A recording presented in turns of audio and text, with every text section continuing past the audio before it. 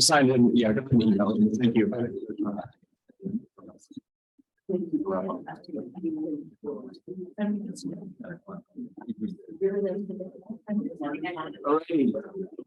It's 10 o'clock.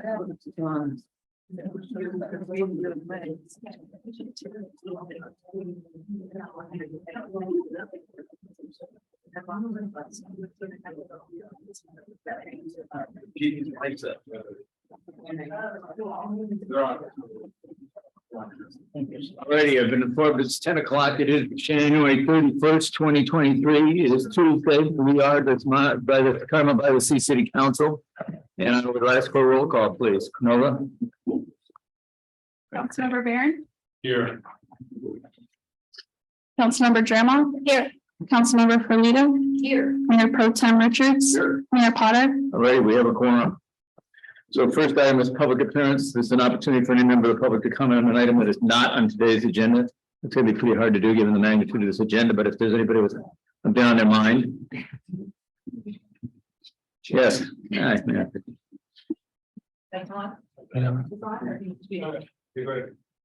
It is on. Good. There you go. Great. Good morning. Thank you for all of what you guys do. Appreciate it big time. Nancy Toomey speaking on behalf of my hat as a resident. My topic is a downtown master plan, which is not on your topic agenda, but it kind of embraces a whole lot of what's on your agenda. I'm concerned, but hopefully not with, because you guys are all professionals, you know what you do, you know what we value in this village with regard to look and feel and character, all of those good things.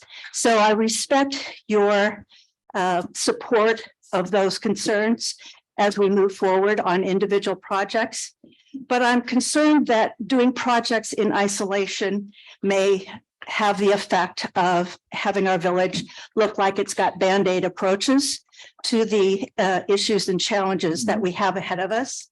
So I'm not proposing or recommending at all that we stop moving forward, because we've got to do that across many of these projects, from the arena housing, design traditions, paid parking, north lot potential, forest master plan, building landscape and park maintenance, potential public space for dining, police station, cell tower ordinances. All of those projects are critical projects to our future. And I appreciate, continuing to nudge those forward. But I, again, don't want any of those projects to stop, but I look for potentially a parallel effort to create a master plan. So at least for the downtown, we have a cohesive picture of how all of this stuff fits together. So done in parallel, I would love to see that happen. Thank you, Nancy. Appreciate it. Is there anybody else wishing to speak? Hi, mine is also a general statement. I'll not tack it onto what Nancy said. Tasha Witt. As the federal government of the state creates well-intentioned laws, they haven't considered our 1 square mile town that doesn't identify with or doesn't fit with the one-size-fits-all policies. I believe Carmel will always need to fight hard to protect our uniqueness. We all know we're located beside one of the most beautiful beaches in America and have managed to retain a village character, which attracts tourists from all over the world. Take this off for a second. I'm here to advocate for 5 standards when creating action plans for our city. We must fight to protect our character and uniqueness, number 1. Number 2, we must, thank you. Thanks, Neil. Number 2, we must not weaken our zoning laws to accommodate outside interests. Number 3, we must hold public meetings, not hearing, not closed session meetings. Number 4, we must fight to protect our national asset. Number 5, we need to spend time on our overall long-range plan and goals for our city. Too often we're reacting to what's broken and cutting together piecemeal solutions. Thank you. Thank you. Well done. Despite the distractions. Next speaker. Good morning, Mayor Potter and City Council members, and welcome to Council Regional Law. There seems to be an overlying theme of the state taking away local power. Can you hear me? No. Hold on. Okay, I got it. Okay, there seems to be an overlying theme of the state taking away local power. One size fits all policy is completely unacceptable for Carmel. I feel we need to stand together as a community and fight to maintain local control. Once you give your power to the state, they will never give it back. Many beautiful seaside communities like ours are pushing back against nonsensical mandates by the state, and we would be stronger if we joined with them. We must fight to keep our beautiful, unique village, or we will lose it. We need to keep our zoning laws strong, and please do not overbuild our city. We do not want to turn Carmel into a mini San Francisco. Densification does not make sense to me. We need to stick to the basics at the city. Carmel Cares works very hard to keep Carmel beautiful, safe, and inviting. As much as I appreciate Carmel Cares and all of the amazing, hardworking volunteers, I feel that the city could be doing more when it comes to basic maintenance and beautification. These should be priorities in our village. Dangerous potholes in the roads need to be repaired. Trees need to be maintained and removed if they are dangerous, and no one wants a tree falling on their home during a windstorm. A monthly meeting with the city administrator and public would be wonderful. Residents want to feel like they are being heard and that their concerns are being addressed. We genuinely care about protecting and preserving the village for generations to come. And I have about undergrounding, is that a topic, or can I say something about undergrounding as well? That actually is on the agenda. Okay, thank you. Thank you. And thank you all for your service. Thank you. Is there anybody else? No problem. Good job. It's good to see so many of the people that represent us keeping Carmel a very special place. You look around this U-shape, it's kind of fantastic for public, but it's also really nice to see so many residents in the audience. I have one question, Mr. Mayor. Would you kind of go through how much and when public comment would be during the whole day? I'm going to do that once we get to the item. Thank you. All right, is there anybody else? Is there anybody in the Zoom world? I don't think so. Okay. That's not good. Yeah.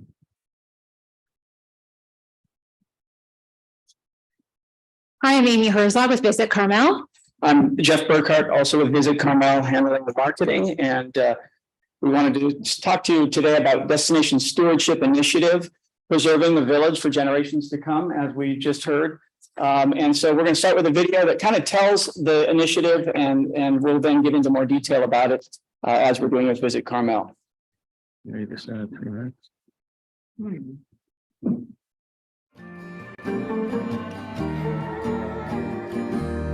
We'll just start in 3 minutes.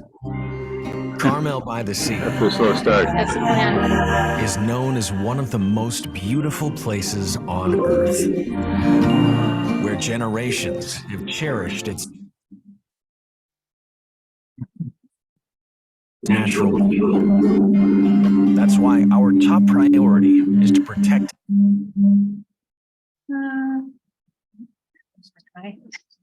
it as destination stewards for future visitors and residents alike.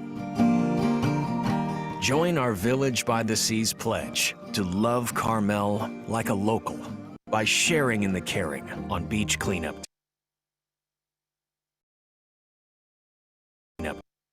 days, making sure we all pack it in and pack it out. And please put waste in the right place. And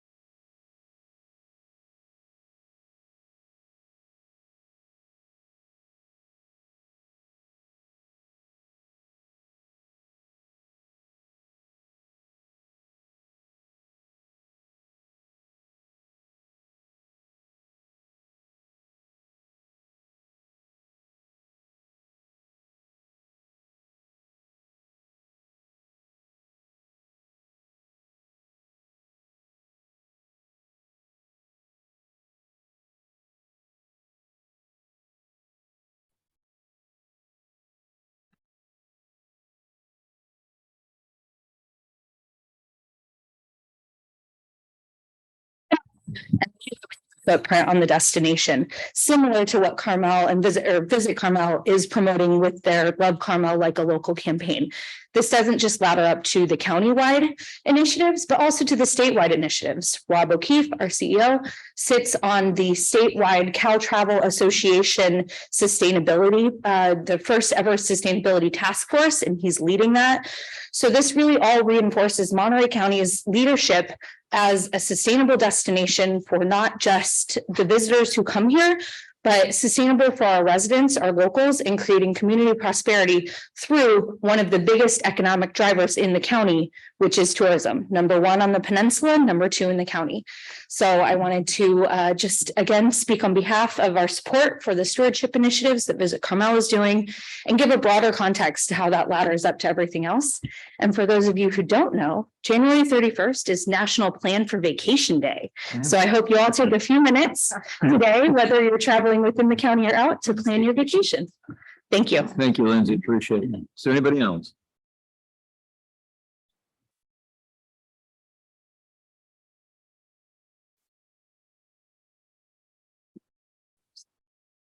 Thank you, Mayor Potter, members of the council, city staff, and everybody in the audience. I hadn't planned on speaking today, but something was said recently that just touched off something inside me. I have not been a supporter of the banners down Ocean Avenue.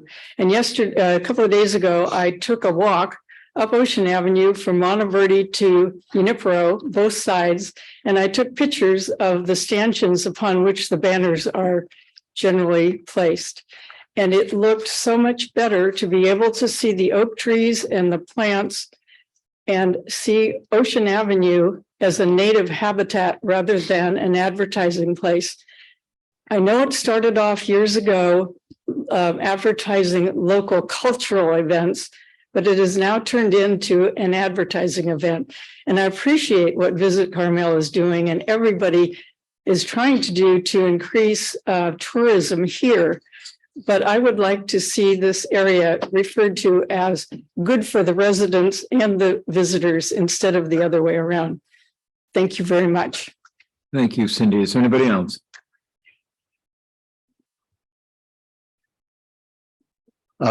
Thank you, Council, Mayor. Real quick, I just want to underline what was said about the issues with the state of California laws, SB 9 in particular. I do a lot of code conformance work. I can't tell you how many people get me on the phone and say, why aren't we fighting the state of California with everything we've got? I get a lot of heat about this. I know that you guys are on board with this. I don't understand the legal requirements of the money. You understand that. And I know you've looked at this. But we don't want to lose the ability to control the zoning in our own districts. And that's what the state is doing. They're taking away your power and they're taking away our power to decide our own fate. Secondly, and this is a little weird, I should have done more prep, but there was a city councilman in Salinas and he had an app. You might know about this, Chip, that was called Salinas or something like that. And anywhere you went, if you saw a pothole or something, you could put it into the app and it would go to the, you know about that, Chip, right? I thought that might help things a little bit too. Thank you very much, everyone. Thank you, Neil. Is there anybody else? All right, see no one, we'll go back then. So we have one action item before us today, and that is to take a look at our strategic initiatives. I'm sorry, we're coming in from Zoom world. All right. I can't read. Carolyn. Kaylee, I'm sorry. Kaylee, you have the floor. Thank you so much, Mayor Potter. It's actually Lynette Zimmerman. That's just my email name that's coming through for some reason. I wanted to speak for just a moment with all due respect to what Cindy had said about seeing the oak trees and the native habitat in that central area.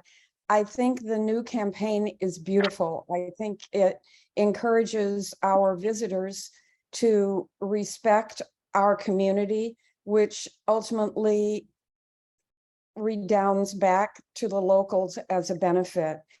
And the focus of natural beauty, exploring, respecting, and loving the community like a local, I think gives us a message to our visitors that we as locals respect our community and treasure its natural beauty. And I think that the new campaign does that as well. Thank you. Thank you. Appreciate it. Sorry for the misidentification. Is there anybody else in Zoom or wishing to speak? No, what do you think? I'm not seeing anybody. I don't see. All right, I'll close the public comment period, bring it back to council. So we have one item before us, and that's going to go ahead and going over the 30 strategic initiatives we have. I'm going to change my normal draconian format and go ahead, and what we'll do is Chip will go ahead and give us a breakdown of what's been going on with the 30. 16 were designated as top priorities, 6 have been completed, leaves some others to be prioritized. So Chip's going to go through these, give us a quick overview of what they are and where we stand. Then we'll go ahead and go back to them item by item. At that time, we can take public comment. I'm going to go ahead and allow 5 minutes of public testimony. We do have a time scheduled for the end of this meeting, 4 o'clock. I'd like to think we didn't have to expand to that size of the meeting. So if we can get this done sooner, then we'd be out quicker, but I don't want it to be an ineffective meeting either. So please just be respectful of others. If somebody says something you agree to, you can stand up and say, I agree with the previous speaker. So it'll save some time. Yep, 5 minutes. Yep. And then if there's questions, another thing I'm going to do is if there's questions you want to ask and we can answer them at the time, we'll ask staff to answer the questions.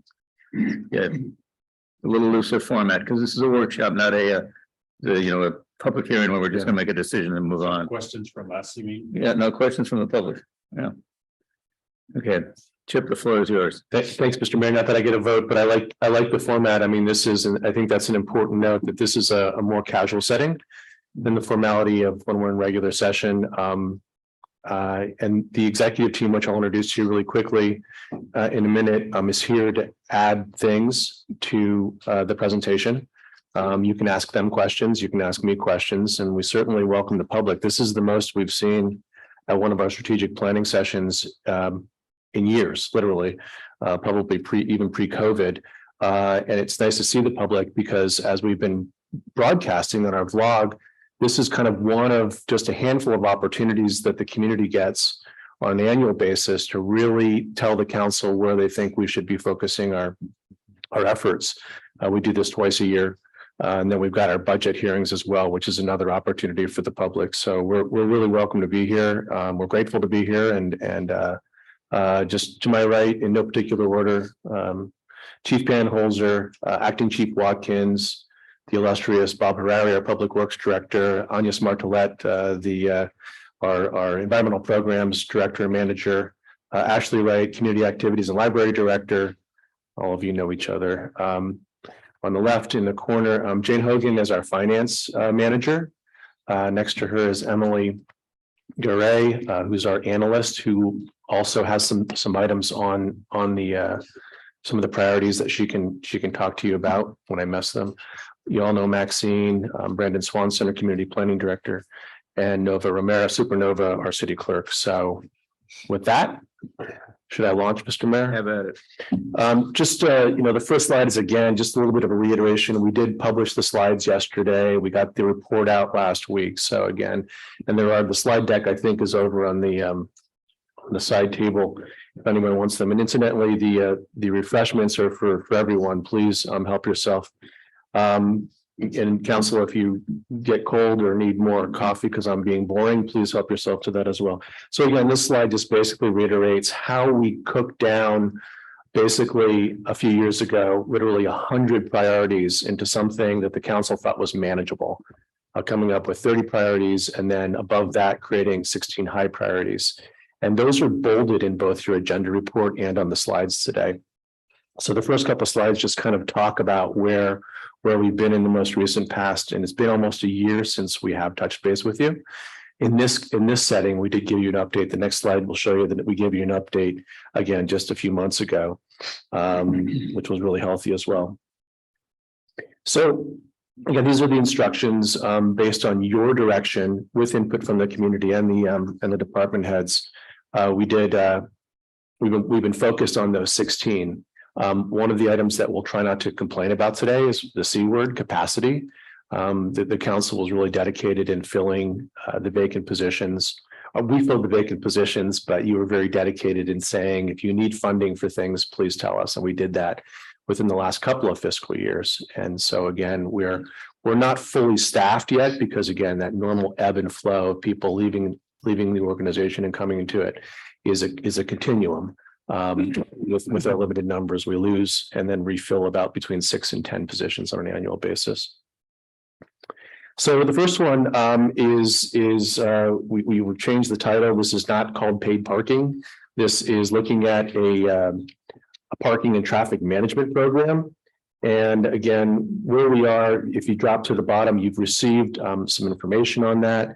You're poised next week to review a proposal from MRG, which is a consulting firm. Chief Euler, Brian Euler, who helped us as an interim chief about a year ago, works for the consulting firm, and it's his project that he's working through our team, which would be Brandon and Maxine, and the police department, obviously, at looking at how we do the outreach and education. And in the packet that we'll produce tomorrow for another meeting next week, which is your council meeting, you'll see the list of going to the farmers market and doing surveys and really getting to the public to determine whether what they support and what they'd like to see vis-a-vis a parking management, a traffic management program for the village. This weekend, the village will be filled with people because of the event in Pebble Beach. On many weekends, on a Saturday, those of us who are local obviously know how to get into the village without traveling down Ocean Avenue from Highway 1, because the traffic will entirely go all the way up the street, all the way up Ocean to Highway 1. So again, how do we manage the visitors? How do we manage the traffic? And where do we put people, where do we suggest people park so that, again, locals can get around and residents can get to their homes, especially those that live south of Ocean? So, Mr. Mayor, would you like me to just blast through them all? And then I'll pause. But again, council, please, if you've got a question, my team, if I've misspoken, which I invariably will through this day, correct me. Chip, I think though, if there's corrections, that's fine, but I think even council, if we could hold our comments or input until we get through the whole list, and we'll go through them individually with the public at the same time. Yes, sir. Fair enough. Fair enough. One of your favorite ones is the purchasing policy. So I haven't made much progress on that. Sorry about that. That's really in my bailiwick. This is an important one here. I would argue that our investor-owned utility, Pacific Gas and Electric, has moved really out of the, they separated their gas arm and their electrical arm, and they've really moved into almost very protectionist now. So again, Chief Panholzer is here. One of the biggest things that we've been doing is trying to reduce our wildfire risk in our natural areas, Mission Trail Nature Preserve, private property in our parks, obviously Pescadero Canyon. And so we spent a lot of effort in removing invasives, highly flammable invasives like acacia and eucalyptus, and also dead tree removal as well. So you've invested in those natural areas, but it's a continuum. It's something we have to continue to invest in. Along with that, we've been working, you budgeted several, again, pre-COVID, for a wildfire risk assessment, and we're doing that in coordination with the cities of Monterey and Pacific Grove. I can send you, if I haven't already, the firm that the city of Monterey, who's our coordinator for this effort, used a firm called Dudek, and they did a wildfire risk assessment for George Washington Park, which is an urban park in the middle of ill-maintained. I live near it. I can say that as a Pagrovian, ill-maintained park in the middle of Pacific Grove. And again, what we think is that this plan will follow a lot of the same attributes and format that plan does. Is that correct, Chief? As well as how to address it. So again, we create this plan, and then out of that plan, much like all of our plans, is we'll have priorities and actions that will come out of it.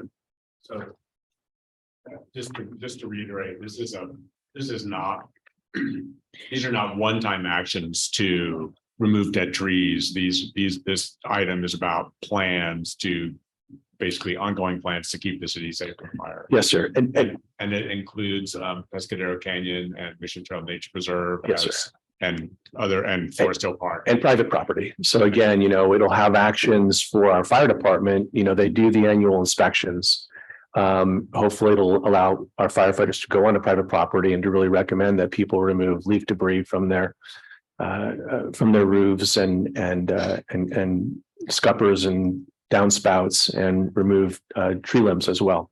But it's a very important point, Mr. Barron, because Councilmember Filito asks me, these have to be living documents.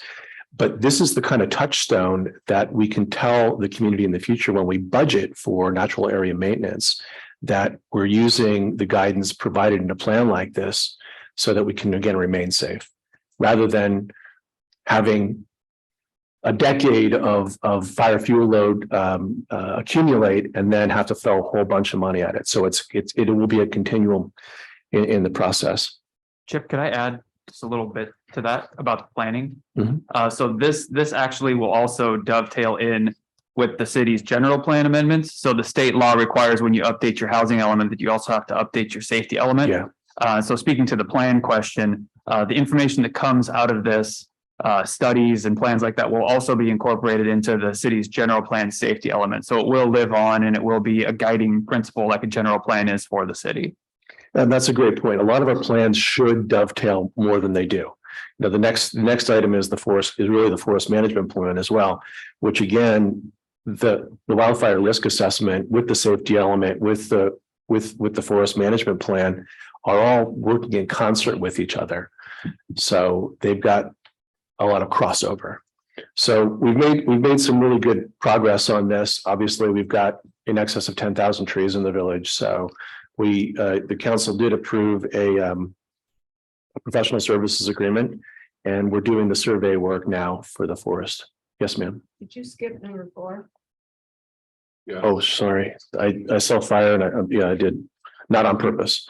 So, yeah, so, so everyone knows for again, the millions of viewers, Ms. Lloyd, we contract for fire protection services with the city of Monterey. It is our fire department. We're not an appendage, so we're interlinked. The council also recently provided direction to work with the city of Monterey to take over our paramedicine program. What the city of Monterey City Council said is, we want to look at all our external contracts. And that's the process that the city of Monterey is in right now. So, and my thing died, Madonna died. Oh, it's back. They hope to be done with that real soon, I think, Chief, and then we'll get proposals from the city of Monterey. But again, I think the city of Monterey wants to make sure that its contractual relationships are beneficial to themselves, which I think is a responsible action.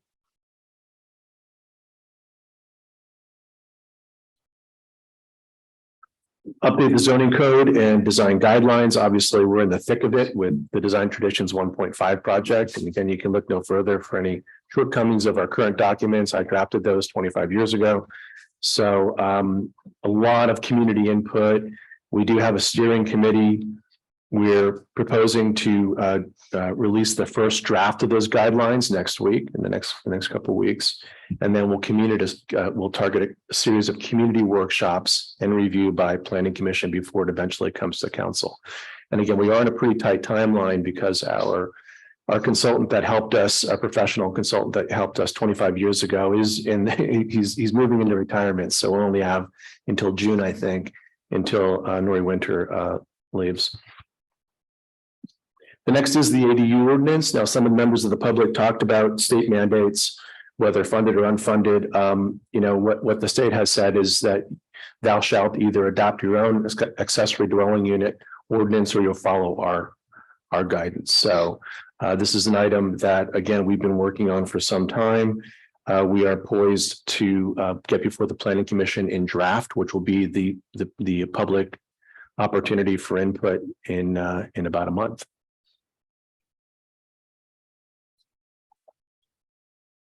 Wireless ordinance is in the same vein. The council has taken some very rigorous action on this.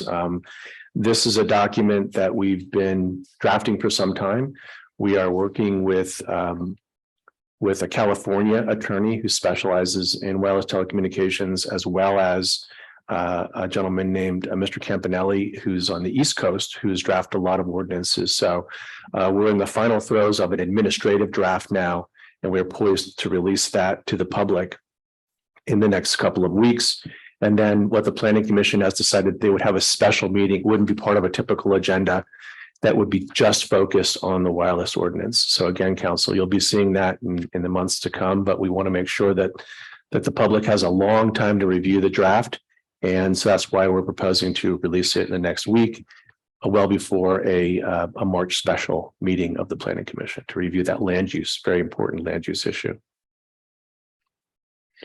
You know, one of the things in local government is kind of what have you done for me lately? You all face that from your constituents, and dare I say some of the department heads do as well. So we were very successful. We filled 31 positions from July 1st in 2021 through July 1st of 2022. But again, there's that ebb and flow. So a lot of the departments had been filled, but we have some people who are leaving for retirement reasons, for professional opportunities and other reasons. So yeah, the council put this on there because you really wanted us to target our efforts on this, and we've done a really good job. Hats off to Max and the HR team who filled a lot of positions, and we've got some great new employees. In fact, several of them are at the table with you in Jane and Emily. Emily's a resident of the village. Jane lives in the valley. They're very dedicated to local government. But they're also drinking from a fire hose. They've not worked in local government, so. Very intelligent people that we're hiring, very hardworking, very dedicated people, two of which you have here that are actually assigned things like the budget. It's coming up here real soon. The pandemic recovery, again, we've gotten a lot of direction from council on this topic in the recent past. It's nice to be in this room without masks on, I'll be honest with you. So again, we are following the guidelines from the federal government and the state as directed in the county, Monterey County, as directed by council. So we're following those, and hopefully again, I saw yesterday that President Biden has announced, he'll announce in April that the pandemic is officially over. So we'll see how that trickles down. We understand that the governor is poised to remove his emergency declaration, COVID declaration, at the end of February. So again, at that point in time, you will be faced with additional decisions, because under my authority, there are some things that I have approved to protect the public health, signage, outdoor wine tasting, and some other things. So again, those decision points will be coming to you in the next couple of months as well.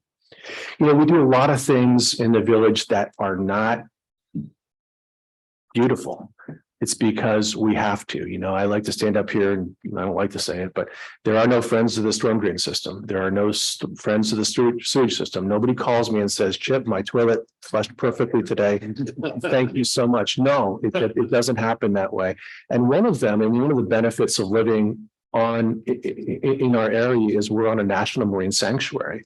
So with that come federal obligations under this pesky little thing called the Clean Water Act. Maybe you've heard of it. But it dictates every drop of water that we put into the bay.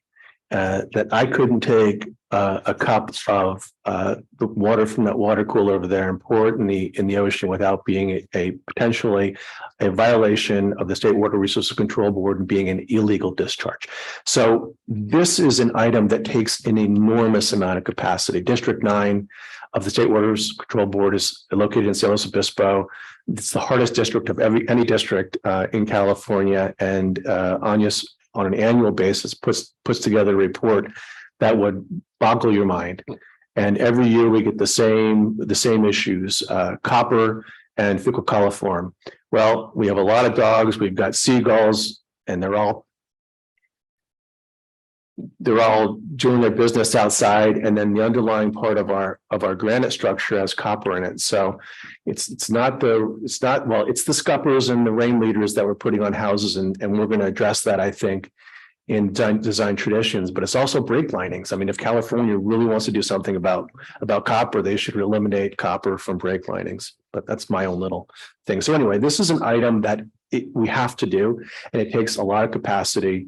And we do a great job at it. So again, we are poised to release a new version of our stormwater ordinance as required by state and federal law. We have gotten comments from the water board that I just talked to you about. No comments from the Coastal Commission yet. So again, we continue to press them, but we need to be gentle with the state, or they poke us in the eye. One of the items that we also talked about recently was how do we, and that there's the wrong word here, and I apologize, that's my oversight, Councilmember Ferlito. It's not volunteer group oversight, it's volunteer group facilitation. And so we do have, we also hired a compliment to Emily and a young man named Tom Ford in Bob's office. And he works as the volunteer group facilitator. And we've made some great progress here. We've got a new website page launched. We have experience in this. Ashley's been working on this topic for years, but Tom is the liaison between one of our largest and most helpful volunteer groups, Carmel Cares, as well as all of the groups. So again, someone moves here or you develop some time capacity and you want to volunteer for something, there is a web page now that will direct you to the right place. So again, Tom and Mr. Byrne meet on a weekly basis and talk about what Carmel Care priorities are. And again, we hope to help continue to facilitate that relationship and direct our volunteers to where we need the efforts.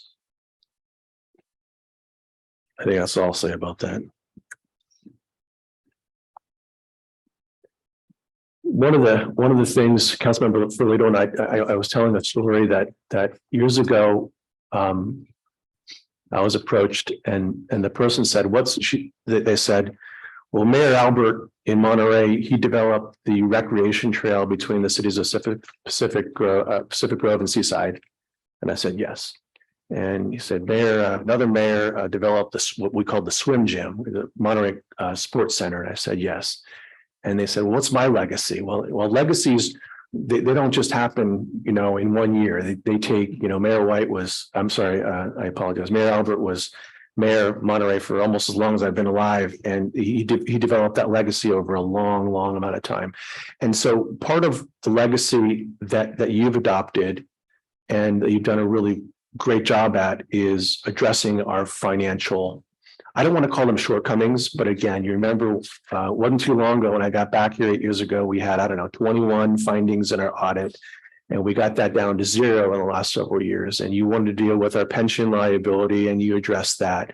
We refinanced this building. We had a long-term note on this building, variable rate between 3.5% and 7.5%. You refinanced that at 0.43%, saving over $1 million over a decade. So there's a lot of the things, again, they're not a swim gym or redoing the scenic road pathway, but there are really important things that create the foundation for a good organization, a good enterprise. So some of the things we haven't gone to is, again, stepping back and looking at all our financial policies. We are down still a couple positions in finances. I've been telling all of you individually, there are no young people that want to go into public finance. I can't imagine why. So it's something that we have not yet fulfilled, but we want to keep it on the list, please. Doesn't need to be a top 16, but it would be something that we'd be grateful to keep on. And the other one, again, we had an ad hoc committee, number 14 on outdoor dining. I don't use the P word, so I just call it outdoor dining in the right of way. So parklet, that's the word. So we had an ad hoc committee of Mayor Potter and Mayor Pro Tem Richards, and we're just kind of on hold with that right now. So the committee made some recommendations, and the council said, let's keep it on the priority list, but not prioritize a program like they have in Pacific Grove right now. Yes, ma'am. Excuse me, I thought that was supposed to be the nomenclature changed to outdoor dining in the public right away as opposed to the outdoor dining we already have. I don't remember that, but we can do that, ma'am. Just a reminder, the mics are not that sensitive, so when you speak, please get on top of them. This is a live feed and we're recording it for posterity. So can someone take Max, you got a note on that one, please? The next one, number 15, is really kind of important, and it has the most number of bullet points. It's amorphous to some. Some people come to me and they say, our village is beautiful. What do you mean by increasing beautification efforts? And so again, what we're trying to do is just have a better maintained village. And some of you, including Councilmember Dramoff, have talked to me about some of those ideas. A lot of them would require funding. So I'm working with her to put together a proposal for beautification efforts for the new fiscal year. An example would be maybe we drop a whole bunch of money on sidewalk repairs. And again, we look at expanding the Ocean Avenue Island Medians landscaping, which is poised to happen as well. So again, you have an item on next week's agenda for tree care because of the storm damage that we've received. So again, it's an effort that's a little bit broad, and it is very, very visible to the public. And again, we rely on our volunteer groups, Mission Trail, Western Roundtree, obviously Carmel Cares, Scenic Road, people pick up after people who drop things and the like. So that's that.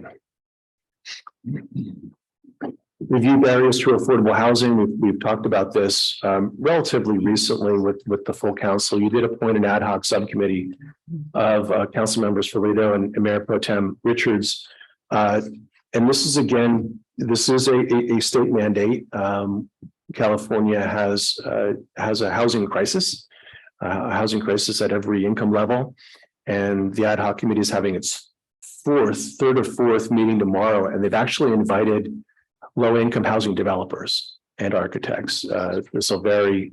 Father and son team will be coming and talking about how they have made affordable housing work in different communities. We have a white paper that identifies some of the barriers. We have an item on your agenda next week to approve a professional services contract agreement to write our new housing element, which is due by the end of the calendar year. So the ad hoc committee has really made a lot of effort. And I think one of the most important components of it is the committee is really looking at how do we incentivize, how do we encourage, what are the opportunities for existing property owners, not just in the commercial district, to provide affordable housing and housing on their sites. And without overbuilding. So again, this is another prime example of how does this plan dovetail with design traditions so we don't adversely impact our character. Our RENA number is 349. So it's a big number. It might as well be 1 million in our little village. But again, the subcommittee is undeterred at trying to find a solution set. And we've got the working group, Mr. Swanson, Ms. Waffle, and Catherine in the planning office are supporting that effort. I just tag along for lunch sometimes. That was a joke.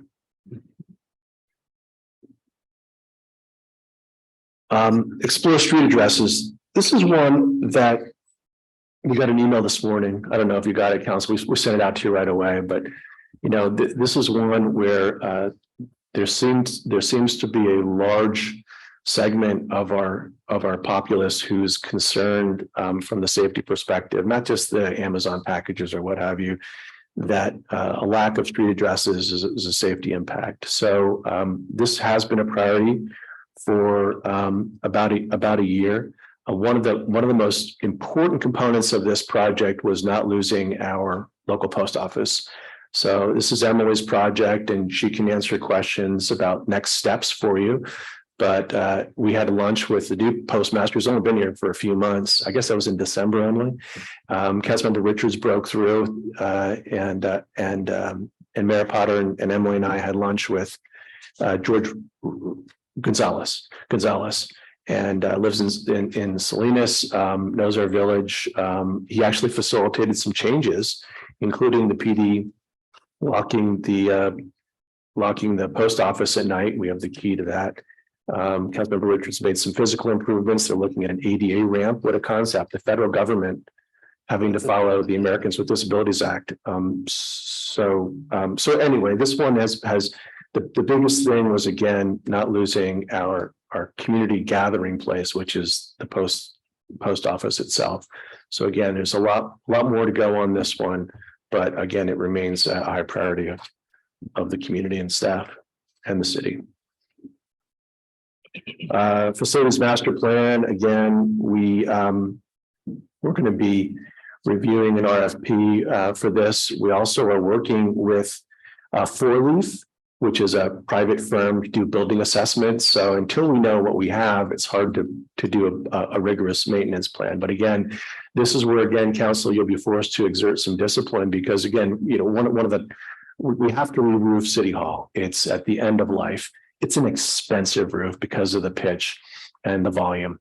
And but it's something we have to do, but it's not something the public sees every day until the day they come in and the roof tiles are stained because water's come through and we ruin our archives or what have you. So developing this plan is really important. We're doing four or five buildings to do these building assessments right now. So we're making some good progress on this.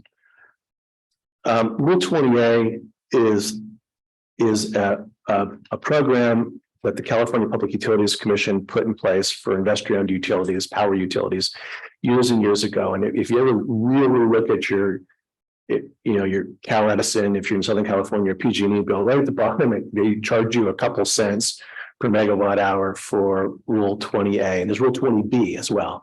And this is money that goes into a pot for each jurisdiction to underground utilities.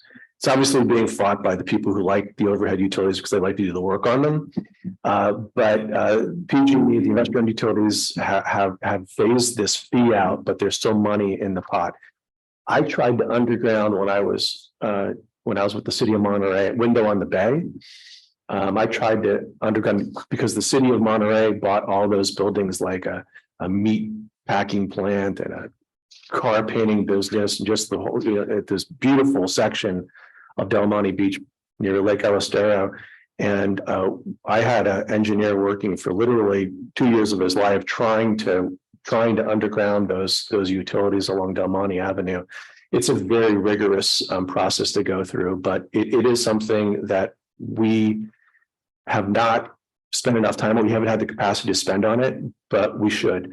One of the items that I talked about with Mr. Barron yesterday was whether we've got about $1 million, I think, in Rule 20A funds, is maybe we get your direction to focus that money on undergrounding the wires in Mission Trail Nature Preserve. As you know, recently we were unsuccessful with PG&E in their undergrounding in high fire hazard areas.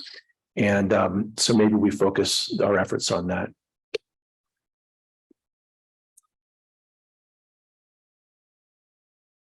Design Review Board, what came out of the Design Traditions Project 1.0 25 years ago was a Design Review Board. In fact, when I was here on my first offense, we used to have 7 board and commission members on every board and commission.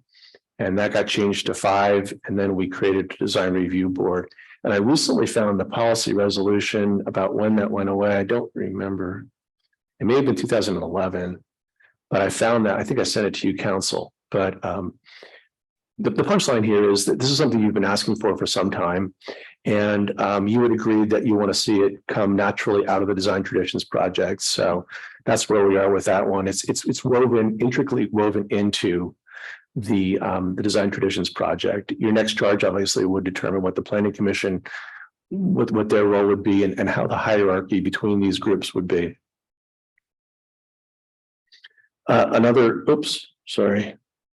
And then North Lot at Sunset Center, something that we've been talking about since we bought the property, what to do with the North Lot. And again, Mayor Potter has had some really great ideas vis-a-vis apartments and community space, maybe an art museum. Mayor McLeod was working on an art museum for many, many years in the North Lot. Flanders Mansion is something that we've owned. The joke I would tell is my wife was born in 1980. We bought Flanders Mansion in 1972. You could erase the date on that agenda report and put today's date on it. It's the same number of options. The council is really dedicated to saying that we're going to use Flanders Mansion as a single family residence. We were developing a relationship for conservatorship several years ago with a family, and the relationship did not come to fruition. And the council, we put that one on the back burner.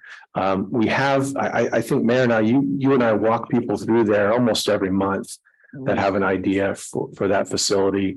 It might be time that we reprioritize that item.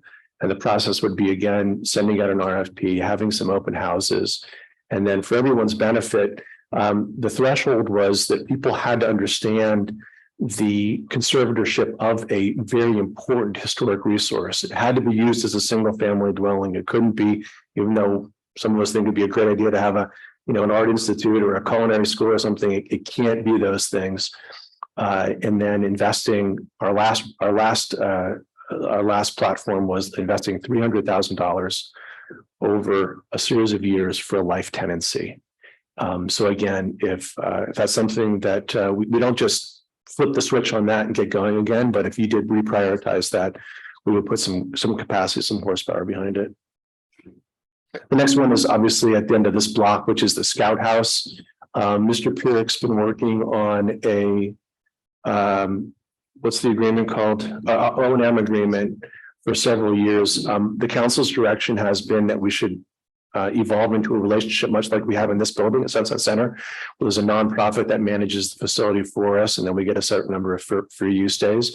One of the things that you've accomplished on the finished list, obviously, we've done the same reciprocal relationship with the Outdoor Forest Theater, the oldest outdoor theater west of the Mississippi, with PAC Rep. Seems to be going very well so far. So the idea would be to do the same kind of a relationship with a nonprofit for the Scout House. Social media plan. I mean, the punchline here is, as Mr. Cruz just said, we're trying to update our website, a refresh. You budgeted for that last year, so we're working with the people who built it for us and make sure that it's intuitive and it's mobile app active. So again, if you see a pothole, you see a broken, you see a missing cone, like a traffic cone, you can tweet it in that way, not tweet it in, but whatever it is, send it in. Rather than downloading the photograph. We have that option now on our existing website, but making it more intuitive. So Emily and Ashley and other folks are working on that item. And you know, when we talk about social media, and social media is in the press a lot lately, right? One of the things that we've struggled with is a couple things. Number one is what platform would we use to pump out information to our residents? And we have 1,000, it's hard to believe, we have 1,000 people that get the Friday letter, almost 1,000 people.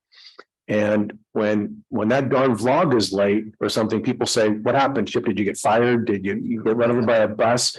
But people, they've really embraced it. That's part of our outreach and education with the community, acknowledging our successes, thanking people.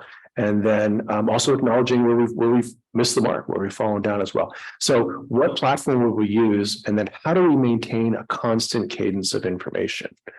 Again, we're 1 square mile. I mean, how can we do a daily Instagram something or a tweet or what have you? So that's where we haven't adopted a more contemporary progressive platform in that way. Do you have a question, sir? I thought you raised your hand, sorry. And that, rolls us right into the completed projects, which again, I want to thank all of you, council, and everyone else who helped on these. We addressed pension liability with the Section 115 trust. You'll get an update at mid-year. We are having difficulty finding a mid-year date that works with all of your schedules. So we thought about Valentine's Day. That was my dumb idea, unromantic, dumb idea. And then we thought about the 21st. We've got some council members that are out of town. So we'll look at early March for a mid-year budget review. And with that, we'll give you a report on our investment returns on our Section 115 trust. Spoiler, we didn't do great like the rest of the stock market. So that's number one. Restructure Peninsula Messenger Service for at-home letter delivery. There's an item on your agenda right now for a 18-month contract with Peninsula Messenger Service. That service costs us in excess of $70,000 a year. But again, you developed a platform where you said that people that are unable to get to the post office, we're gonna pay for it. And so we do that very, very willingly. And so again, that item for the renewal of that contract will be on the agenda next week. Develop an organics and recycling ordinance, a la AB Assembly Bill 1383. That's going pretty well. Councilmember Polito joined Regen, which is affectionately known as the dump board last week. So thank you for your service. Took over from Councilmember Tice. Climate action, climate adaptation. We do have a presentation if you'd like to see it on the implementation strategy. I'll just present a couple of slides on that if you like, now or later. I talked about the Forest Theater facilities and the sign ordinance, which got approved. So Yeah, no, I want to make sure that we, Gotta get right on top of it, sir. Sorry. yeah, you and I had a conversation in your office yesterday about the fact that the climate adaptation plan is not completed because we haven't done the sea level rise stuff, and that's being worked on right now, or it's sort of in the process of being worked on. So I would like to have, I would like to, and this probably isn't the right time, put it back on the priority list as 85% done, not 100, not check it off yet. Yes, So sir. can we, when we go back and we talk about the Yes, we list can do it when we go back later. Yes, we will. Yeah, we have that conversation. Exactly, yeah. This is the marker for that. to Exactly. Make sure it doesn't get Exactly. lost. That would be a little premature, but appreciate the point. And also, I would be very interested in seeing the implementation plan. Or the report you're going to get. Yeah, and there's a slide deck that you're on the dais for you, and it's like 8 slides or so. And again, as part of my quarterly review, which happens a week from yesterday, you'll be receiving an update on that because it's one of the goals that we had for Maine. You'll see this lovely table. So that's what I have, sir. Thank you. Exactly. Okay, so now what we'll do then, we could take a bio break if anybody had an urge. I'm fine myself, but I don't know how everybody else is doing plumbing wise. We're gonna continue on. We good, counsel? Okay, good. We're gonna go ahead then. So now, Chip, why don't we go back then to the items individually? We'll go ahead, open it up to the public after you want to supplement anything you said, say, explore parking and traffic management program. 35% complete. Is there anything you wanted to augment on that? Maybe just touch on it lightly again. And then we can go ahead and open up for public comment. There'll be 5 minutes allowed for testimony. And then we'll bring it back to council for prioritization and comments. Yes, so the only thing I'd add is, again, there's no foregone conclusions here, but again, the council is trying to address the residents' frustration at times. And again, how do we manage? Actually, Councilmember Richards came up with this moniker years ago. It's visitor management. It's so that's the only thing I would add. And Chief Euler, you know him, he's gregarious as a teddy bear, so he'll be great in the outreach and education. All right, why don't we open it up to public comments on this item? Opportunity for anybody to put a public comment on this item today. 5-minute limitation on that testimony. Anybody wishing to do so?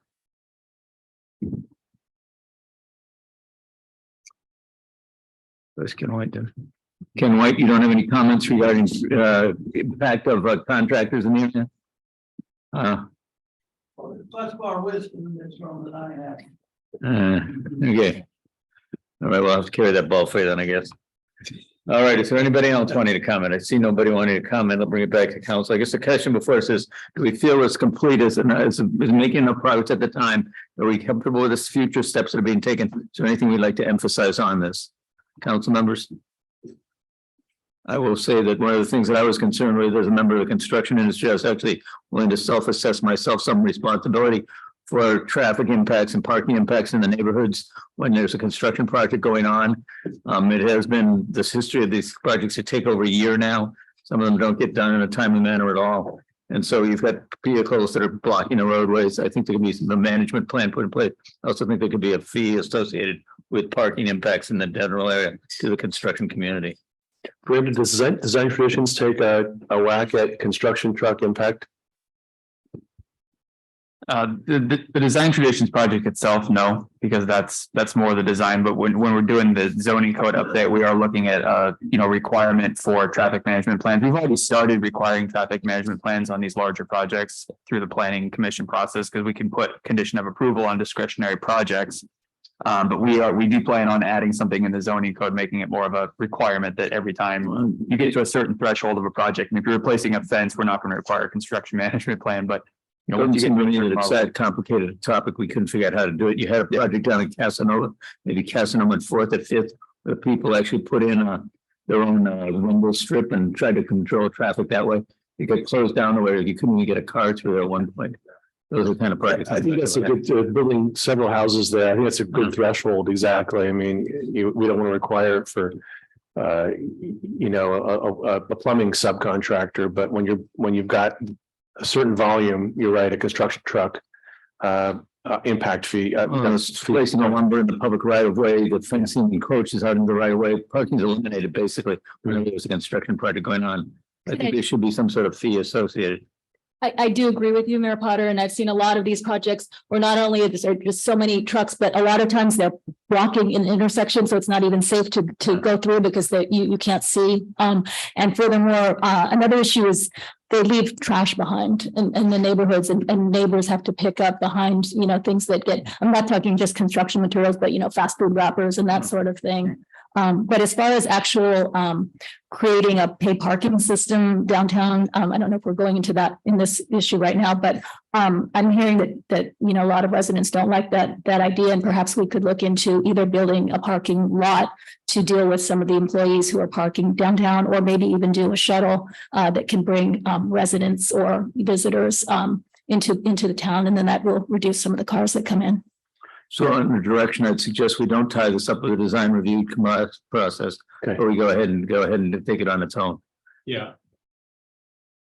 Go ahead. A couple of comments here, since you brought it up. You and Brandon talked about traffic management plans, and I would really like it to be referred to as construction management plans. Traffic is not the only impact that long-going construction projects have on the community. There are noise impacts that can be severe, especially if there's stone involved. There are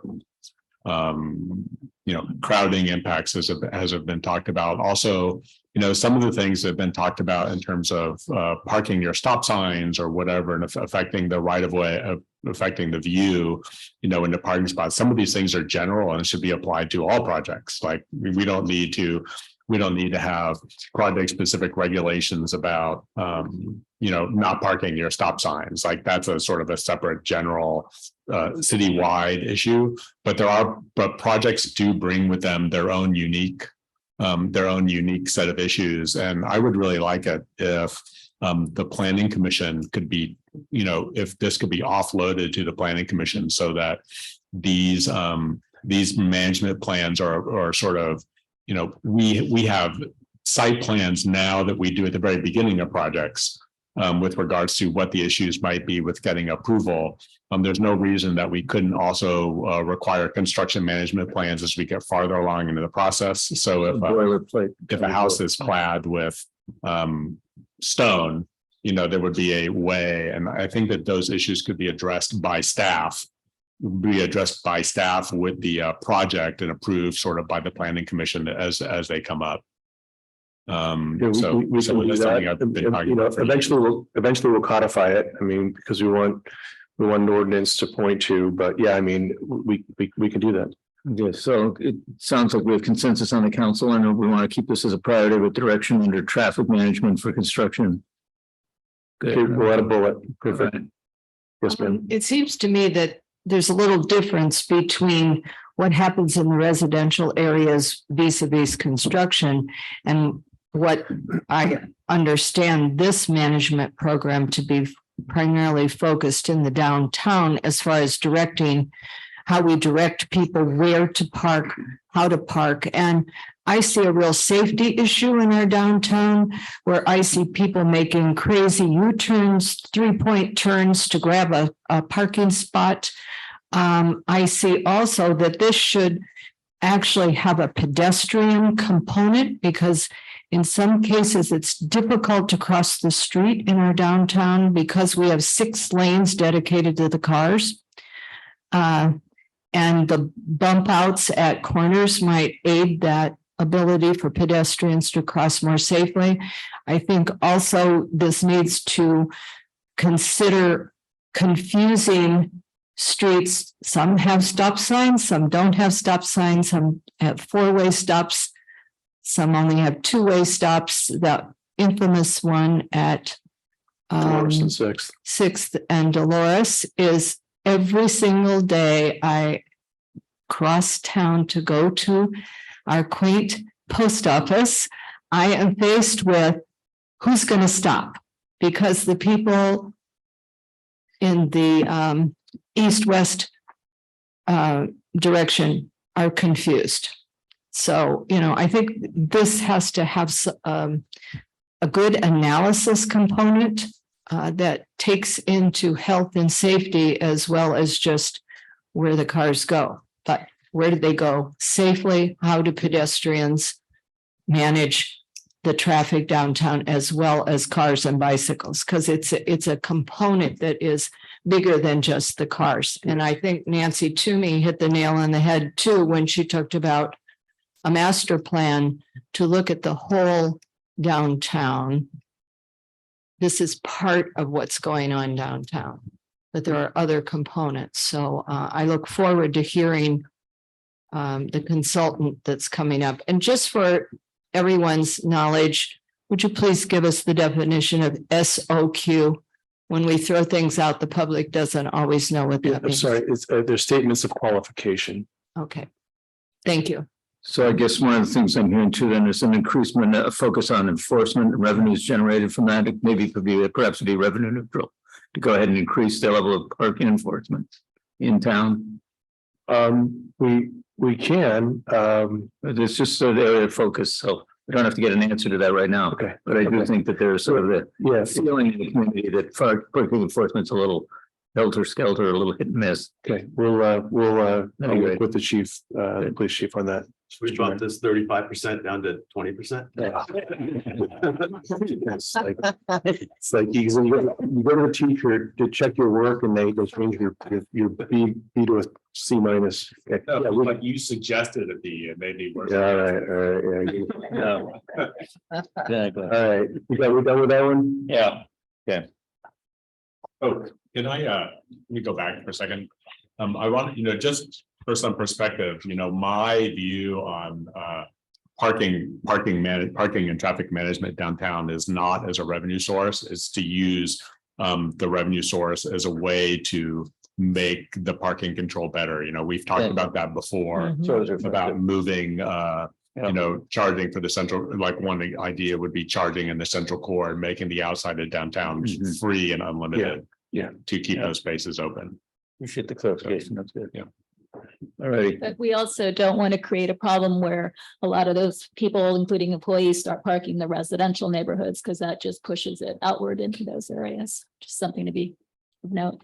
Yeah, we used to have a group, Mayor White and Ken Spielfogel, we used to meet with the police chief. It had this really interesting acronym. It was like Carmel area businesses and residents, and met, I don't know, quarterly. But what we did was we created, Chief Tomasi created a plan in Spanish and English on either side of a page. And we took it to all the major employers. So we took it to the restaurants and we said, hey, here are the free parking lots, Vista Lobos and the North Lot and the South Lot, which that's where I always park. But, this is, it's free parking. You can park there, and trying to push the workers so that they don't impact the residential neighborhoods. So Good point. good discussion, council. Thank you. I just, purchasing, let's just move on. If that's okay. No, let's not move on. This is.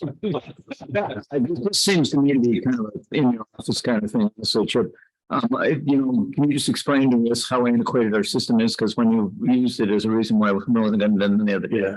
It was a little bit obvious that this is an outdated purchasing process. And it seems to me it could be that difficult to fix. So could you just enlighten me a little bit? It is. It's not. I think you characterize it very well, Mr. Mayor. It's not a contemporary purchasing policy ordinance for local government. It's antiquated in the sense that a PO has to be cut for every single purchase.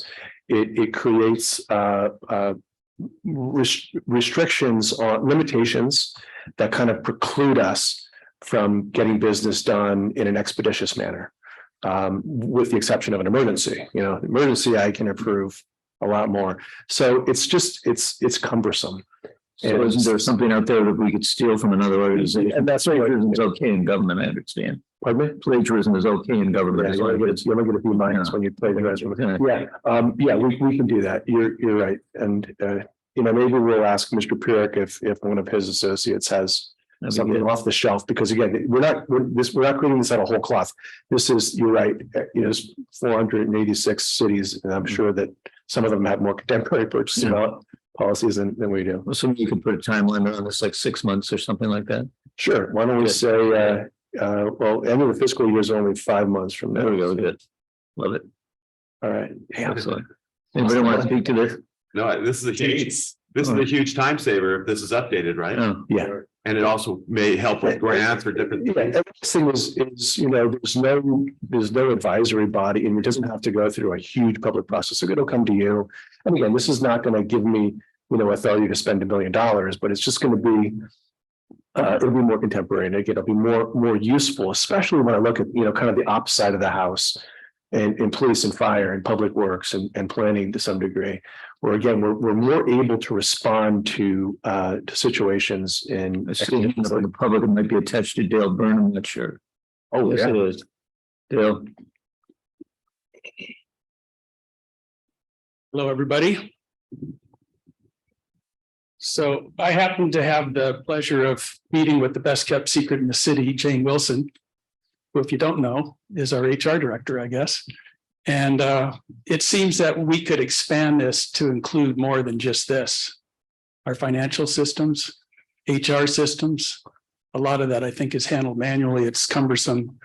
And maybe if we looked at updating our systems, we could eliminate hiring more financial analysts and so on. That's all. It's an interesting suggestion. Thank you, Dale. Anybody else?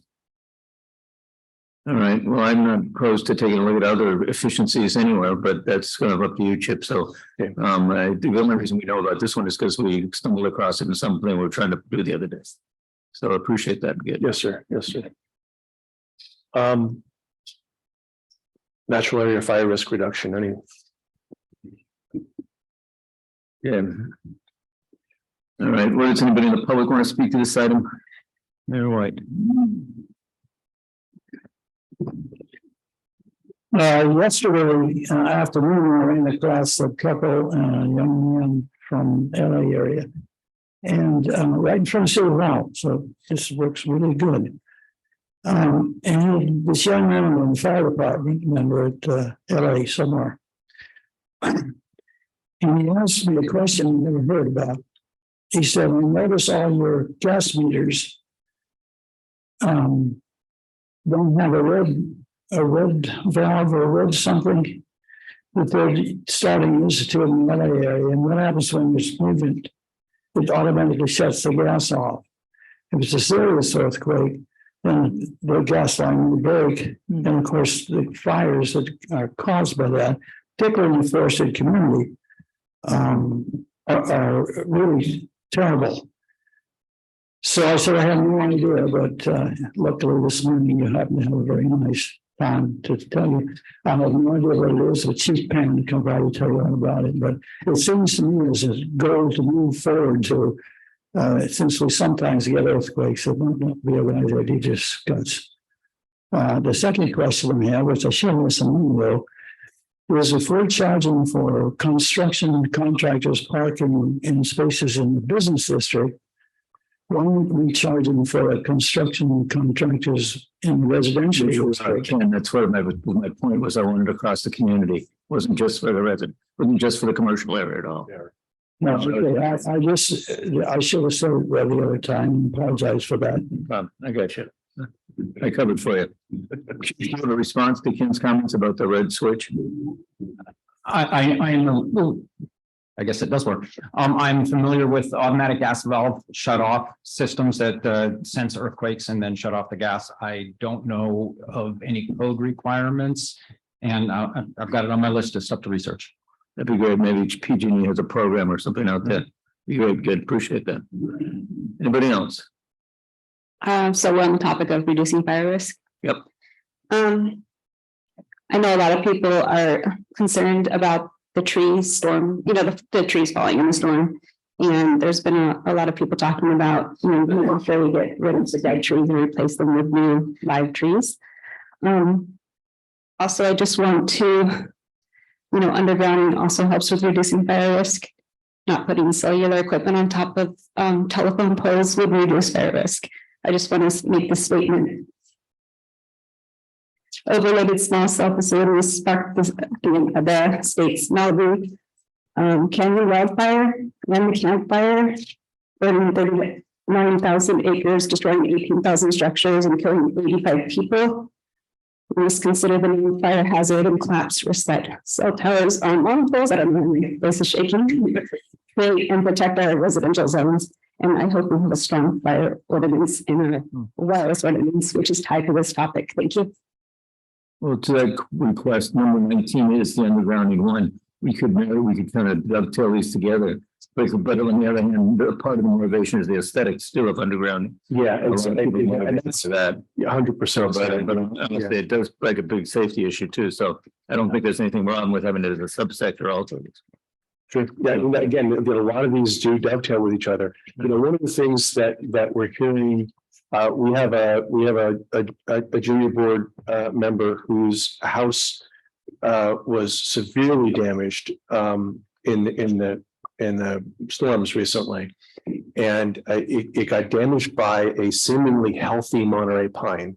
Now again, and I've got a funny story to tell you in a minute, but we need to, out of the forest management plan, come up with a policy where trees that are, especially Monterey pines, that are beyond their lifespan. Remember, Monterey pines weren't meant to live 100 years.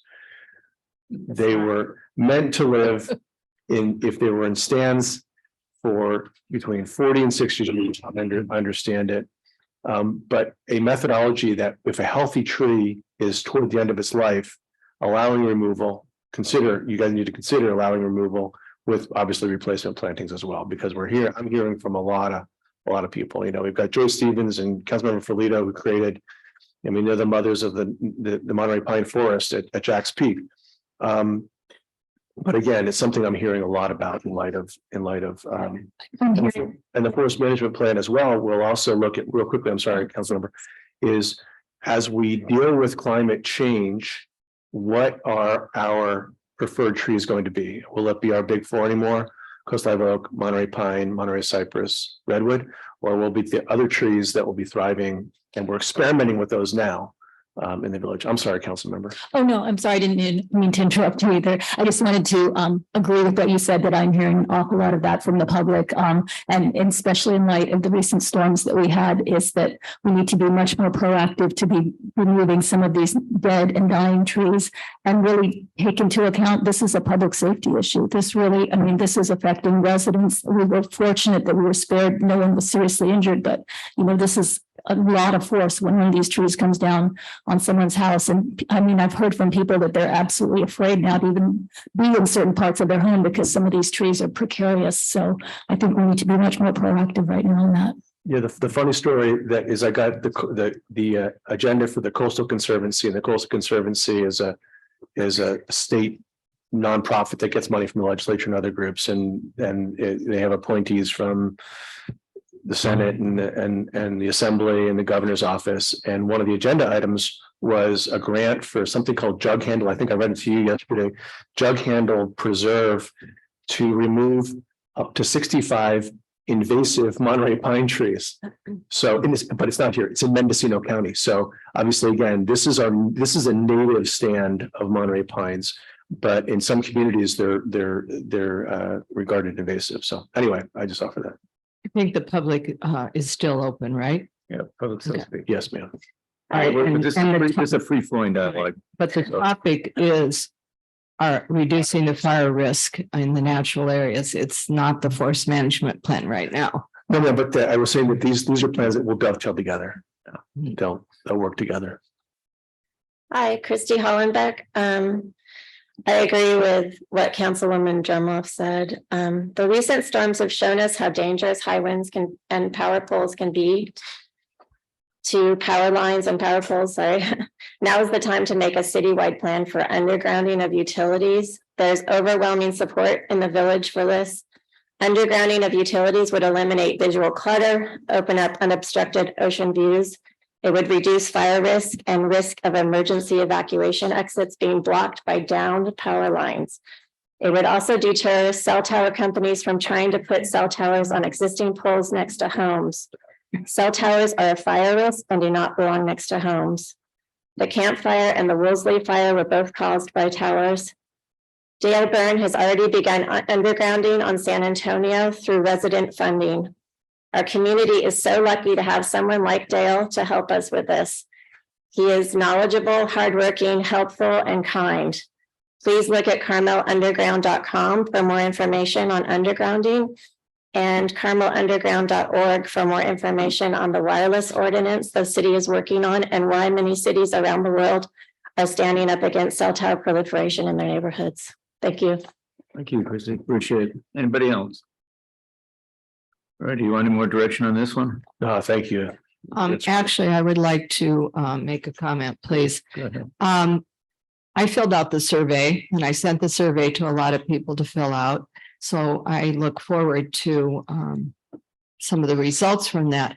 But out of that, I'm wondering, for me, I would like to know how, and I hope this comes out of that, how are we going to coordinate when we have CAL FIRE on one side of Mission Trail Nature Preserve and we have Monterey Fire or Carmel Fire on the other side?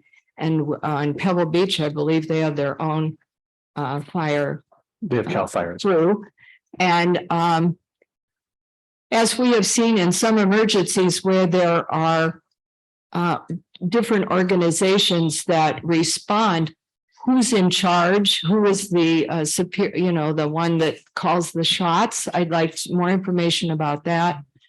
I would also think that we need to have some information for people of how to evacuate, where to evacuate, what are evacuation routes, what do they do before they leave their house if there's wildfire. I think we really need a comprehensive overlook and an educational process come out of this, because frankly, I don't think we all know what to do in case of a wildfire and how quickly a wildfire can take off. And certainly the assessments are going to be very, very important. And I also think that we don't realize that there are, I guess, obstructions to our doing full assessments. This idea that our firemen cannot go on private property to actually look at the fire fuel buildup around properties. I think that's something we need to look at because we do have such a wooded area. I think, that's going to be very important. We can't just have drive-by assessments to see if somebody has a spark arrestor on their house. It has to be a little bit more comprehensive. And I think out of this too, we should have some direction of roofing materials and building materials and how we can harden our homes and harden our areas so that we are more resilient. Yeah, you're hitting on something again where again, the building code is going to dovetail with elements of this code. And we recently had some plans that Mr. Barron had sent us from the state to the chiefs and Brandon and I. And we'll develop new plans out of this, which again, most of the high fire severity zone in our village right now is in the northeast neighborhood. When it comes over the hill from Pebble Beach and Jack's Peak or whatever it is. And so, yes, ma'am, these are all things that are really will be important to make sure that we I like the relationships. And if I haven't sent to you already, Pebble Beach, I guess Pebble Beach Company or the public utilities district drafted a plan, and I'll send you a copy of theirs. Ours will be more robust than theirs. But again, you can go onto the City of Pacific Grove website to see the report they did for George Washington Park to get a sense for. Pre-pandemic, we had a good meeting at the Sunset Theater Center. It was at the Forest Theater, where we had a presentation of where the emergency routes were. The interagency cooperation amongst all the chiefs were there. It was very informative. Probably time for that again. Yeah, can't have too much education, but I think it's probably time. Thank you. Yeah, because out of this assessment, we should get a lot of direction, and then that would help us decide future programs that need to be addressed. Yes, ma'am. And not just your CIP. The spirit of cooperation with the public. It looks like somebody wants to speak. I just would like to see the social media component included in this. You know how you said, say when there's a pothole, say when there's a tree down. During this recent storm, that would have been really helpful. In fact, I was looking at the Monterey County websites to see what was going on with the storm. I didn't have like a website like on Facebook that would say what's happening with Carmel, and that would be really helpful with the fire component. Yeah, yes, ma'am. Thank you. Something beyond next door. Yeah. Real quickly, obviously with Sarah leaving, it's going to be a big blow to this area, but in addition, I guess we're going to need to get a new forester, but we also should look at right sizing that department. I mean, we have two people really that are qualified to be working on trees. And maybe it should be 4 or 6 or 8. I just don't know. But I think that should be part of this when you get your information. Thank you. If I may, real quickly, Mr. Allen, before. So what the council did last year at budget season is they created my words, a super division and for Forest Parks and Beach. And the head of that division was a position that we've not yet filled. It's one of the only position that we haven't filled yet in Public Works, with the exception of the 2 people who resigned last week. It's called the Natural Resources Manager position. And again, that's the position that would be almost like a deputy director that will be responsible again for the natural areas versus kind of the built and paved areas. So something we're still working on. I'm sorry, Ms. Dremel. Just real quick, 2 points. I agree with Councilmember Ferlito about the need to publicize and educate people on the evacuation plan. And perhaps we could also work with local realtors when someone buys a new home, that they could have some information that they provide for people. And I do agree with Ms. Witt as well, as far as the recent storms made us realize that we really do not have a good source of up to the minute accurate information on emergency type situations in town. You know, if there's a street that's blocked or something serious that people would need to know, especially in a certain neighborhood, we certainly could work on doing something through social media or some kind of alert that people could sign up for email or text with the city. Okay. Thank you. When are you attempting to speak? I'm trying to keep up with Bill. No problem. Gotta move fast. Truckee Fire District, excuse me, has developed a program where they send a staff member that's been trained out on each parcel in the district. And they write a report up of the things that are fire danger, and there's brush and trees too close to the house, things like that, dead trees. And that report is available to each property owner.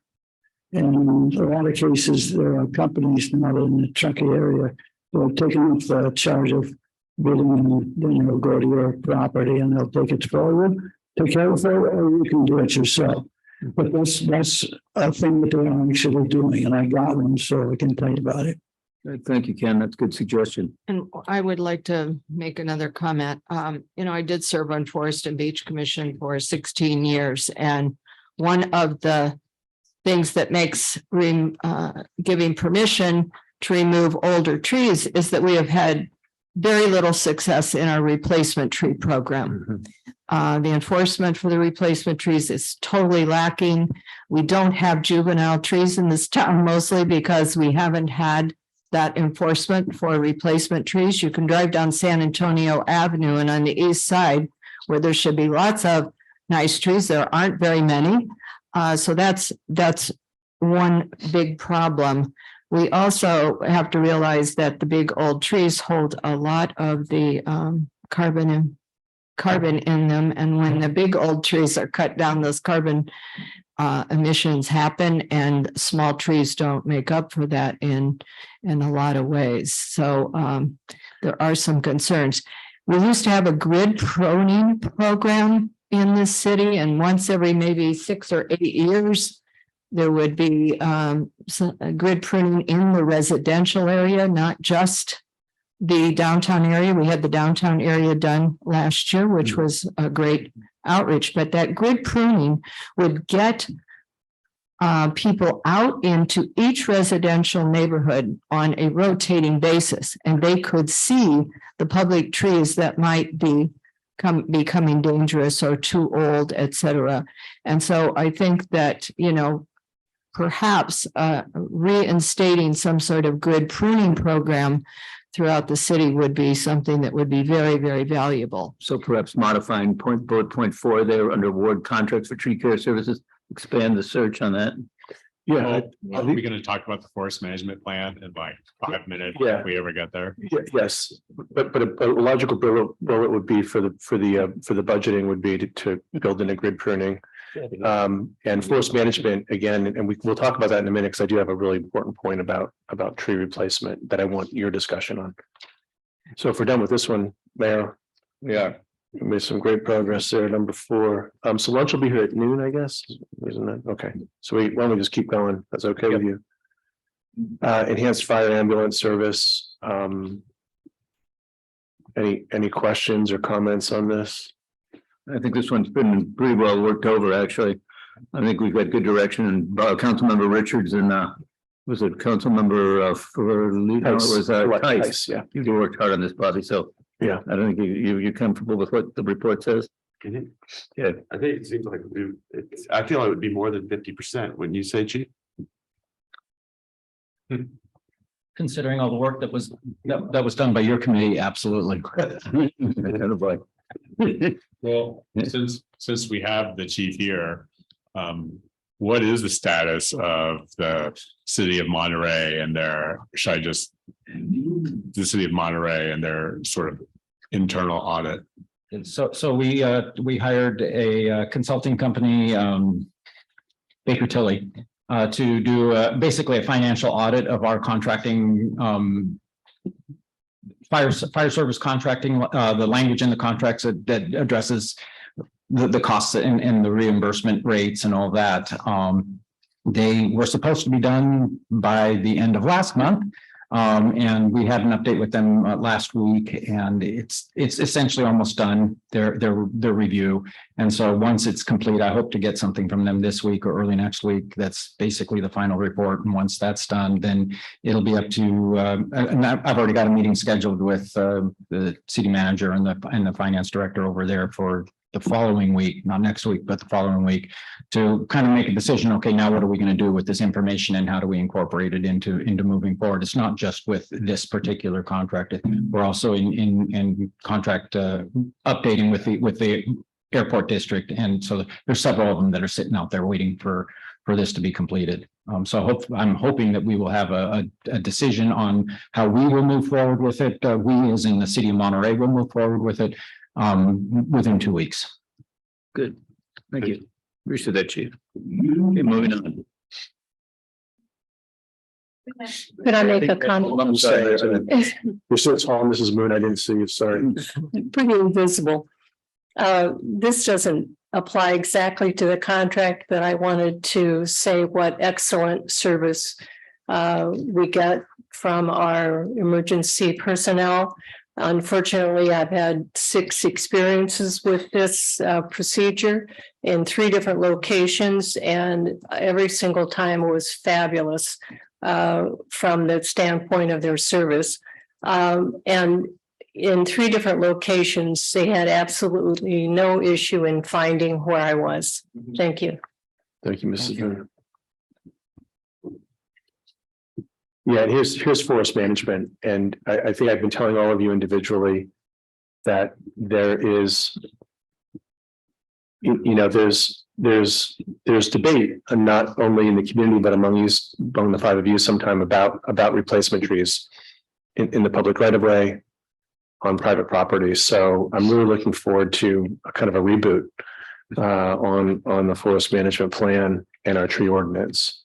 So yes, Sarah Davis is leaving in a couple of weeks here. Bob's already has a plan in place for both her position, and I think Max, you posted that position.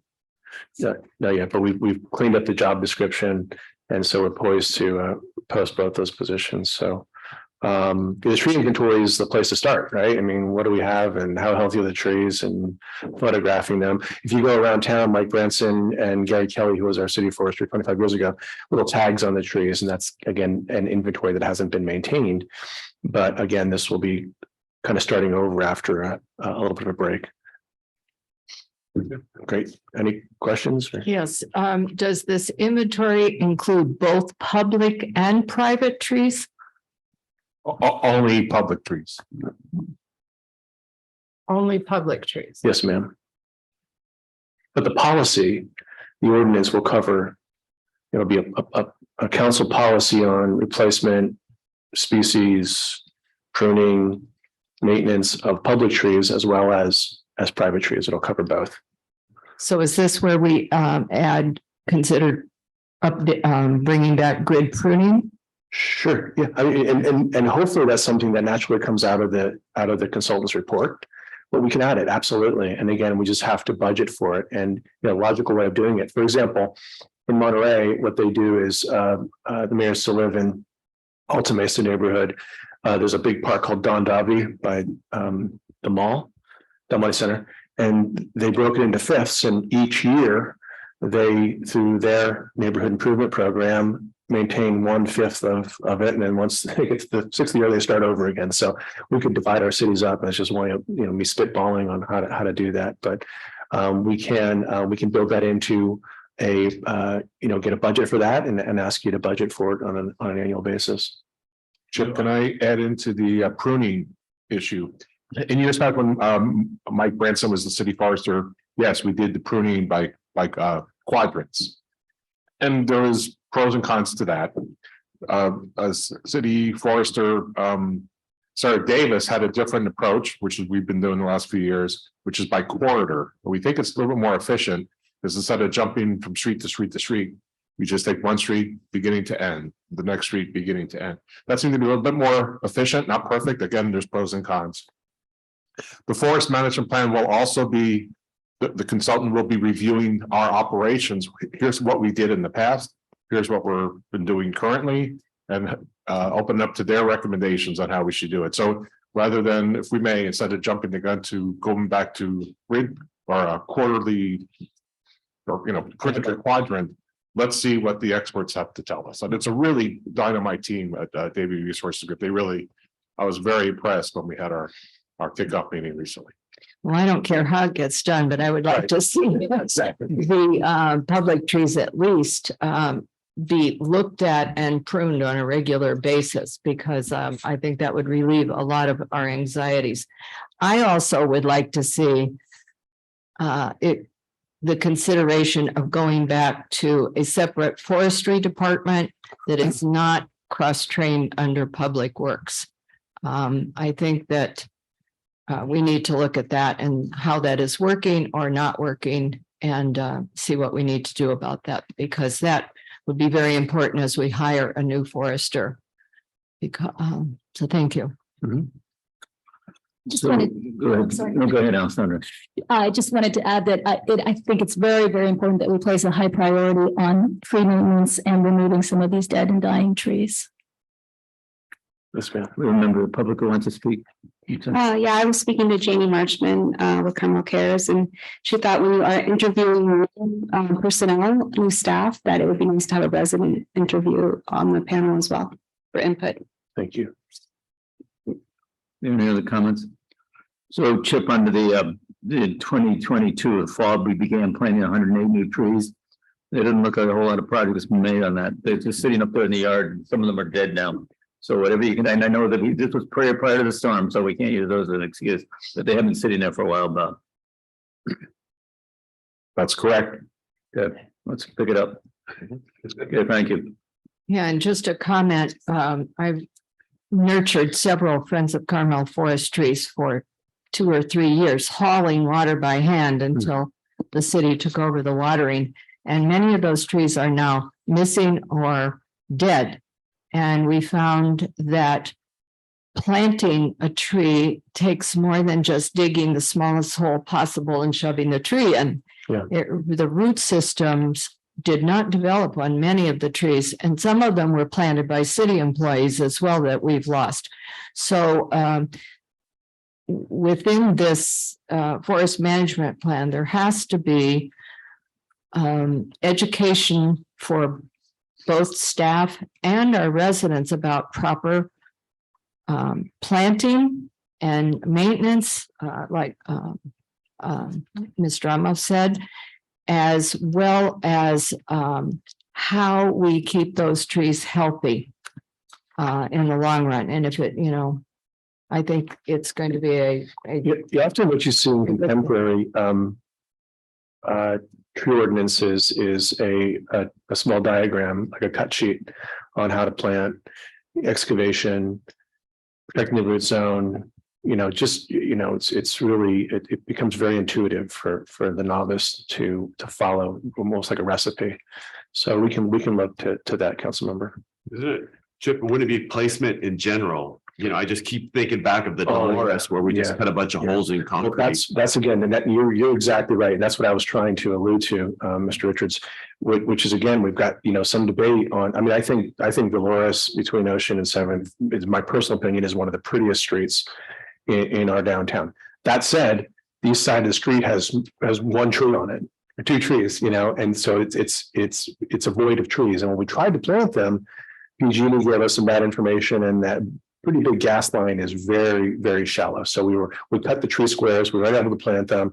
We came up with a couple of ideas. I failed on that one. I apologize to you.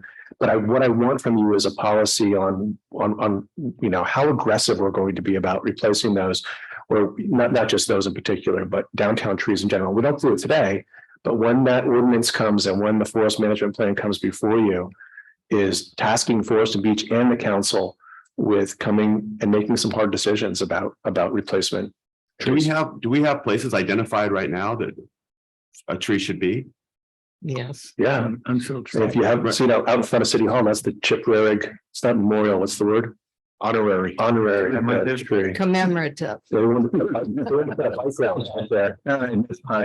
the research been done, and these places that have been identified, are we sure that that's a good place? So if you see there's signs out there, and because we want to alert the public that owns a property adjacent or resident or what have you, and said, coming soon, is a tree coming? If you've got any questions, call this number, because some people, again, they don't want a particular species of tree. Sometimes they don't want any tree. Before I go to Shirley, I just want to say, one of the things that is a hazard out there are these unfilled tree wells that are out there in the sidewalk. They're a pedestrian hazard. Yeah. I think we'd be better to put a tree in there than we would just leave them open. Shirley, go ahead. Something that hasn't, I don't think, been brought up recently.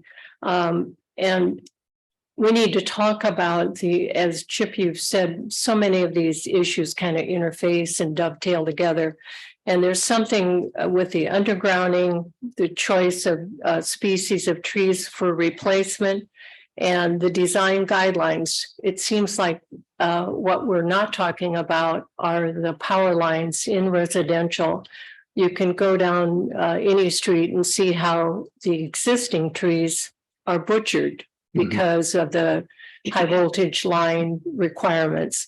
So it seems like part of this forest management plan should be to really think about the species that are planted under these lines, or get the lines underground. And the design review is now really talking about landscaping as an equal component to the structures. Yeah. And so to me, that should be covered as well in this, the forest management plan to share with them. Thank you. And you, Ms. Moon, hit on something, the term grid pruning comes not from a planning grid, like a subdivision plan grid. It comes from a power grid. So when you see an industrial utility coming and cutting our trees, and they're doing it for safety reasons, well, in their mind, safety reasons, but it's to trim around the power grid.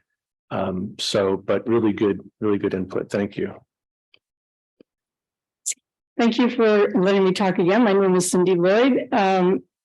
We talk about trees in the commercial district and how beautiful they are. And we talk about the foliage and the canopy. But I've recently focused more on the sidewalks because I have peripheral neuropathy. And in order to walk safely, I have to look at the ground in front of me. So I've been looking at the ground a lot. And what I've noticed is how the roots of the trees that are planted on the sidewalk are not looked at the same way as the canopy. So that the roots are now lifting the sidewalks and making them dangerous for people to walk on. But in one instance, in front of the Carmel Art Association, those roots of the cypress tree that were planted there are now heading towards the steps that come down from the Carmel Art Association, and that's an historic cultural edifice in Carmel. So my take on it is that we need to look at where they're being planted to see how those roots may impact structures that we don't want to have damaged in the future. Thanks. You had a council member, Councilmember Reimers, she used to beat into me. She would wire brush me. Chip, right tree, right place, right tree, right place.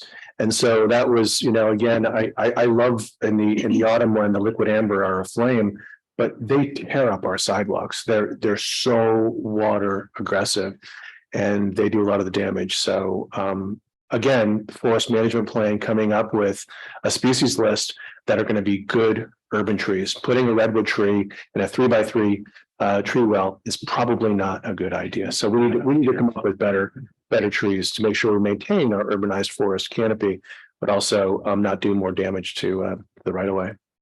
I'm going to say one last thing while I have the opportunity. I'm dismayed to see so many tree squares that have been filled in with cement or pavement downtown.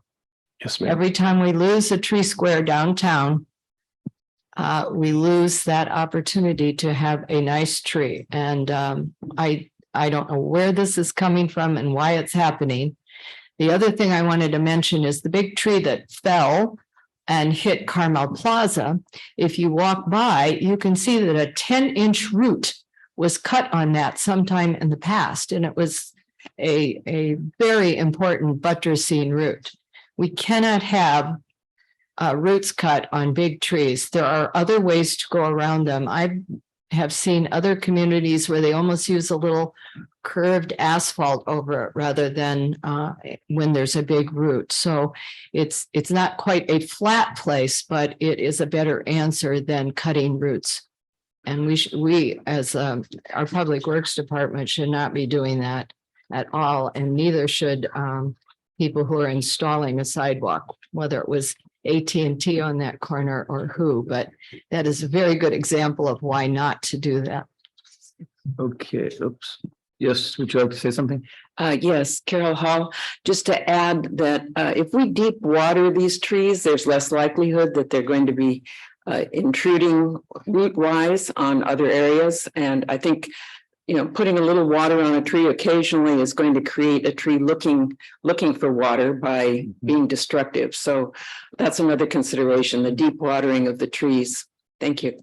Thank you, Carol. Anybody else?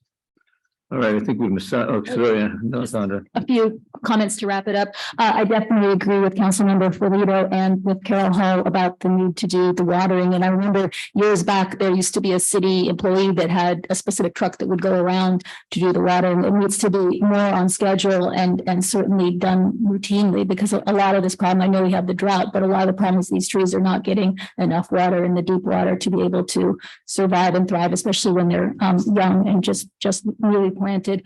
And I also agree with Mayor Potter and Cindy Lloyd about the tree roots. And once again, this is also a public safety issue with trip and falls. And this is potentially a huge liability for the city that we need to do more about. And also removing the stumps. That's another potential for trip and falls, and the tree wells that are not level with the sidewalk. And then just all the maintenance ties in with the beautification, ties in with public safety concerns. Thank you, All righty, I think we've discussed that topic enough. We could possibly get through number 6 before lunch. What's the count?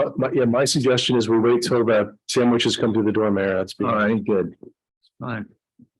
Oops, you know, this is Design Traditions 1.5. We've been working on it for some time. Have a very helpful steering committee.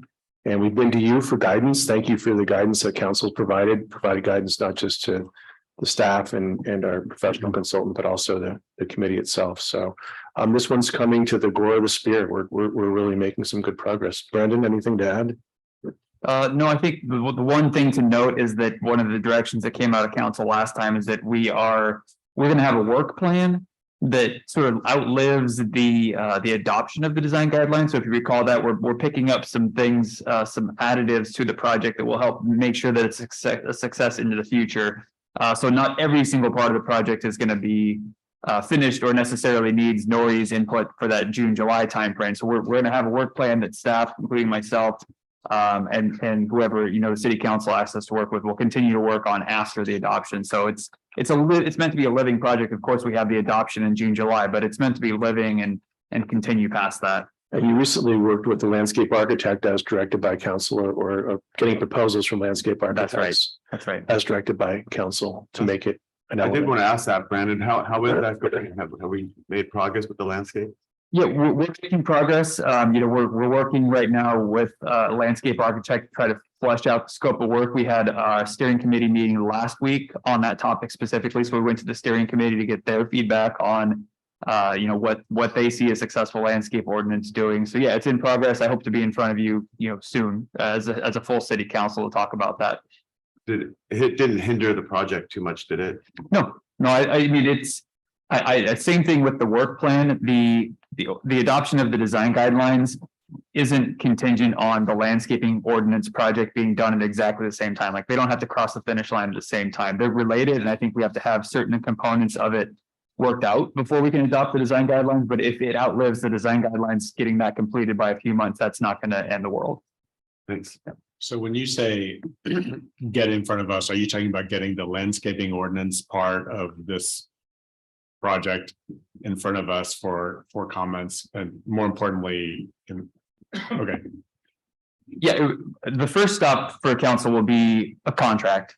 I mean, I'll have to have a contract approved by city council with landscape architect. So that's what I was referring to in the short term, is very soon I'll be in front of you to discuss contracts. But then, because the direction I got from city council was that this landscape ordinance project is really a project with the city, our landscape consultant, and the city council, I'll be coming back to you periodically for direction and feedback on what we're developing. So do you think so coming back to the five of us for direction on the landscape ordinance, do you think that is enough public outreach for something that is going to be, you know, that's going to have pretty far reaching consequences for sort of how the village sort of is? No, I don't think it is. I think we will have additional public meetings somewhere along the way. That's why I say the landscaping ordinance sort of program or project, it doesn't have to be adopted at the same time as the design guidelines. It's going to be on its own track in some way. There will be overlap because the design guidelines do have a landscape section that talks at a high level, you know, what's the vision for landscaping? What is it supposed to accomplish with respect to design? But the ordinance package is really the implementation. So that doesn't have to be done when the design guidelines. So to answer your question directly, we will have more public meetings than just the city council meetings. So one of the things I've been concerned about is the fact that we gave direction that we've also unanimously supported design review committee concept, and that's been tied up now with approval of the design guidelines study or the design guideline process. Seems like that's a little bit unnecessary. And then also the issue about these garages that I've whined about for a while being developed right up to the property line. The one up on Carpenter that I point out is really glaring now. You realize you can't possibly get the car out of the garage without 3/4 of the car being on the street before the driver can actually see the street. It's really dangerous, and there's been a proliferation of them. I mean, I've seen a couple more come up that the garages are built. Some of them have bigger setback, but they don't have a street right in front of them. But I'd really rather see that come for council direction sooner than late, frankly. Yeah, so that conversation, Mr. Mayor, was duly noted. That's part of our conversation. The interesting thing about that garage and the setback thing is our current code, believe it or not, encourages that. Well, that's what I know that's why. Yeah, it's very demonic to go ahead in that way. So I read that. Thanks a lot. We're absolutely taking a look at how we can look at why it was encouraged, like what's the spirit of the encouragement to create that diversity from the streetscape, but holding it with the safety aspect of it. So that's actually absolutely part of our. It's a way of redrafting that guideline to not prohibit them, but again, in high traffic, you know, they have to be in the case, but it shouldn't be by right. And in my defense, the whole theory was that in the past, you know, garages caught on fire. So our design traditions, our garages were often separated from the main house. So if the car caught on fire in the garage, it didn't burn the house down. And it was a way of breaking up the mass and volume on a site. So that's why we encouraged it. So. Well, so my desire, I guess, I don't know what the rest of council is, that we don't wait around in there, but we bring those forward to council as soon as possible. Because we do it all the time, like an urgency ordinance almost, but I don't know why we had to have such delay on this. Especially also with the design review committee. The public, I think, is getting frustrated with the fact that we haven't done anything about that. We've said we're going to, but it's been taking so long that I think we're losing a little bit of public's confidence we're actually going to do it. That's well, I guess not really discussion, it's direction. Yeah, okay. Well, I guess I'll respond a little bit. So the Design Traditions project with the steering committee and the community outreach, it is looking to fold in some sort of design review board. I think that's, in my opinion, if you want it, separating it out and running it on its own track could be a little bit perilous because we're updating the zoning code and the design guidelines, which all talk about the process. So if we set up and establish a design review board outside of this Design Traditions project, I think it might not be as cohesive as it could be, because we do plan on incorporating design review board into the Design Traditions project. We had this exact discussion, 10 months ago. And I think it was, I advocated, and I think Dave, to the mayor, to a lesser extent, on moving ahead with the design review board, and in fact taking it out of this process. My fear then, 10 months ago, was that you would complete your design review guide, your design guidelines work, and then we would have another year of waiting. And so my contention a year ago was that we should do these two things at the same time and anticipate, figure out what the structure of the design review board is going to be and have all that stuff ready by the time, we get to June, because there are, when Sue McLeod unwound in 2011, the design review board, that effort takes approval by the Coastal Commission because it involves Title 17 or whichever title it is. Yeah. And now I'm afraid, and I share, the mayor shares my frustrations. It sounds like that we are going to get to June, have this design review guidelines project be over. We will have a new set of guidelines, to have the committee working from, but we won't have the structure in place to get it, and we will still have to train two people. Well, I think so. If I could, we have to go to the Coastal Commission for design traditions. So, and in the scenario that you're suggesting, we'd be going twice within a. Or do you want to have it set up but not seek approval? Well, my policy goal, what I apparently didn't get 3 votes last time, was to have the mechanics of the board worked out, so that the board, the design review board, and all the mechanics around it, separating it from the planning commission, figuring out how to appoint commissioners, like this whole process is going to take a fairly lengthy amount of time. And it sounds like, the assumption here is that we're just going to turn it on, but I just don't see that happening. And so my policy goal is to, when the design review guidelines are done, when they are finished, in June or July, or when Nori Winter's project ends, when that project ends, that we are in a position as a community to flip a switch and have the design review board take over those responsibilities from the planning commission. Like that's the goal. And I don't particularly care, as I often say, and as I truly believe, I don't particularly care, what the mechanics are in terms of how that works. But my feeling right now is that we are not, the city is not in a position of making that switch in July. Like we're in February, we're in January, National Plan Your Vacation Day.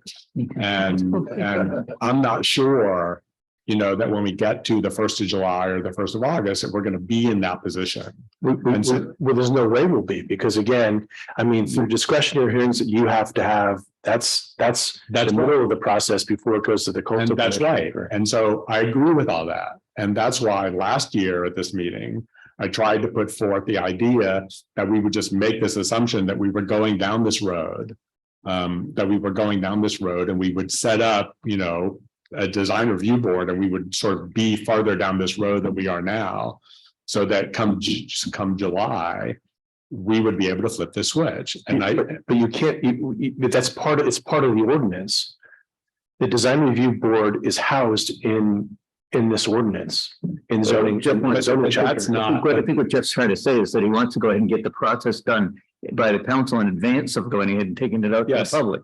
Go through a public process, so we'll go through and we can provide direction, and it'll be sitting there when the Murray's ready to go. When the Winters is ready to go. Yeah, I don't see why that's a problem. I thought that was part of the discussion last year, and if I remember right, I think everybody was on board. Everybody was. No, nobody was. No, I agree with Chip that nobody was on board. I think there was some comment. I think that there were some comments from Dave. But nobody was on board. I mean, I agree with you. The fact I didn't talk about it as much as you did doesn't mean I didn't support it. That's the problem. But you didn't dominate. You didn't dominate the conversation so much. But honestly, I swear to God, I was right there with you the whole time. And so, and I know I was as well. Yeah. Well, the way I remember it is that you wanted to allow it to come out of the steering committee organically. I thought it was going to come out sooner, I think is a problem. Yeah, I think it's actually. I'll stop. I'll say what Chip was gonna say, but I'll do it probably in a nicer way. What I understood the intention was is the development of how the design review board, well, first of all, asking the community the question, which we did. We had the survey, we had the community meetings. Do you think we should have a design review board? And the answer to that question seems to be yes. And so what we're working on now with the community through the steering committee and these community workshops and the draft guidelines that are going to be coming out is how does that design review board function within the new guidelines? And so to set up a design review board, as Chip said, it is codified in chapter 17, which requires that coastal commission certification, going through the whole process, planning commission recommendation, 2 city council meetings, coastal commission. So I still think that separating it out first on its own track, I don't think it buys you that much time, first of all. And I think that it might not be the right way to do it because we're having these community meetings and we're developing how it interacts and how it implements these design guidelines at the same time. I think we're going to be close to that June, July timeframe. Our zoning ordinance that complements the design guidelines that will be presented in that June, July timeframe will have that framework for how the design review board is set up. It will have that mechanism, but it's still with the rest of the regulations is going to have to go to the coastal commission. Okay, so Brandon, I understand that. I think I understand the process fairly well. Before I go to public to speak, I just want to be clear. I think what I'm hearing is we'd like to have this brought for council for discussion of public hearing, just so we can have some discussion about it. Okay, that's what we're saying. Yeah, that'd be great. Okay, good. Thank you. And I support Mayor Potter and I support Councilmember Barron on getting this thing moving and getting it in front of the council. Yes, so what we'll bring back to you is a draft format. I know what, whatever, the 5 members from these fields, and this will be their role. And this will not be the planning commission's role. So we'll create a framework that will, we'll get this on. And I think to your point, that discussion, of like who's on the design review board or how it's going to, like, those are policy questions for us. Yeah. And so my concern now is that we make these policy discussions, like that the 5 of us make this policy discussion so that work can be incorporated into this ordinance. So that we don't end up in July of redoing something. And that's because we didn't like the recommendation from the. Yeah, exactly. This has been the best 5 minutes I've witnessed in years from the council. Congratulations on getting into some meaningful discussion. There's nothing wrong with combining the historical preservation committee and the preservation of whatever that committee is called, and the design review committee. You've had some cancellations of the preservation committee because they don't know what to do.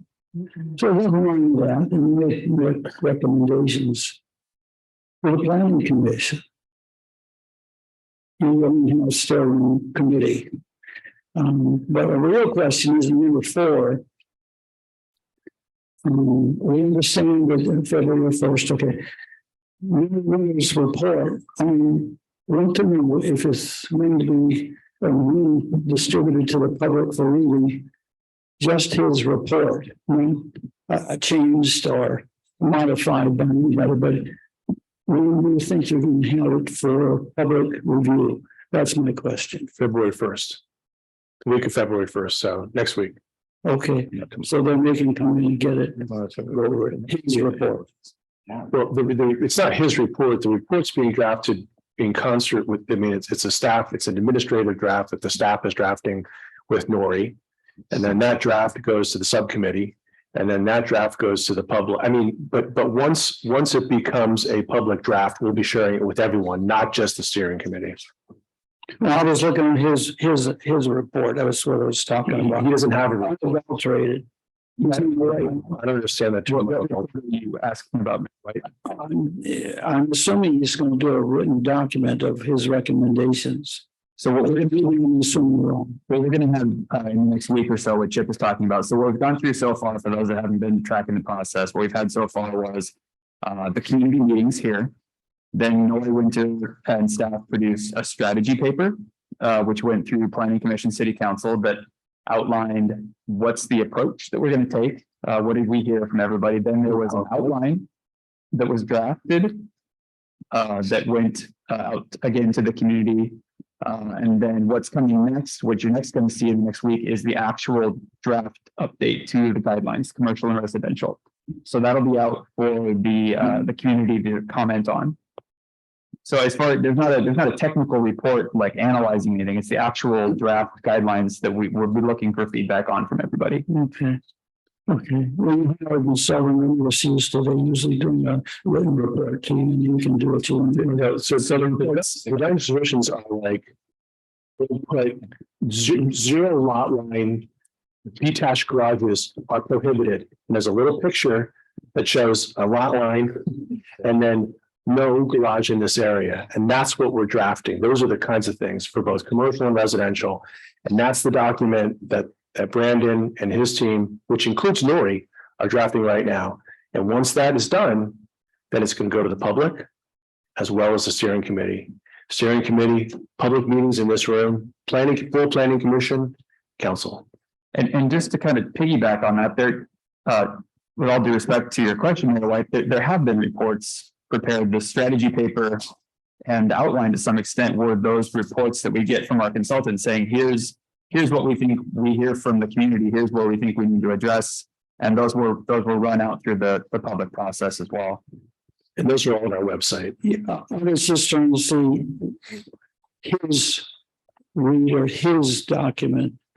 There's no separate document. There's no separate Nori Winter document from what we're drafting. So I think if I'm just going to hit this one head on. So I think the concern here that I've heard from folks is that Nori Winter produced a first draft of the ordinance or the design guidelines that was, it was a rough working draft with staff where we're moving formatting around, and it wasn't something, it isn't something that's really fit for public consumption. It would be confusing to people. And so we've been working on that the last couple of weeks with Nori to get it to a point as an admin draft where it will actually engender some good feedback from the community. So is that what you're asking about? Why is it there's, a first rough, super rough working draft? Yeah, we're not planning on releasing that because it won't be, we're going to be sending out the draft that we actually want to get feedback on from the community. Yeah, So I agree. You're, from my perspective, you are doing the right thing, and I'm ready to, I think, I see other, so we can put that to rest. Yeah, I think the process is fine. It's just a little frustration. Carol. Yes. I'm really happy with this format that we can talk about every priority. As residents, you'll notice that the CRA is well represented, Carmel Preservation is well represented. The 5G people are well represented here, and Carmel Cares is well represented here. These are people that put so much time and energy into loving Carmel and trying to keep Carmel. I don't want to quote a former running person about that, but I think that the residents really want to be a part of this, and I thank Brandon and others for trying to include us as much as possible. We really want a voice. We want to be heard, and this group here is a great representation for the residents of Carmel. So thank you. Thank you, Carol. Appreciate it. Anybody else? Last chance. I just wanted to say one thing, and I know the design review is under number 20, actually, but we've started talking about the design review board here.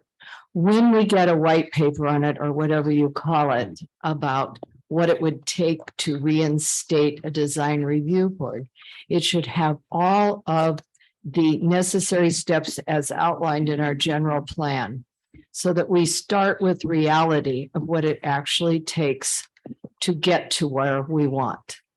And I think that that will help people understand that this isn't something that you just do, that there are important steps. And the more we can refer to our general plan as is and what it takes to change or augment it, I think the better for future decisions. Alrighty, that noted, I think it's lunchtime. Yeah, we'll take a break. What time is it? It's half hour. Can we do lunch and a half? 20 minutes. And a half. Okay, we'll come back in 1:45, okay? Good. Thank you. Can we get on the priority list, heater in this? Yeah. We're not the money. We're not the money. Blankets. The fund needs analysis. Meatball.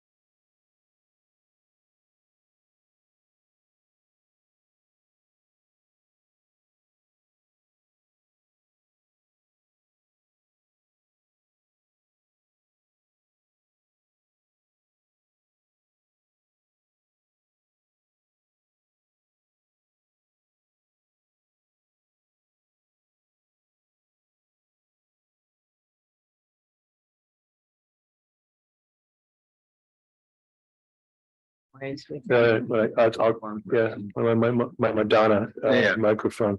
Thank you, Lou, for lunch again, Yeah, in hold the on. village. The ADU ordinance again, as part of the city's, the state's efforts to increase housing. They passed a model ADU ordinance and made some modifications, took some rights back from individual jurisdictions, counties and cities. And they said, one of two things. One, you either have to follow our accessory dwelling unit ordinance, or you need to draft your own, which is the process that the council directed.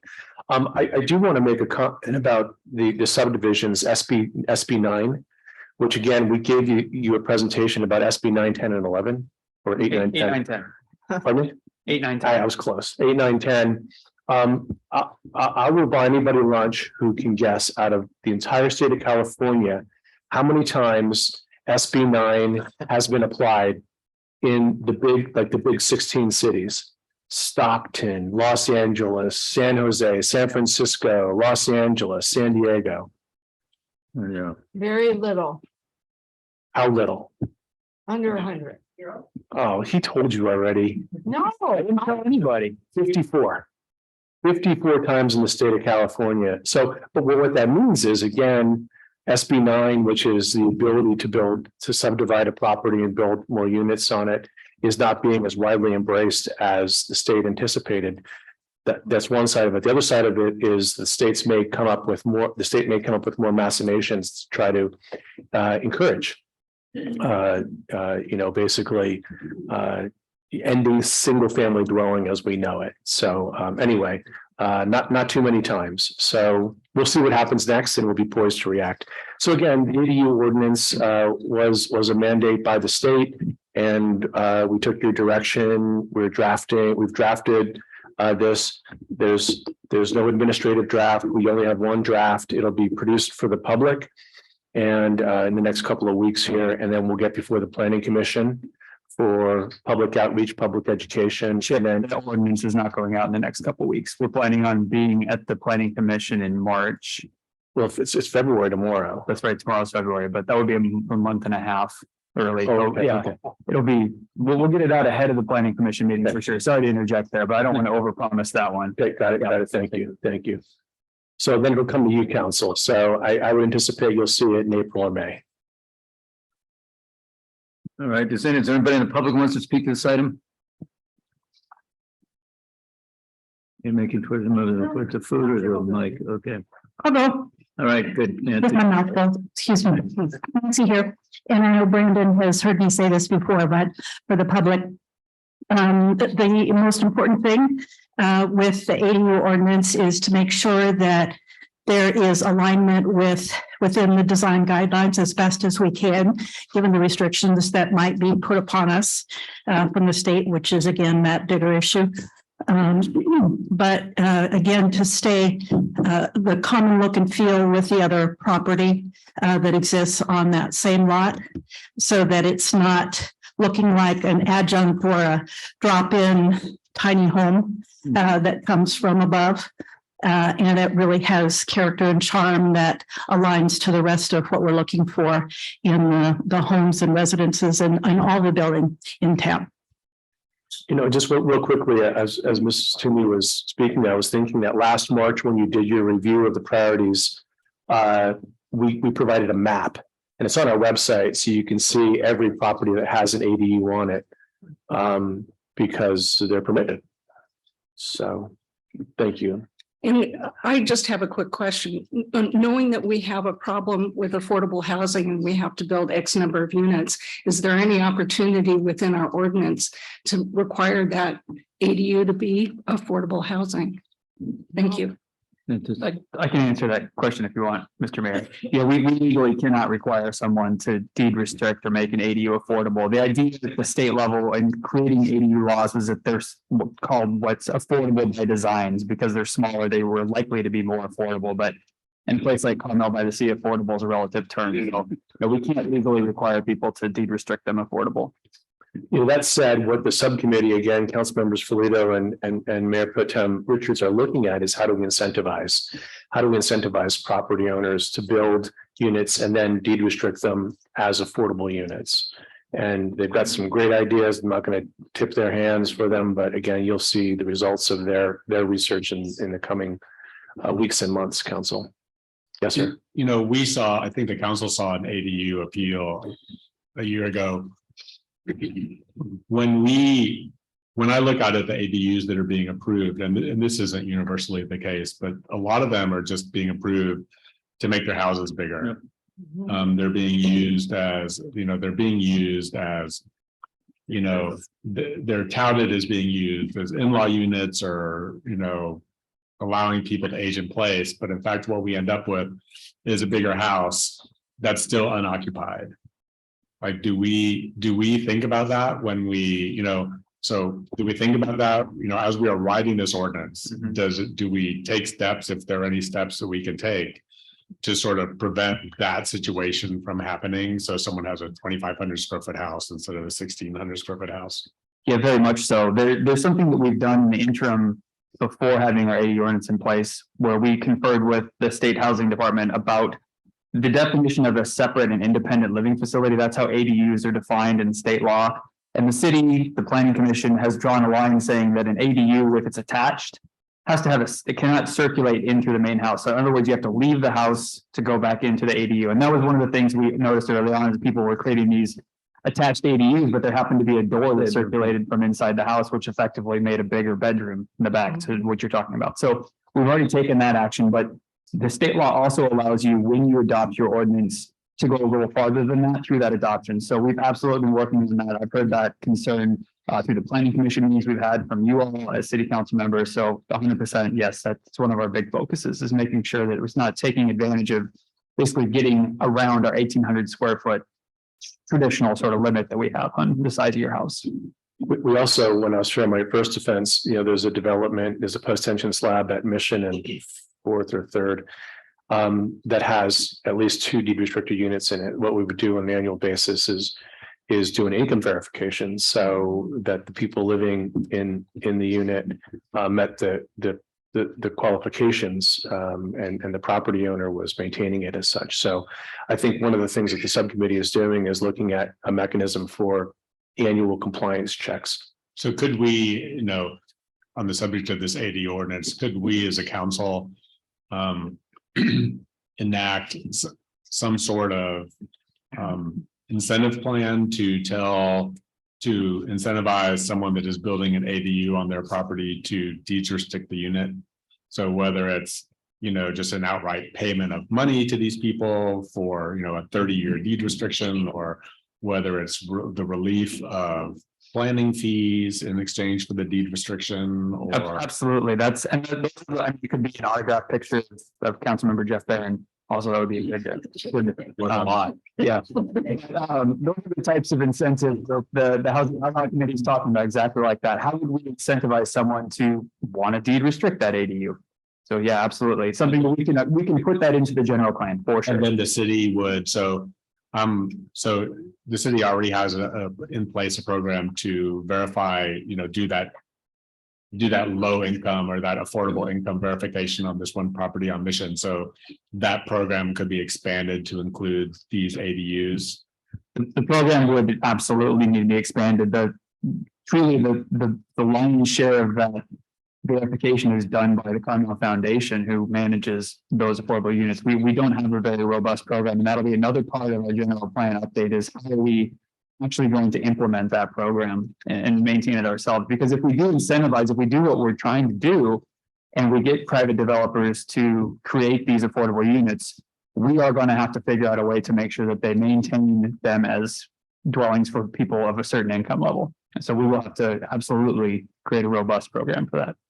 And another example of how this ordinance ties into our forest management plan, design traditions, other priorities, is that the more, an 800 square foot cottage on a 4,000 square foot parcel has a much smaller footprint than maximizing a 1,600 square foot dwelling with an accessory dwelling unit. So you're absorbing more of the parcel, thereby leaving less area for replacement trees. So again, these are things that are important for you to note as we go through the discretionary hearings to adopt some of these ordinances. Brandon, could you, for the benefit of the public, make a comment about how ADUs in Carmel will probably work with our RENA numbers? They will probably only, or you go ahead and make the comment, because they will help. Yeah, so other jurisdictions that have gotten across the finish line already, so for everyone's benefit, we're in a certain cycle of updating our general plan. There's other cities around the state that are farther down the road or have already crossed the finish line. And what they have found is through various conversations with the state that the state is actually allowing ADUs to count towards certain levels of affordability, meaning that those, those three or four different buckets, you've got market rate, moderate, low, and very low. Those are income levels. They are allowing ADUs created in your jurisdiction to count towards some of those lower income buckets. So fulfilling your RENA requirements. So we do have an opportunity to address our state mandated requirement of 349 units through the creation of ADUs, whether or not they are deed restricted. If they're deed restricted, then they go deeper into those buckets of affordability. But we have found, at least with other jurisdictions, they have gotten the state to sign off on using those to count, which is a bit of a reversal for the state over the last few years. They were in a position at one point where they said, no, sorry, unless they're deed restricted, ADUs do not count. But they've started to tip the other way on that. So would you say that they will probably count in the market rate or moderate rate? So they would have always counted in the market rate. The market rate was always a yes. What has started to tip in the last couple of years is that they count towards the moderate and low incomes. So those are actual affordable categories, where otherwise a unit would have to be deed restricted. If it's an ADU permitted as such, then it has been counted towards those affordability levels in other jurisdictions. Thank you. Carol, looks like you have something to say. Yes. Good. Just emphasizing somewhat what Chip was talking about, the concern about property coverage, lot coverage. And I know that there recently was an ADU approved, which we have to approve. But with the house, it covered 3,000 of the 4,000 square feet of the lot. And so I'm hoping now, if we can get this ordinance, local ordinance done, that there will be some way of controlling lot coverage in that process. Is that something that's being considered or possible? We'll look at it to the greatest extent we can, but for the most part, things like lot coverage are not something that you can restrict with an ADU of a certain size. So the magic number in the ADU is 800 square feet. That's the state exempt ADU size. So 800 square feet or less, and it's pretty much, we can't touch it, save maybe a couple of very objective design standards. So yeah, there's a point where we can't control anything about the lot coverage or anything like that. Mr. Mayor, Denny Hall is on when you get to the Zoom world. Is there anybody else in the room here would like to speak? Yes, it's Danny Holla here. I hope everybody's doing well. For those of you that don't know me, I own Atkins Fine Clothiers, Nectar and Ambrosia, and Cafe de Mare on Dolores Street. And I don't know if this is the appropriate time, but I wanted to put forward my interest and my family's interest in paying for the restoration of the Flanders Mansion. Danny, this is not the right time. Danny, this is not the right time. Okay. A while. It's item number 20 something, I think. It's coming up, Danny. Okay. 22 it is. And we're on 11, or no, we're on 8, Okay, 9. perfect. Yeah, we're on 10. In regards to this last conversation, can I add something? Is my microphone on? Can you hear me? Yeah. Okay. One of the things that we're doing here in the city is writing the ordinances and these things, like for the ADUs and the RENA numbers and all of these types of things. I think it's important, because it was mentioned so much about the state mandates before this meeting started, is what we're doing at the League of Cities and some of the struggles that we have there, because we have two fronts almost. We have what we're doing here in the city, but then also what we're doing at the state level to try to fight against some of these things. And so Mayor Potter's been really great, been a great voice for Carmel up there. Maybe, Mayor, you want to tell a little bit So I'm on the board of directors for the League of California League of Cities. There's about 480 plus cities. The state of California, 476 of them, something like that, belong to the League of Cities. So the board of directors consists of about 60 of us. So we get together on a monthly basis. I represent Santa Cruz, San Benito, and Monterey County. And we sit around and kind of bitch about what's going on. And frankly, there's no love for this ordinance at all. I mean, this is the way the state's treating us locally. It's a end of zoning, as we know it. It's the end of the local rule, local governance. We're being shut out of the process. This big cities dominate, but we are really making some noise heavily at the state level. I think we'll get some attention eventually, but there has to be some glaring example of what it does to a community. And I don't want us to be the poster child for bad planning. So while we're trying to write these ordinances, there is other stuff happening too at the state level and even federal level. We'll be back in DC next month talking to Congressman Panetta about it. So there is a fight, you know, we are fighting for you guys. Don't let us think, don't think that we're not. Yeah. So former Congressman and former State Assembly member Fred Keeley once called me stubborn and obnoxious. Stubborn and obnoxious. I took it as a compliment. Once I've written into something I really want to let go. And the governor told me the other day, I do happen to know him. He said, Potter, how's it going down in the golf capital of the world? I said, we've got issues there. He says, yeah, I bet you do. You're not getting a lot of respect, but no, it's yeah. So wireless, which is the next topic, is something we've been talking about for some time, and you know, just not much more to add to my update, except for we have coordinated with an outside two outside attorneys, and so that's coming along. And again, we'll hope to get this draft out soon with a target special meeting of the planning commission for March. Anybody wishing to talk to the state? So obligated. Yeah, I do. I appreciate the city revising the ordinance and working really hard with also with the California lawyer and Campanelli, the lawyer trying to protect community interests. I am part of the group Stop Cell Towers in Carmel neighborhoods, and I just wanted to repeat that our group is for cellular service in Carmel-by-the-Sea, just in the least intrusive means possible, and that we can have cellular service in Carmel without locating cell towers in residential zones. We must craft the most sophisticated wireless ordinance in order to protect our community's interests, and also from the state and federal law, which the city understands. Overall, I would like the city council to know that federal law grants local governments the authority over the design and placement of wireless facilities, as long as there is not an outright ban or discrimination between providers. Our wireless ordinance must prioritize our residential neighborhoods as the least desirable location for cell towers. Our city has a strong zoning laws because we are a community based on aesthetics. Industrial electrical equipment in residential zones is out of character of the village. I think we said this before, but if just one cell tower is permitted in a residential zone, it sets the precedent and opens the door for proliferation of cell towers in residential zones, destined to clutter into greater neighborhoods. Once a facility is permitted, I don't know if you know this, telecom carriers can co-locate additional equipment after the fact. When the planning commission review, the result was an array of antennas on a stick 10 feet above our telecom pole, destroying our treasured views. The wireless ordinance must rank cell towers mounted on top of public utility poles, and the public rights of way is the least desirable type of cell tower.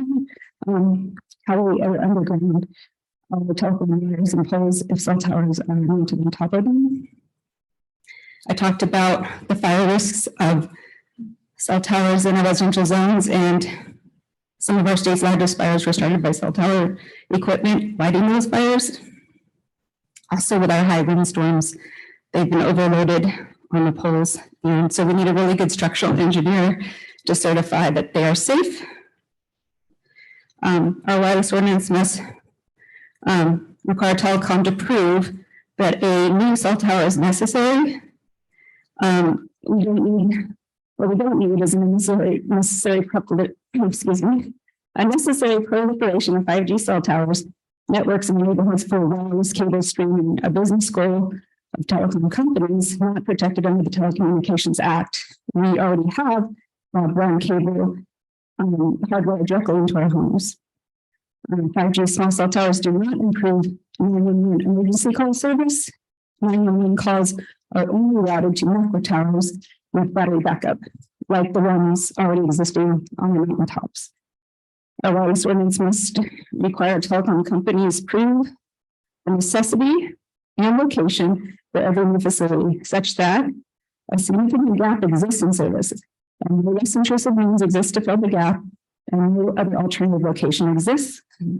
Excuse me. It is very critical that we require telecom companies to provide drop call data, not the false propagation loops, which are not recognized by court judges as proof of significant gap. And of essential importance to a defensible wireless ordinance is that our planning commission will be able to evaluate evidence, to be able to make factual determinations in a written method for every cell tower application. Our wireless ordinance must safeguard the public's due process rights to be able to speak at a public and transparent planning commission hearing for every cell tower application, even if it has to be an expedited one.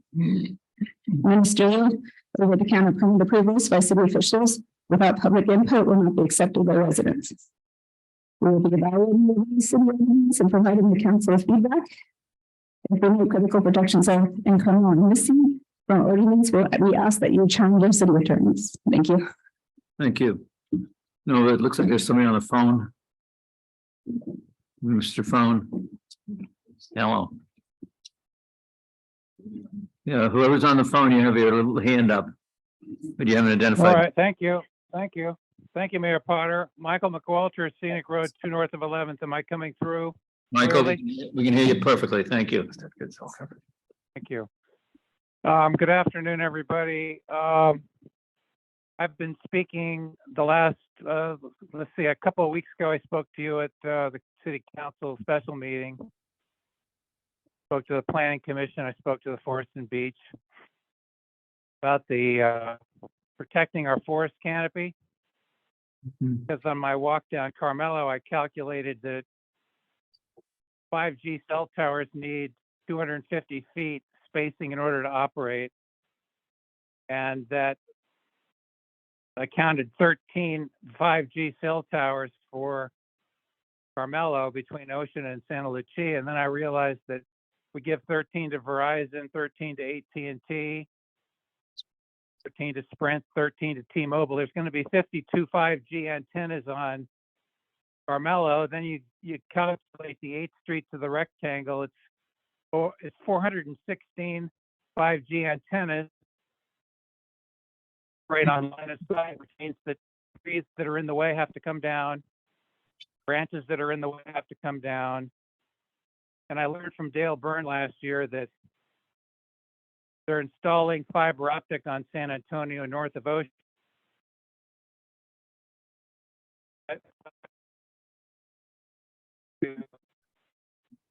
Michael, you're breaking up, unfortunately. Cell tower reception. Yeah. Michael, you still there? Okay, let me move. Yeah, I'm still here. Let me move to a different location, and I apologize. No problem. Yeah, the cell tower antennas aren't working. There you are. Yeah, we can. I'm just- It's a good. how's this reception? Perfect. Is this any better? Perfect. Excellent. Wonderful. Okay. All right. Thank you. So to spare the forest of 416 5G antennas, we need to install fiber optic. So that'll protect our forest. And in order to, for a successful ordinance, we have to maintain the no cell towers in the R1, which is what our current Carmel Municipal Code has in it. We also need spacing of 1,500 feet between cell towers. And we need setbacks of 500 feet from any building where people are. The importance of that one is they put a cell tower next to a firehouse down in Los Angeles, and all the firemen got sick from the radiation, from the radio frequency. So the governor issued an order saying no cell towers next to firehouses. And then I was on the carmelunderground.org website, and there's an article about a elementary school in Ripon California, out in the Central Valley. It's called Weston Elementary. Cell tower went up next to the school. 4 children came down with cancer. 2 teachers got sick. They got cancer. So the radiation standard in the 1996 Telecom Act has not been updated. And the U.S. Court of Appeals ordered the FCC to update their standard. So I think that until we get the fiber optic, we've got to make this ordinance of ours as restrictive as we can. And, you know, there are a number of municipalities in Northern California that have 500-foot setbacks, like Petaluma and Fairfax, California, and Mill Valley and Sonoma. And they also have 1,500-foot spacing between the antennas. So we have to make our ordinance as restrictive as we can, not just to protect the forest canopy, but also to protect the residents, because what's more important than the health of our people that live in the village? Nothing. The health is numero uno. So in that vein, thank you for this opportunity. And once again, I've heard it mentioned a few times, but carmelunderground.org is a great resource for everyone to be involved in, to be familiar with in the lead up to this ordinance that we're waiting to see how it looks. And I appreciate it. Thank you. Thank you, Michael. I appreciate your testimony. Is there anybody else wishing to speak today? I don't see anybody. Okay, is there any other discussion on this item? I don't see we can move on then. I just have a quick question. Has the city done any analysis of all the areas that do not have cell coverage at all? Analysis from our perspective, ma'am.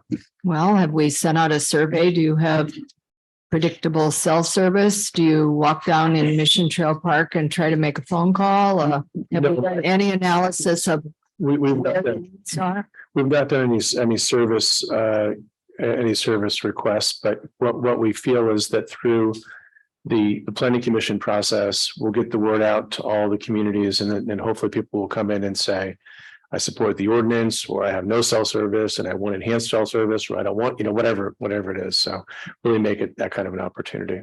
Okay, because I know there's uneven service throughout the community, Yes, and that might help us center on where to concentrate. Mm-hmm. We have additional input briefly. Do we know when the Sunset Verizon Tower, the two cell towers in the Sunset Center will be activated? I don't know. Well, there's one, it's a bouncing station that's up there now that was previously up there. And then we have the one that the council approved recently. And I thought they were programming the hardware now. So our software, whatever it is. I'd say it would be important to see look at all of the cell towers that are already in there, which ones can be activated or connected to before adding new ones. Good point. Thank you. Is there anybody else? Okay, see, no one will consider this item complete, and we can move on to 9 and 10, which are fairly self-explanatory, but should. Again, I think we've done a really good job. It's not been easy with the pandemic recovery, nor was it easy recruiting people, but it's with the council's wherewithal to say that we need to pay a living wage, as I've told all of you, and I profess at our public meetings, we are competing for employees with the Silicon Valley, which has a much more robust benefit and salary package than our Monterey Peninsula. So we're doing the best we can, and we'll continue to work on those things. So thank you, Mr. Mayor. The challenge in the police department seemed to be kind of heavy. They're recruiting all of it, but I saw PG has an ad they're running now in the news saying that they're going to have the best department around to pay anything, anybody. Outrageous. Yeah. Signing bonuses and the like. Yes, ma'am. I just wanted to add a quick thing and this will tie into the police department and public works building that we're talking about the renovation or whether we're going to do a new building, but I recently took 2 tours through those buildings and we certainly need to do more for improving our buildings and the workplaces for our employees, certainly for their morale, and they really deserve better. So I think that's a key to being able to recruit employees and keep them happy and let them have good morale is to have a good, clean, safe workplace. Have under development of master plan, facilities master plan. That's a good idea. Yeah, perfect. Can we, yes. Can we take those 2 items off the list? Yeah, that's good thought. Yeah. 9 and 10? Sure, we can take things off the list. The important component, the important recognition is, remember, we had our capital improvements on the list a couple of years ago. And you said, well, Chip, those are things that you just do on an annual basis. And that's true. The important thing for the council and the community to understand is that when we have vacancies, it takes capacity. So again, we just need to be cognizant of that. And Can we mark them as 100% and then take them off the list? but we can't mark them as 100%. We can take them off the list, but quite frankly, the recruitment of it will never be. I mean, I think I can't imagine ever being at 100%. I mean, I think to the point of like recurring items, I mean, there are a lot of things that we as a community do, you know, we as a city. Yes, sir. Functional unit do all the time. We upkeep the streets, we empty the trash cans, we, you know, there are a whole list of things that we could conceivably add to this list of things that we're sort of entrusted to do. And you know that I don't mean any disrespect. No, sir. By taking these items off the list. Yeah, and I think it's a threshold. I mean, I think 31, because again, don't forget what we did in May of 2020. Beginning of the pandemic, we cut 20% of our staff, 20% of our budget. So, and then less than a year later, we said, well, we're doing okay economically. Let's refill those. So 31 is an anomaly. So it's clearly above this threshold, this you know, amorphous threshold I'm talking about that we added it. So I'm comfortable if you're with your direction to put that in the complete column as well as pandemic recovery with council's approval. What do you think? Yeah. That's good. Yeah. I just say that we need to be vigilant of other possible health issues. Yes, sir. Possible, you know, new viruses showing up, but. Yeah, we have we have somebody in the city hall who tracks it like a hobby. Stormwater. Friends of Stormwater. I'm starting a club. Anybody that's enjoying it? Spadania. Oh, I got some members.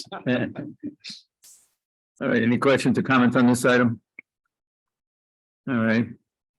Moving on, then volunteer group oversight or volunteer group participation coordination. Yeah, this is appreciation. The neat thing about this one is it's not a high priority, right? It's not one of the top 16, but we've done a really good job at working. And again, I you know, I mean, most of us have great relationships with Mr. Byrne, but Tom Ford and he seem to be thick as thieves. So yeah, it's going well. And again, we're getting hits on the new website page, and we're really excited about this initiative. Dale, did you want to get up and get a little back rub?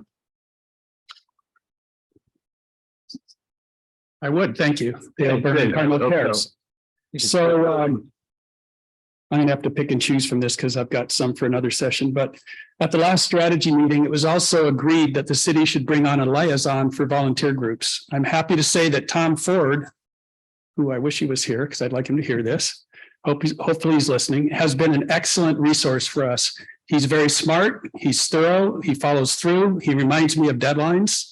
Sometimes I'm not happy about that, and is a pleasure to work with. We have developed an excellent partnership for executing permits and brainstorming project plans.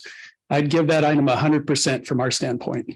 Thank you very much. You get an A, thank you, 1A. I've got one more thing to finish that up in relation to the overall subject where we're partnered with the city.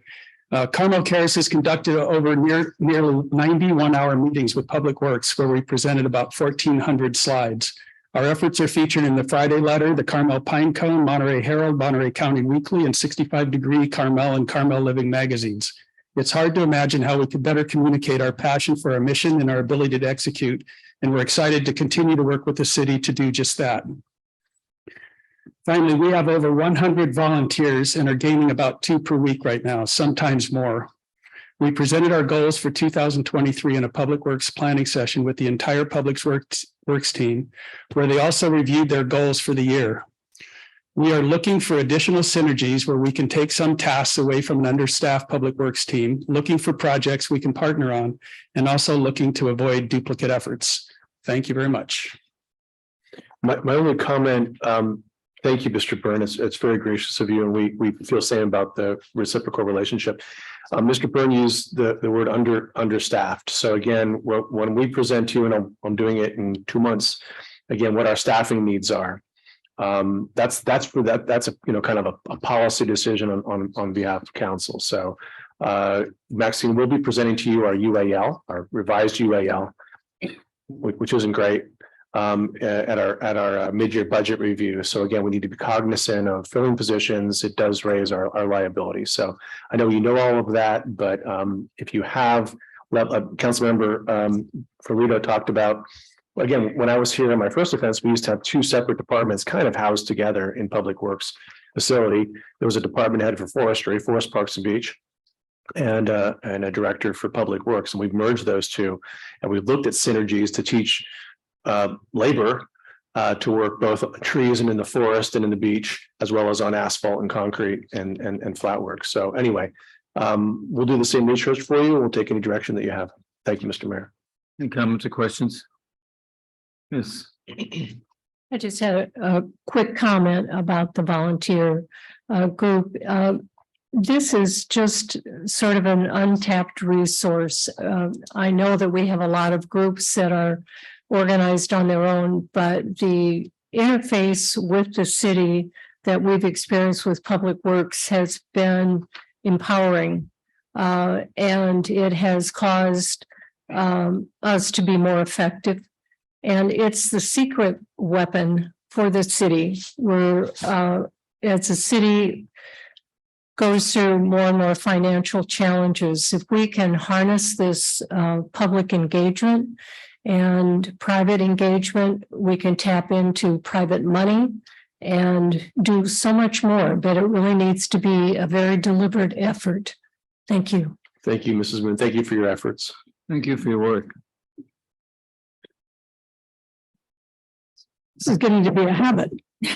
My name is Cindy Lloyd. I am a volunteer of one. I fall under no umbrella. I don't belong to, well, I do belong to one organization. It's called the Memorial Arch Committee. They invited me to join their committee because they needed somebody to do the landscaping on the planters around the base of the arch. I said, oh yeah, sure, I'll do that. Then somebody came along and said, no, I want to do it. I said, yeah, you just have them do it. Anyway, I do it and I do it willingly and I don't need recognition and I love it. But it's gone from me filling up plastic containers and bringing them from home with my water that costs a lot of money, as we all know, to finally Sarah taught me where the spigot was in the middle of the median and taught me how to turn it on and turn it off. And I bought some WD-40 and I oiled it so I could do that. And then I could take 2-gallon containers and fill them up and walk up and down Ocean Avenue, dodging traffic. And I always wear a yellow vest.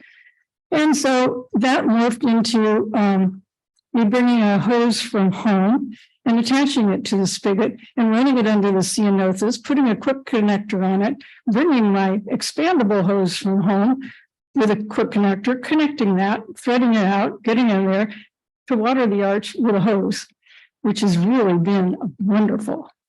I also get to hose things down, and I think somebody in their fancy car is going to complain to the city saying, I drove through some water and it got my hubcaps dirty. But you know what?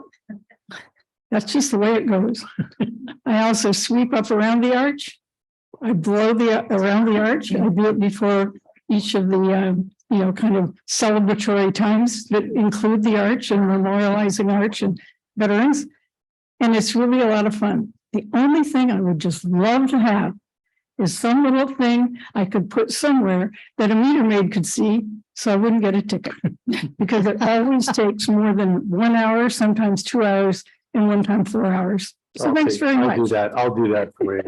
Thanks. I'll do that. Thank you. Thank I'll get a sticky note, but I'll do it. Let the record note that Cindy Lloyd apparently knew how to dress today. Go all this in a parka. Yes. Well done, Cindy. Veteran of many meetings, obviously. Any other comments or questions? Chip, could you just repeat where we find this list or this website? It's on the city website under the Public Works Department page. So you go to departments and pull down to, I think it's on Public So Works. it's rather hidden in there. For now. Yeah, Actually, under I want to, there's a volunteer Okay. link as well. Yeah, if we can make that as obvious as possible. Well, yeah, Also, we're redoing the website right now. the Friday letter over and over and over. Yes, ma'am. Okay, thanks. So under tasks, I was just wondering, Bob, we mentioned those 108 trees back in item number 5. Maybe that's something Carmel Cares could help plant. You know, Yes, they could. that's good volunteer effort. Dale, can you handle that? Tree planting? One thing that I would like to do is to have. I would love to have a meeting with Friends of Carmel Forest and us. Ramey's always busy and we've always wanted to do it, but haven't, and that should happen. Good. Because we definitely could help, but I don't want to just run off and do that because that's their thing. And Yeah. we like to focus on what we're good at. Help facilitate Yeah. that. Excellent, thank you. Yeah, and we could certainly do that.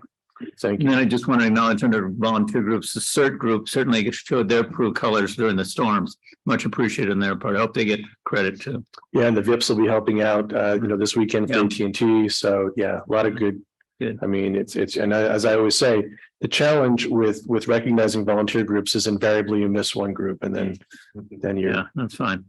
Again, our financial policies, again, Robin Scatini, our finance manager, retired last June. We stole someone from Monterey who wasn't very happy here, so he went back to Monterey.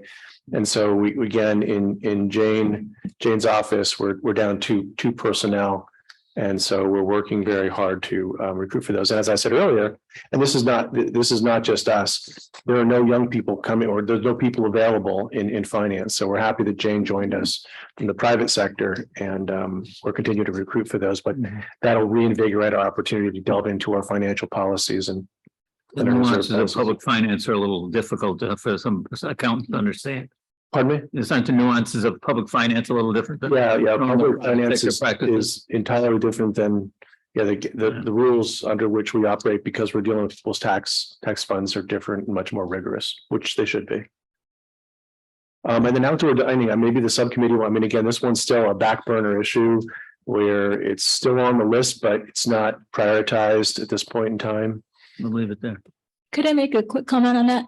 At the beginning of our meeting this morning, Nancy Toomey brought up the idea of doing a comprehensive downtown plan, and it seems like that would be something that would be perfect to incorporate into something like that. Good thinking. Good idea.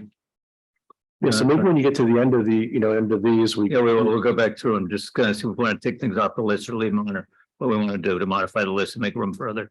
Okay, yes, sir. And can you please change that from outdoor dining to dining in the public right away? Yes, ma'am. Because it's vastly different. Yes, ma'am. Good point.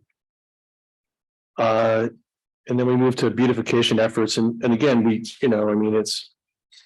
so much of what typical cities do is they build new, they expand into unincorporated areas, undeveloped areas. That's not us. Largely what we do is maintenance, 1 square mile and a lot of maintenance. So, these are maintenance / beautification efforts, and here's what we've done, and we'll continue to kind of work on it. That said, if you have specific things that you'd like us to add for the new fiscal year, tell me when at our individual updates, and I'll book them, and we can talk about them during our budget hearings. Okay, I can bring up one right now. I would like to see the Rio Park property cleaned up and cease to be a corporation yard. Yeah, so I did check. So it's zoned R1, and storage of materials is allowed in Monterey County in the R1, council member. That close to the river? Well, she asked me to do it. So, but you're right. So Rio Park is property bought in 1985. It's not actually in the city boundaries. It's still in Monterey County. We've been struggling with what to do with it since I was in high school. It's a long time ago. This might be something though that, like, what, with all due respect to Councilperson Fallu, I don't have a problem with them using it right now for what they're using it for. I would like to see something great put in there, but for the time being, I don't know why. Well, it's in a riparian area, which is probably under environmentally sensitive habitat, and it's right there on the Carmel River. So anything that's there sitting there could be leaching into the river. So I think we have some environmental concerns with what we're storing there. Yeah, so for everyone, for the people that are watching, so we store our wood chips there. So they're only city chipped trees. and that pile ebbs and flows. Those chips are available to the public for free. Tell us when you want to go down there and you can load up as many truckloads as you want. And then the logs from our dead and drying and dying trees that have fallen. And then we use the wood for benches. Mr. Byrne bought us a really. If we didn't have that, say we didn't have that, what would we do with those chips and logs? We'd have to pay to dispose of them. So Bob, it looked to me like somebody went down there and graded off some of the chips or something like that. It's been kind of bladed down the middle of it. I walked through there last weekend. Looks good. Thank you. Yeah, we did use a lot of the chips for when we chipped the trails and Mission Trails last fall. So that used up a large percentage of chips. But it's the piles grow back and go down. Yeah. Especially with all the trees down, it's growing right back. Yeah. Yeah, and so again, if we didn't have somewhere to store them, we used to store materials at Carmel Middle School, but we recently got evicted from there. So that's why you see our beach fire devices and some golden granite boulders and just small piles of other things at Rio Park. We were evicted from there, but on an annual basis, when we re-chip the trails and Mission Trails Nature Preserve, we'd have to buy chips if we weren't having somewhere to store them. So looking for somewhere either out of the city, maybe on the COD property to store our materials. If we develop or when we develop, Rio Park will be something we'll have to do. And if I may, Chip, on the riparian, we're very well aware of the riparian and the sensitive habitat and the Carmel River and all that. Our areas are maybe it's unsightly, but it's well kept. So we're making sure nothing's leaching into the river or getting into the riparian areas. Perhaps, Karen, that's something you might want to add under 18, develop a facility master plan. Yeah. Would be able to fit in there. Yeah, I think you might want to have a conversation too with Raphael Payen for Park District. They may have Yes, space. Councilmember, this would be your opportunity to speak to your idea about the ball fields versus the Rio Park. I think it's a great idea, a very novel idea. It's your legacy project. There you go. It could be a legacy project. Yes, yes. Well, it occurs to me that as we look for places for affordable housing, and we look to that area where the ball fields are now is within the city limits, whereas the Rio Park has not been annexed yet. Correct. And we might want to look to what it would take to annex that property. And then also talk to the mission about either flipping the uses so that, if ball fields flooded once in a while, that probably wouldn't be the tragedy of putting houses in that area. But housing in there. it might create an opportunity to put housing where the ball fields are now. Now, this is all just a concept, but as we have to be creative in looking for places, and it might end up being a very viable and attractive place to have some housing because there are bus stops in the area. It's about equal distance to shopping downtown and shopping at the crossroads. So it might be an opportunity that we should look at. So we may want to start to maybe get some idea of what it would take to annex Rio Park. And if you said it's in R1 now, that probably makes it easier than if it were in Park. Yeah, so I mean, again, if we prioritize it, this is something we can delve into. Yes, ma'am. Thank you. Jeff, why would we need to annex the property to do the switch? I mean, we wouldn't have to. The So ball fields, yeah. I mean, if, presumably we could install the ball fields in Rio Park and do the thing about annexing the property that makes me a little nervous is that it's on the river. And right now it's someone else's responsibility to deal with that. No, we own it. We own it. It's an interesting. Yeah, but property. it's not, we see what owning property on the river is like for other people whose houses flood and whatnot that are in unincorporated parts of the county on the point. I'm wondering why we would need to annex the property to We could own property outside the city and own it. Yeah. I mean, and maintain it. I think what Councilmember was talking about is swapping the uses. So again, moving the ball fields to active. Sure. And my question is, why would we need to annex? Swapping the uses sounds like a really interesting idea. I'm sort of lost as to why we would need to annex the property to do it. I think getting on that level of detail would be better if we added to the developer facilities master plan list, added to the list and then have discussion around there once it's on that list. What do you think? It's going south, okay. All right. Hi. So I heard Chip say that the city largely does maintenance for the beautification efforts, and Carmel Cares helps. Seems like it should be, as Mayor Potter said, a part of the overall long-term plan.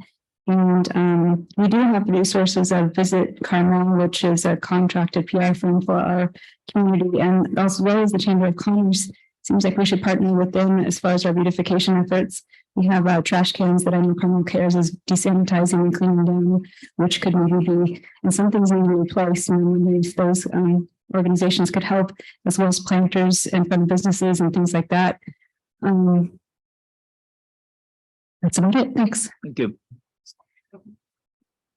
And I would, Nancy Toomey here, I would like to add the beautification items to include the Forest Hill Park, which is still generally speaking neglected. And we're increasingly, wonderfully increasing the quantity of children throughout our community, whether they're visitors or residents.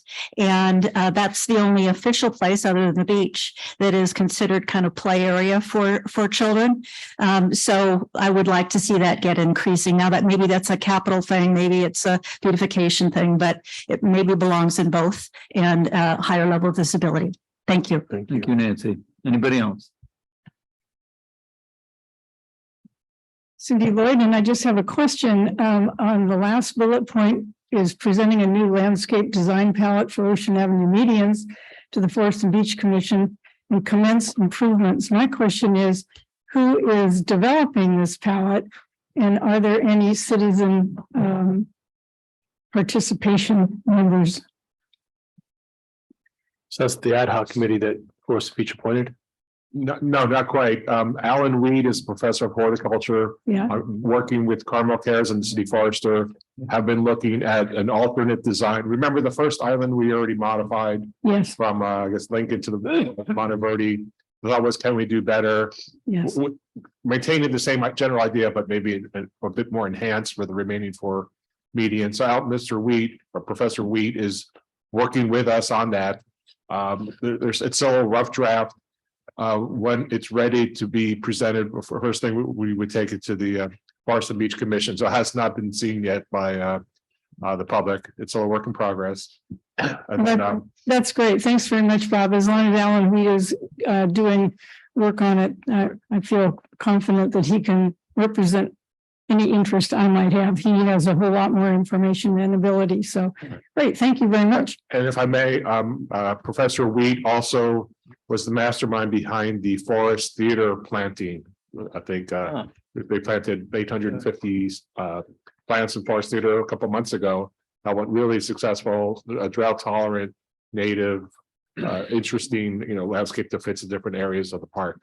So it's the same person that's masterminding that. I did meet him there, and the thing I wanted to say about that, and I did say it to him, was I've never seen so many beautiful specimens of California native plants gathered together at one time. You can generally find native plants in nurseries, but all of them were exquisite specimens. I was so impressed. So I don't carry on.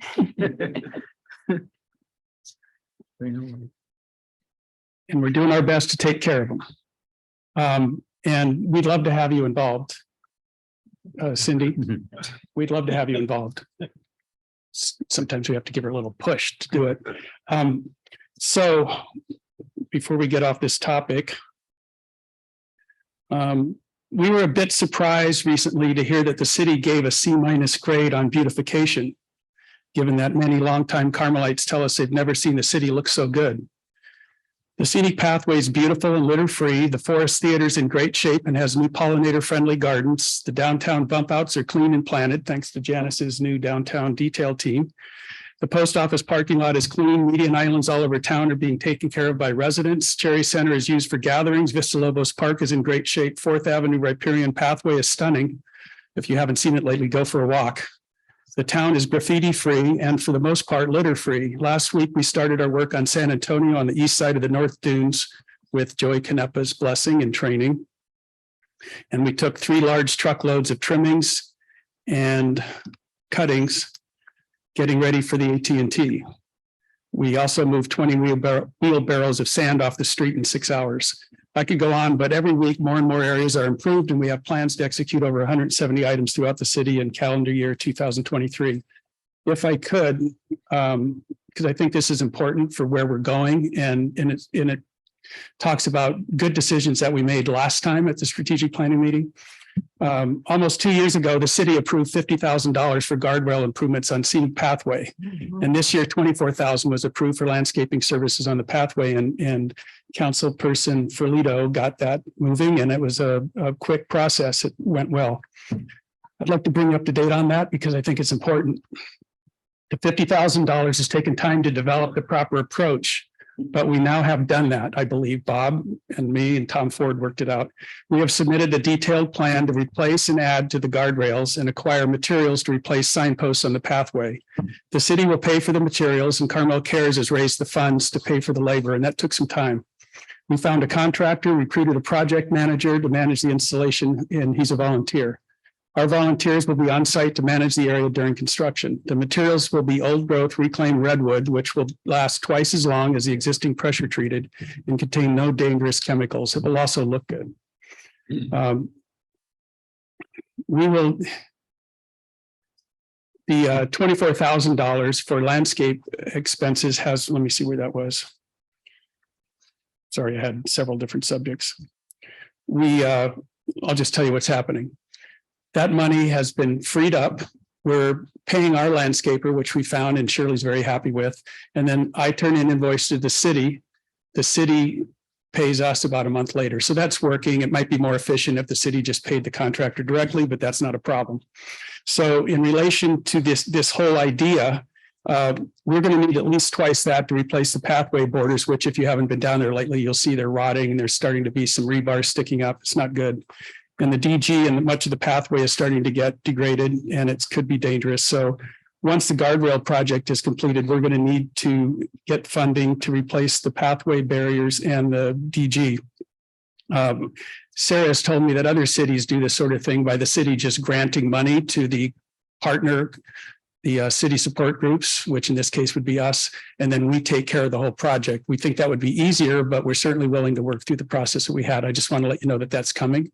It's going to be at least 100,000. We haven't really priced it out, but other than that, the process that we worked on for the last 1.5 to 2 years, I think is good, and it's going to work. And we're going to have the pathway beautiful with new refurbished materials, thanks to your efforts. Great. Thank you. Thank you, Mr. Carr. Excellent. Good. Anybody else? We don't. Yeah, Alessandra. Okay. I just wanted to pass these out to the council members, and then I also have copies for Bob, Brandon, and Chip. It's photographs that people have sent me since my campaign. Beautification was a key issue, and so people would send me photographs of things they would see. A lot of these are downtown. Some of them have been fixed, but it's just examples.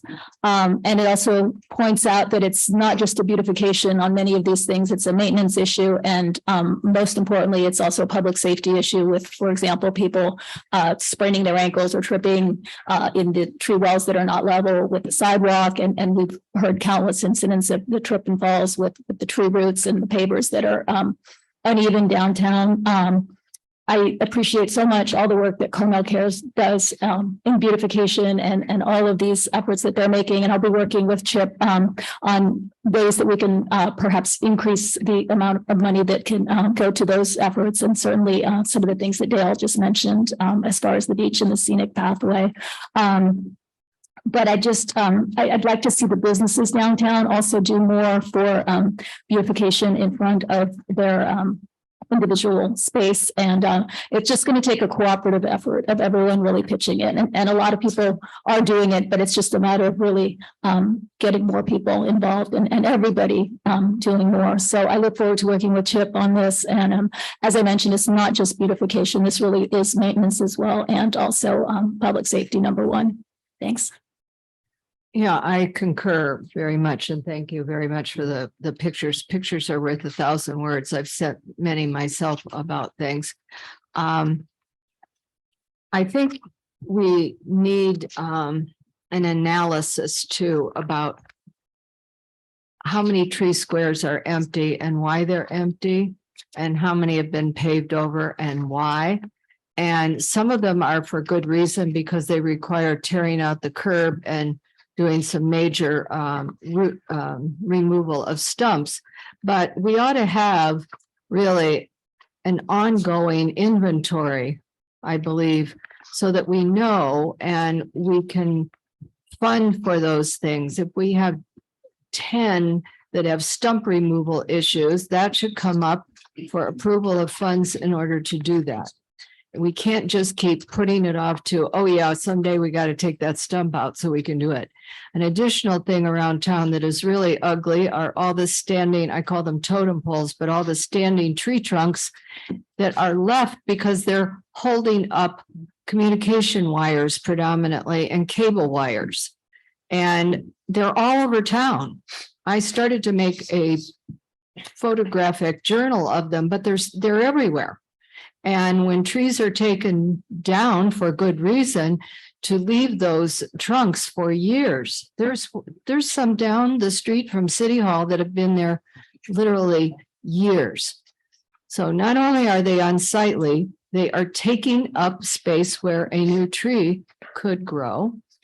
And the other thing is the cable companies and communication companies should be issued cease and desist orders from attaching any of their wires or cables to living trees. That should be a big no-no. They cannot continue to act as telephone poles. So this is something that when we're looking at undergrounding, we will also have to deal with, is what to do with the communication cables around town and how to reclaim those tree planting opportunities where we have standing dead trees. It's not an attractive look. Thank you. Thank you. Anybody else? Yes. I just wanted, I'm Janice Bradner, and I just wanted to point out that on our strategic plan for the downtown detail, Karen, we have doing an inventory of the tree wells in town and reporting the ones that are dangerous to the city. So hopefully those can be corrected. And also, Alessandro, we have a meeting on Thursday with the chamber to start to talk about the beautification efforts for the front of the various building or businesses in town. Excellent. Thank you, Janice, and thank you for everything you do. Appreciate that. And Anybody else? just a quick thing is, and I certainly hope that there are things that only a city can do. I mean, our volunteers do a tremendous amount of work, but literally there are not only limits to what they can do, but there are things that physically only a city has the equipment and the manpower to do. And so I certainly hope that the city can step up more as well in this effort. If I could have one short thing I forgot. Related to that, we've always realized that because we have older folks like me that are doing the work, although I lift things I shouldn't. So we immediately hired professional gardeners who have their trailers, their equipment, and Shirley uses 3 of them for now about 128 straight weeks when it's not raining to do that kind of work. And that was one of the reasons for our success, is we realize we have limits. We also work with Public Works. Bob's team is great. We have a wonderful relationship. If we need something, they come and do it, but we try not to bother them because they've got lots of things to do. So one thing that we could also do, and I brought this up to Bob and Sarah, I didn't get much of an answer, but we're more than willing to play a project management role with the landscapers that the city has hired, who I know, Robert Lester and his team, because when we're watching, more things get done. You know, you don't just send somebody out to blow, and, you know, we make sure the work gets done. So we're more than happy to be project managers, and we have lots of people to do it, to work with Robert Lester's team to make sure that the things that you have on your list get done. We actually enjoy doing that. So that was related to that. We don't do all the heavy lifting, and they have a big tractor and stuff that we like to use very seldom, but we use it. Thank you, Dale. And to that end, it would be nice to actually know, now that we have a maintenance TNC working for the city, where they're working and when, so that we're not duplicating efforts and coordinating. So just like at Lester Roundtree, if they're cleaning once a month, the volunteers up there, if it can be coordinated, so they're not cleaning the same week as TNC, the park would be, or the Lester Roundtree would be cleaner more often if they were spaced, say, 2 weeks apart. But we can't know those things. Volunteer groups can't know those Yeah, things I without the don't know, I information. don't know that we're not talking council member. I need to talk to Bob. So I'll get you an answer on that one. Okay. Thank you, ma'am. Anybody else on council? Mayor, ready to move on to Yeah, let's move on. affordable housing. I think we've made some great progress on this. We've had a couple of public meetings. We've got a great subcommittee working group on this. And again, you're going to award a contract. We'll have an item before you next week to award a contract for the actual housing element redraft. We've got a great white paper that's on our website. We've got a listserv for anybody interested in housing issues that they get noticed and copied on agendas and the like. So, but I would turn to the subcommittee. What have I missed? Well, I'll just reiterate that we really are on two fronts. It's what we're required by the state, but then there's also a component of pushing back on the state, but we have to do them together. We have to be ready for what they're asking for, but we are actively asking them to lighten up on the load too. But we also have to be cognizant of the fact that our numbers are reflected by our jobs and housing balance. And we have the hospitality industry and the restaurant industry who employ the lower wage workers. And it would be better for our climate, it would be better for our parking, et cetera, if people could live close to their jobs. I do believe that in many cases, our vehicle miles traveled in the climate analysis only took into consideration the miles once they hit the Carmel city limits, and they are not, I don't think they really reflect where they start. And if they, live in Marina, or they live in Salinas, or they live somewhere else, they are traveling a long way and creating carbon emissions. But I ask the community to have empathy as well, because this is not an easy task, but it is a necessary task for us to look at, and it could have incredibly good community building opportunities as well as housing opportunities. Because as we all know, our community has been shrinking. Our full-time community has been shrinking all along. So I just wanted to point that out. I was just going to clarify that the climate action plan does take into account where the travel is coming from, so that we could take into account the visitor travel, and then the commute travel and the resident travel. So that is taken into account in our climate action plan. All right, so you did surveys of where our employees in the hotels and the restaurants are driving from? We haven't done surveys, but we did utilize regional data on sort of regional travel data to figure out an estimation of our vehicle miles traveled, and that considered travel from outside the state, travel from other cities around the state, and travel from other parts of the region. So Councilmember Richards came up with an incredibly novel idea the other day, a carless visitor. Bobby, you want to pitch that a little bit? It's very preliminary, but I think it's a wonderful idea. It has a market. Well, it's just, it kind of ties in with what Amy Herzog and Jeff Burkhart were speaking to earlier in the days, is going after a type of traveler. So what we're hoping to get is these airplanes or flight travel. That's what the visitor that we want. And what I proposed was hopefully someday we could come up with a free shuttle from Monterey Airport to downtown Carmel, which would bring somebody in from Dallas or San Diego or Seattle or any of these new flight markets that are becoming quite popular. And especially when we get our new airport, there'll be even more, that we can offer them a ride to Carmel for free, where they would stay and be here without a car. So it'd be a carless vacation. It was an interesting model. We could perhaps, create that here for other communities. Because I know that like Boston, for example, it's a great walking city. You don't need a car when you get to Boston. You don't need a car really when you get to Carmel. You could Uber if you had to, but honestly, why do you need a car once you're here? Unless you want to go somewhere down the coast or something like that. But still, majority of the time you'd be without a vehicle. I think it's a great idea. Yeah. So it's just a thought. Great. Thank you, Council. Thank you. All righty. Anything else on I think we're good. Housing?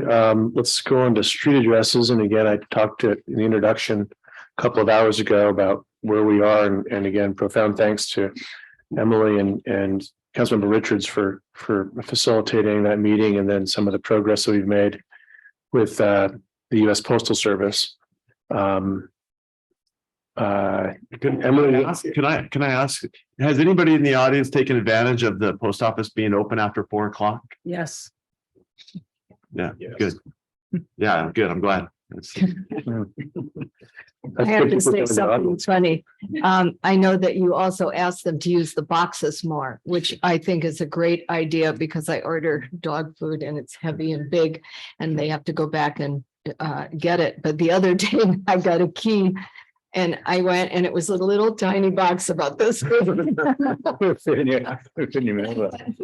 My dog food doesn't go in there and my prescription did.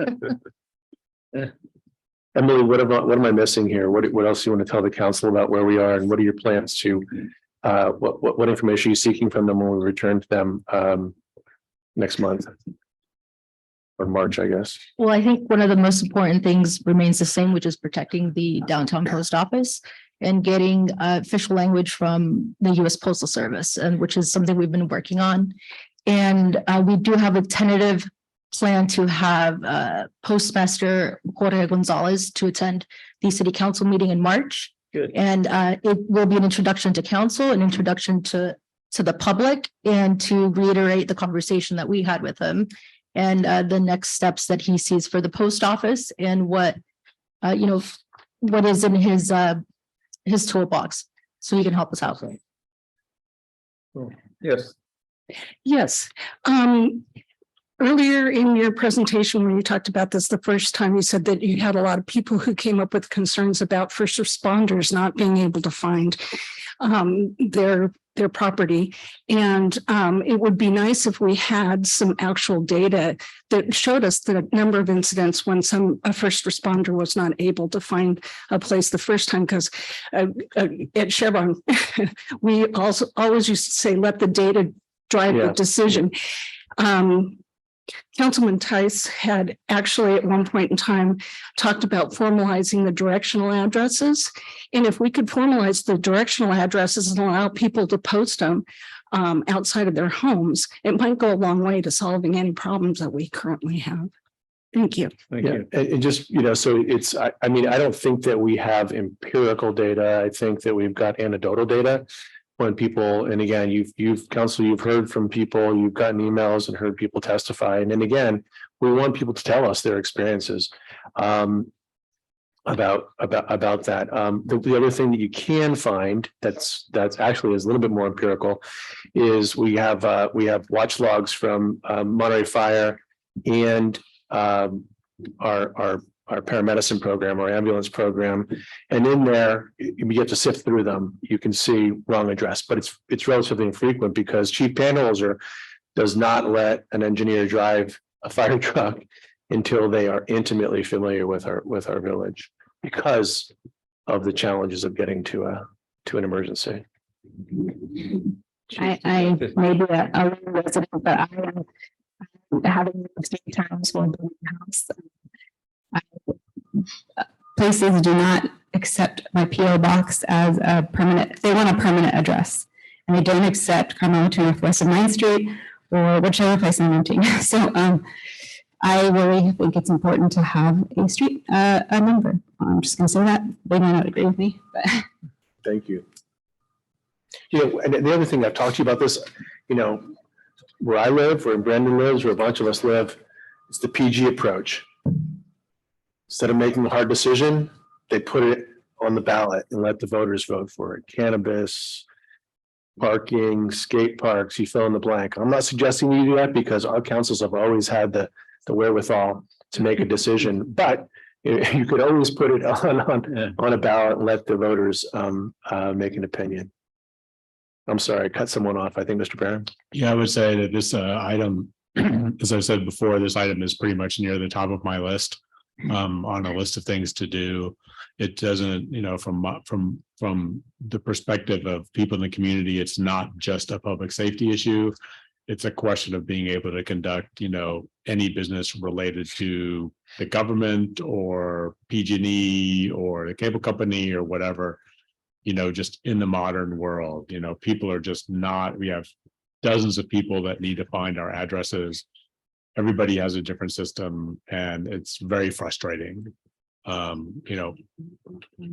It's very frustrating for people in the community to have to consistently deal with this. We talk a lot about the declining population in the community, and we talk a lot about making the community a place to live. And it's just death by 1,000 cuts that makes Carmel a different place, a difficult place to live in. We need to sort of figure this out. And from my perspective, this is at the top of the list. I concur. It's at the top of my list too, for various reasons that Councilmember Barron mentioned and Ms. Witt did, because it is very difficult to do business without an address. I am surrounded by people who have addresses where I am. My little lane does not, and I can't even think about ordering a rug or a chair or anything else without spending, a lot of time and energy explaining how and where to find it. I got a very frustrating phone call yesterday from Dobby Tree, trying to figure out where there is a tree behind a fence somewhere near my property that needs to be looked at. And it had an address on Junipero that I didn't even recognize. And I mean, really trying to talk to this man about the location of this tree, which possibly is near my property, and leaning over it. It was extremely frustrating. And I know other people go through very frustrating things too. So yes, top of the list. Well, it is, again, it's one of our top 16. And, again, we do have, as Councilmember Luda we do have the Walker track, which we annexed from Monterey County. So parts of Santa Lucia, all of Santa Lucia, and parts of Junipero to about 10th do have street addresses, and they get at-home letter delivery too. So Yeah, and Mission Street and Ridgewood. Sir.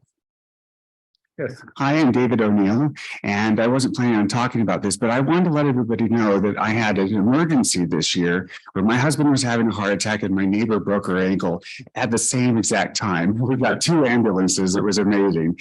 And everything worked out fine, thank you. But they found us, and I didn't have to try and explain where I was at. They knew because of my cell phone. I was calling my cell phone. They said, no, we know where you're at. It's okay. So I just wanted to put some people's mind at rest, that may be concerned about that. And there's also an address that you can have things delivered to the post office. It's like 56B something or other that gives you an address that you can use when you're doing something online. So just hope that's helpful. Thank you, David. Appreciate it. Anybody else? All right, well, we're leaving this on the list, so let's move on. How are people feeling about a bio break in state 15? Chip, can I present this one, please? No. Let's go. Wow. Yeah, keep on. All right, you're going to keep it on. All right, go ahead. You have 90 seconds. Seriously. Well, it might be 2 minutes, but anyway, when I started about 5.5 years ago, we had one person in facility maintenance. That was Cleve. Since then, we added a second person, which is Leo. So now we have a much better team. When this item came about, it was to prepare a facility master plan or a preventative maintenance plan, because we've been reacting to repairs. We are still, to this day, reacting to repairs. The condition of our buildings are deteriorating more rapidly than we can maintain them. We also have 6 buildings that are 100+ years, almost 100 years old. That said, the facility master plan or preventative maintenance plan is really morphing into a different animal. So we are doing many things. What we're doing, for example, the facility condition assessments that council approved the contract with Bureau Veritas recently. So they're doing the condition assessment of City Hall, fire station, with Salobos and the public works side of the building. Council hired Jason Architecture to look at the facility condition assessments for both of the libraries, to do a master plan for that. A different topic on the list here is the Scout House. Hope we're going to be issuing an RFP. Hope to get a contractor to renovate the Scout House. Working with one of our program management consultants, Asonio, and our 10 over studio, which will be at the council thing next week for an amendment. They're working on the design of the City Hall roof. main library, painting, interior and exterior, the generator, the carpeting, Sunset Center, exterior painting and hazardous material renovation, hot cottage windows. In addition to, so we have a whole bunch of facility renovation projects that are happening. The focus has been on the police and public works building, which certainly, that's front and center. So this item kind of morphed into, quite frankly, when I'm updating this, I'm not sure, are we talking about all the buildings? Are we talking about a facility master plan, which is really a moving target? Or are we talking about the police station? So that's one thing I wanted to bring up for your consideration. Also, for the police station, as you know, next week, the ad hoc committee, which is the mayor and council member Barron, will be making a recommendation, which last I understood is to recommend that we hire an architect through an RFP process. An architect would have expertise in building or police building design to do a full analysis of the police station, look at safety issues, look at code issues, to look at police function issues, and to make recommendations back to the council in April, May, or whatever to where do we go from here? So anyway, that's kind of the big picture of our facility conditions and this item. Hopefully that gives some background on what we're doing. I have a question. My 2 minutes is up. Yeah, you blew that out of the water. So facilities management, facilities have to have a roof, a basement, a window, or are some of our natural environment under facilities? What's the parameters? It could be opened up to anything. What our focus in facility maintenance has been the buildings. We have. Yeah, so when we drafted this, it was the built environment. It was not just flat work. It was not natural areas. It was the built environment. Was it in the revetments, the vertical walls, the drainage pipes? No, none of those, because those are typically capital improvement projects if we know what we're going to do to them, or they're a planning effort, like the revetments and the work that we're doing on the beach to look at the structure. They're not structures, the walls and the revetments and the sand ramps and the placement of rocks and those kinds of things. Yeah, because over the years, it has been my experience that unless a roof is leaking or a basement is flooding, some of our facilities don't get as much attention. They sort of get pushed off to the side because of those other things, reacting to a leaking roof, reacting to a flooding basement. We do proactive maintenance on a seasonal basis. So for example, as we're moving into the winter, Bob's staff they check. We've got a pump underneath my window at City Hall, which is a marine pump because of the way the driveway sloped to pump water out. So the bottom of City Hall doesn't flood. We check scuppers, we check downspouts, we check windows. So there's a lot of things that you would do to your typical home. But what we don't do is create a depreciation schedule, if you will, i.e. we're going to put a new roof on City Hall this year. That's good for 30 years. So we know that in 2043 or whatever, 53, that we need to look at replacing that roof. And that's needs to be done citywide. And that's part of what we're doing right now.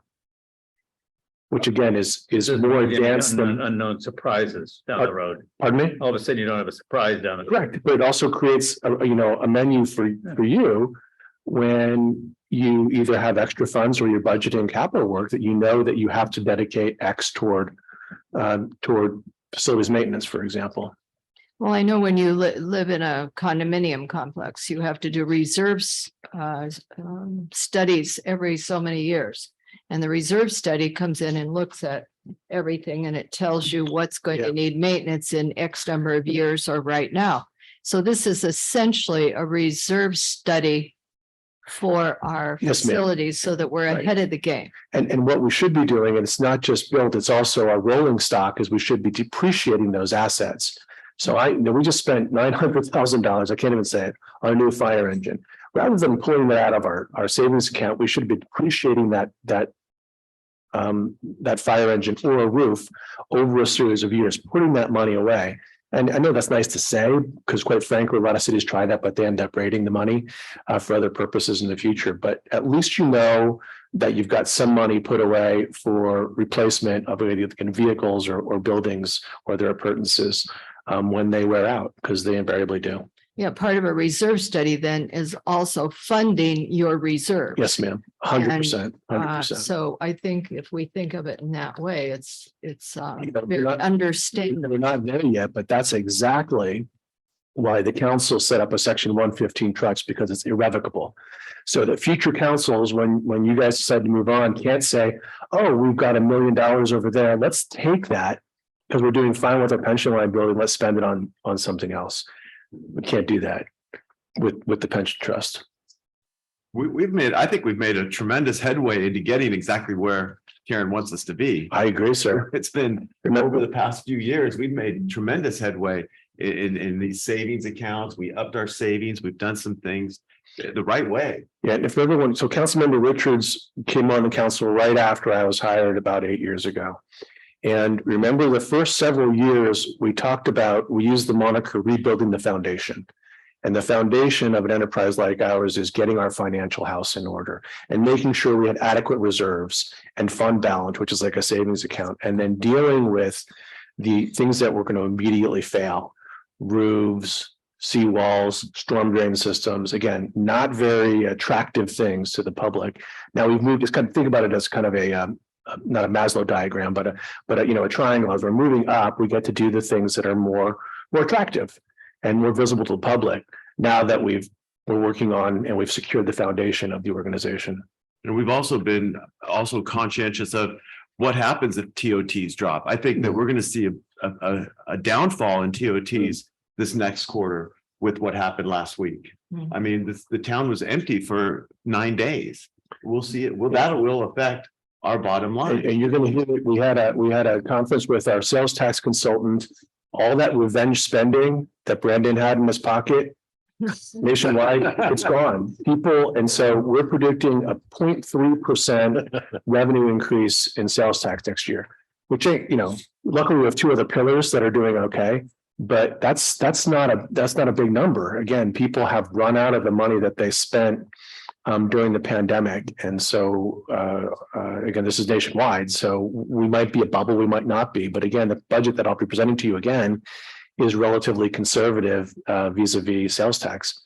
All right, I have a question for you. So the reserves that we have, because we have rainy day fund, Yes, ma'am. could we develop though a reserve fund that was for facilities? Sure. And we could. Yes, ma'am. We don't have that now. No. We have a reserve. And then we have what we call fund balance, which is like our savings account. We tapped into fund balance to pay for the fire engine. But again, you can create as many funds as you want. I wouldn't recommend that because we've got a nice compact type budget, but you could certainly create sub accounts for specific purposes. Okay, that's good to know. So. So this is all great. I mean, certainly we should be maintaining the buildings that we have, but my question is a little different. Do we have the right buildings? Like, do the buildings that we have, the Scout House and Vista Lobos and the police station and the Public Works building and City Hall and the libraries, do those buildings meet the needs of the community that we have or the community that we expect to have? And I think, it's pretty clear that, we've discovered that the police station really doesn't meet those needs. Yeah. And, by sort of extension, the Public Works building probably doesn't meet those needs. But, we talk about Vista Lobos, a fair amount. We talk about the Sunset Center is obviously a city building too, as is to some extent, the north parking lot. Do these facilities, the question that I would like to see addressed is, do we have the right buildings? And so when I think of a master plan, maintaining the buildings is just something we should be doing as a matter of routine. But my question is, do we have the right buildings? And, with the work that's, maybe going to go on at the Scout House and maybe going to go on at Flanders Mansion and maybe going to go on in the North Center of the parking lot, are we making the right decisions? to keep the city, to keep the city viable as a city, as a place for people to live and people to visit and people to recreate in and all those things, for the next 20 or 30 or 40 years. I think it's And a great policy discussion. Right. And I think when you understand your liability in those kinds of structures, you'll be able to make a more educated decision. Our neighboring community, and again, we're not an anomaly here. We own a theater, we own two theaters, right? One outside, one, Pacific Groves owns a golf course. They used to manage it themselves. In Monterey, I was in charge of a half a cemetery. So I own two wharves and a Trader Joe's complex, just not me, but the city did. But so, you get cities that end up taking on other things with the potential to plan for them in the future to serve their residents. Scott House is a great example. I would never propose, I would never recommend that you get rid of it. But again, finding a new life for it, a new partner for it. Would be really healthy, I think, for the betterment of the community as well. But I think it's a relevant point. Yeah, so this is a pitch to my fellow council members that's what I would like to see here. In addition to just a maintenance plan for the buildings that we have or the facilities that we have, it's a discussion about whether we have the right facilities. Yeah. We're going to be talking about that in a minute when we talk about the police station, and how big that project is or how small that project is. And, there's a lot of land up there, and there's land at Rio Park and there's land in the Northside Center. There's land in both parking lots at Sunset Center. Are we making the right decisions? It wasn't too long ago that a previous council thought that we shouldn't own a mansion. And the community disagreed pretty vehemently. And so again, those are great policy discussions for council to have. Yeah. Ken? Wow, that's really interesting. Scout House. If you're very sorry, it was a remarkable example of a great old construction, all natural wood. Really nice fireplace. It's a beautiful meeting. Just before he died, Earl of Dalstrand, who was born involved with the city for a long time, an architect, came up with a proposal. He was to sell the property in Scott House's owner and use those funds to build a meeting room in Vista Lobos. It was another thing. It was about the same size as the Scott House. And we use that money to build up in Vista Lobos. You have a parking and a meeting room and with a kitchen and that kind of thing. And never got put forth, but it's a real problem with the Scott House. You know what the problem is, ADA. And but that's one solution. I thought I'd throw it up. Thanks, Ken. Appreciate it. Developing facilities master's plan, it sounds like, we need fundraising and we could really tap into, it sounds like our visitors are a great resource. So I'd like to revisit that idea of a shuttle, like to the AT&T program coming from the Sunset Center for the various activities in town. And then also visit Carmel and Chamber of Commerce could possibly invest into the shuttle because it just helps them as well and to the airport. Yes, ma'am. Just real quick, I do support Councilmember Barron's idea to look at all of our buildings and whether they are put to good use, or perhaps maybe we need new buildings for some of these. And then certainly that can also fit into a comprehensive downtown plan for the ones that cover the downtown area. And I also support Councilmember Ferlito's idea about the strategic reserves, and certainly that we need to do more to be proactive and forward thinking and have big plans rather than this reactive Band-Aid approach on some of our facilities. Thanks. The 40 years. That's what we do. Right? Me again. I recently met with Public Works personnel in their meeting/break room, but I walked through their offices before I traversed their leaky garage to the meeting space. I felt like I'd entered a dungeon. I saw deplorable conditions, including tiny offices with inadequate lighting, old carpeting and office equipment, leaky roofs, and faux wood paneling from the early 50s. I could go on and on. I haven't spent any time at the police department and very little time at City Hall, but I can only imagine the working conditions at these facilities based on what I've heard at various city meetings I've attended, including today. My son works at Facebook and Google before that. Both companies do everything they can to make their work environments inviting so they can retain the best employees. They provide free dry cleaning, gym memberships, and I could go on and on. But amenities that are designed to maintain a quality workforce that's motivated to achieve the company's goals in a timely manner. And I'm not suggesting that you guys get dry cleaning and gym memberships, but you should be at least provided a modern, safe, and comfortable environment. For such an affluent community, we should be embarrassed how we present ourselves to our residents and visitors. And we're sending a message to our vital employees that we do not value their presence and contributions. And when employees feel undervalued, it affects the quality of their work. Councilmember Drumoff talked about the safety of our city streets and sidewalks, and perhaps the quality and safety of the quarters of our staff is a contributing factor to those problems. Carmel residents rely on the quality of city employees for their safety and well-being. We've recently experienced the loss of some of our key employees like our forester, and I'm sure the working conditions were a component of that decision. Happy employees are motivated and loyal employees. Instead of prioritizing paid parking and street addresses, the city should be prioritizing repairing our crumbling city infrastructure and the safety of our residents.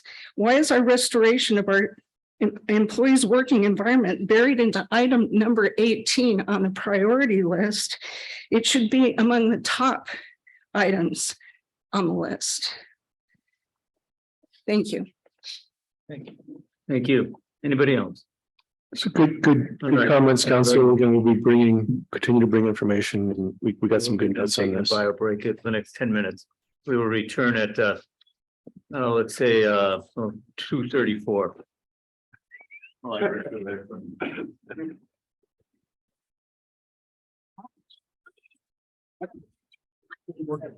That's what we're running out of time.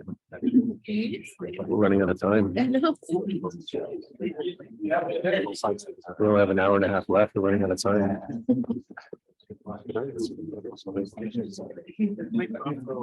Oh, yeah.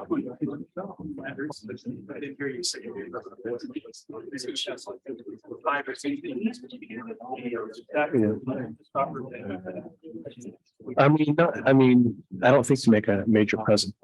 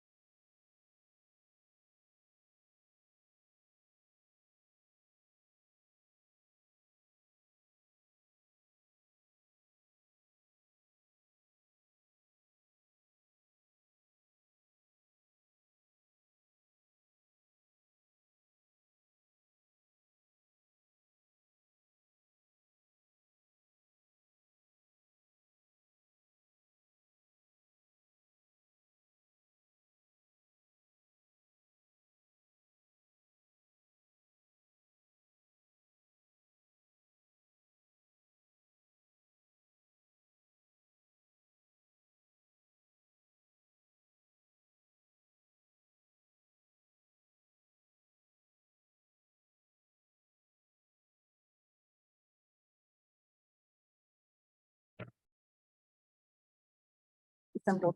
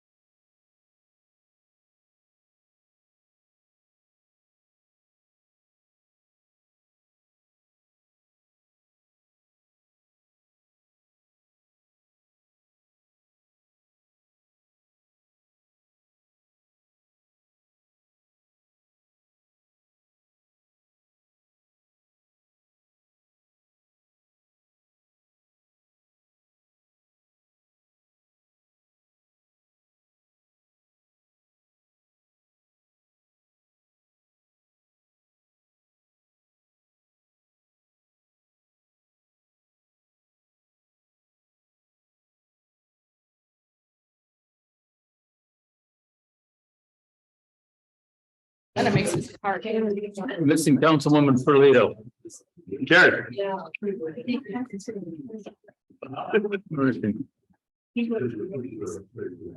got me on. Thank you so much. You know, we are, we're coming up on a little less than an hour and 90 minutes, Mr. Mayor. So I'll try to talk less. I don't, Get wrapped up pretty quick. yeah, you know, again, we don't have to decide. There is an item coming up for the Scout House. And rather than receive full presentations, my recommendation to you is that you just hear from the public about whether, and it's not a high priority item right now. And as I said in my presentation, it's number 22, I think. 22 is Flanders, 23. I meant Flanders. I meant Flanders. I'm sorry, sir. I misspoke. That rather than receive full presentations from Mr. Holla or Mr. Buffo, that, you know, we just get the public's opinion on making that a high priority item. You know, again, because we have completed some. Okay. So anyway, undergrounding, it's challenging. You know, I think what Mr. Barron talked about a few years ago was, you know, if it takes 100 years, at least we, you know, start something. So it might be something that you want to consider prioritizing in the future. The challenge with underground utilities, of course, is it's difficult to plant trees. So that's something you're going to have to weigh in the future. Difficult to plant trees. So anyway, that's my comments, Mr. Barron. My comment is that there is a question we could ask the public. Somebody mentioned it earlier on some other, I can't remember what it was, going to go to the public. But one of the things we could do is see if the public wants to accept an assessment, property tax assessment, for 30 years to fund it. Be a citywide vote. I mean, they did say no recently to a tax or childcare. I don't think it might have much of a chance, but I might answer the question, where does the public support on it? I want to give some thought to that. And part of may remember, if you've been to Del Monte Beach neighborhood in Monterey, that they voted on that neighborhood, and so all the utility lines, overhead utility lines, are underground there because they created their own assessment district. That was a long time ago, though. Would you comment on the money that's already in a fund for undergrounding that we could lose if we don't use? I understand there's under $1 million. I could address that if you want. I think we have about $980,000 allocated to the city. It's not in the city's coffers, but it's allocated to us. By the end of this calendar year, we need to have an assessment district established by the city council, adopted an assessment district. If we achieve that goal or that requirement, then those funds are not subject to being taken from another agency. If we don't make that goal, it doesn't mean we lose the funds, but we're more at risk of losing some of the funds. And in fact, I think last year we lost 17,000, some minor amount for some other agency that was ready to go, and they just needed a few more dollars, and we didn't have our assessment district established. So again, and also while we're at it, I wanted to point out the cost of undergrounding. Rule of thumb. This is just a rule of thumb. It costs approximately $1 million a mile to underground overhead utilities to underground. Well, we're only a mile. No. Not a square mile. A linear mile. A linear mile. So this is a long-term process. It's a lot of money, but a very valid point. What's our lane miles? How many lane miles do we have? 52 or 25. Yeah, it's one of those. 52, Dyslexic. 25 big. I should know this. I don't know. But the numbers that I remember from the last time we talked about this 3 years ago, where it was $3 million a mile, not $1 million a mile. And we had 20 some miles of underground utilities. So the number was going to cost, you know, the total value or cost of the project was going to be somewhere in the neighborhood of $60 to $80 million. And this was 3 years ago. And the $75,000 project that was on the capital improvement plan that was not adopted the first year I was in office was to sort of ferret out some of the details that Dave, the mayor, was just talking about, whether people would accept the assessment district, what to do about some properties have already undergrounded their lines at their own expense. Some properties you got Rule 20A money, you know, 30 years ago to have their power lines undergrounded downtown and on Scenic. You know, where do they stand? Some properties came undergrounded. You know, the properties out towards the Mission, like they were annexed into the city when they were underground. There are all these issues like this. Yeah. That would need to be ferreted out to do. Yes, but I think that you know, my view, my sort of feeling is that we've got this, you know, $900 some thousand I think to the points that have been raised earlier, there's a really easy to stomach project, which is the Mission Trail Nature Preserve line. And maybe it's not the sexiest line, but it's a really defined project with really sort of discrete barriers. And I think that would inform, if we did that with this money, that would inform a lot of the decisions that we would go through if we tried to make a larger if we tried to do a larger project, because it shares a lot of the same concerns. And also the safety. Yeah, and so again, we're doing some work on this. It's been slow, but again, formation of the assessment district. I'll look for Bob for an up and down head motion. We should be able to set it up by the end of the calendar year.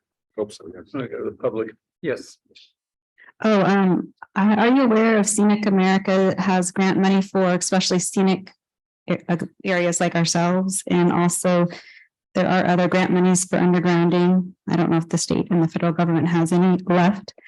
Also, I understand that when you do undergrounding, it would be down the middle of the street, not in public rights of way. So that would be less tree impact, hopefully. And we understand that they punch now at each end and pull the cable through instead of open trenching. Open trench. If you are going to be voting an assessment district established, it might need to be a vote, I would think. Yes, it's established in its proposition 280 rule, so it's a 50% vote.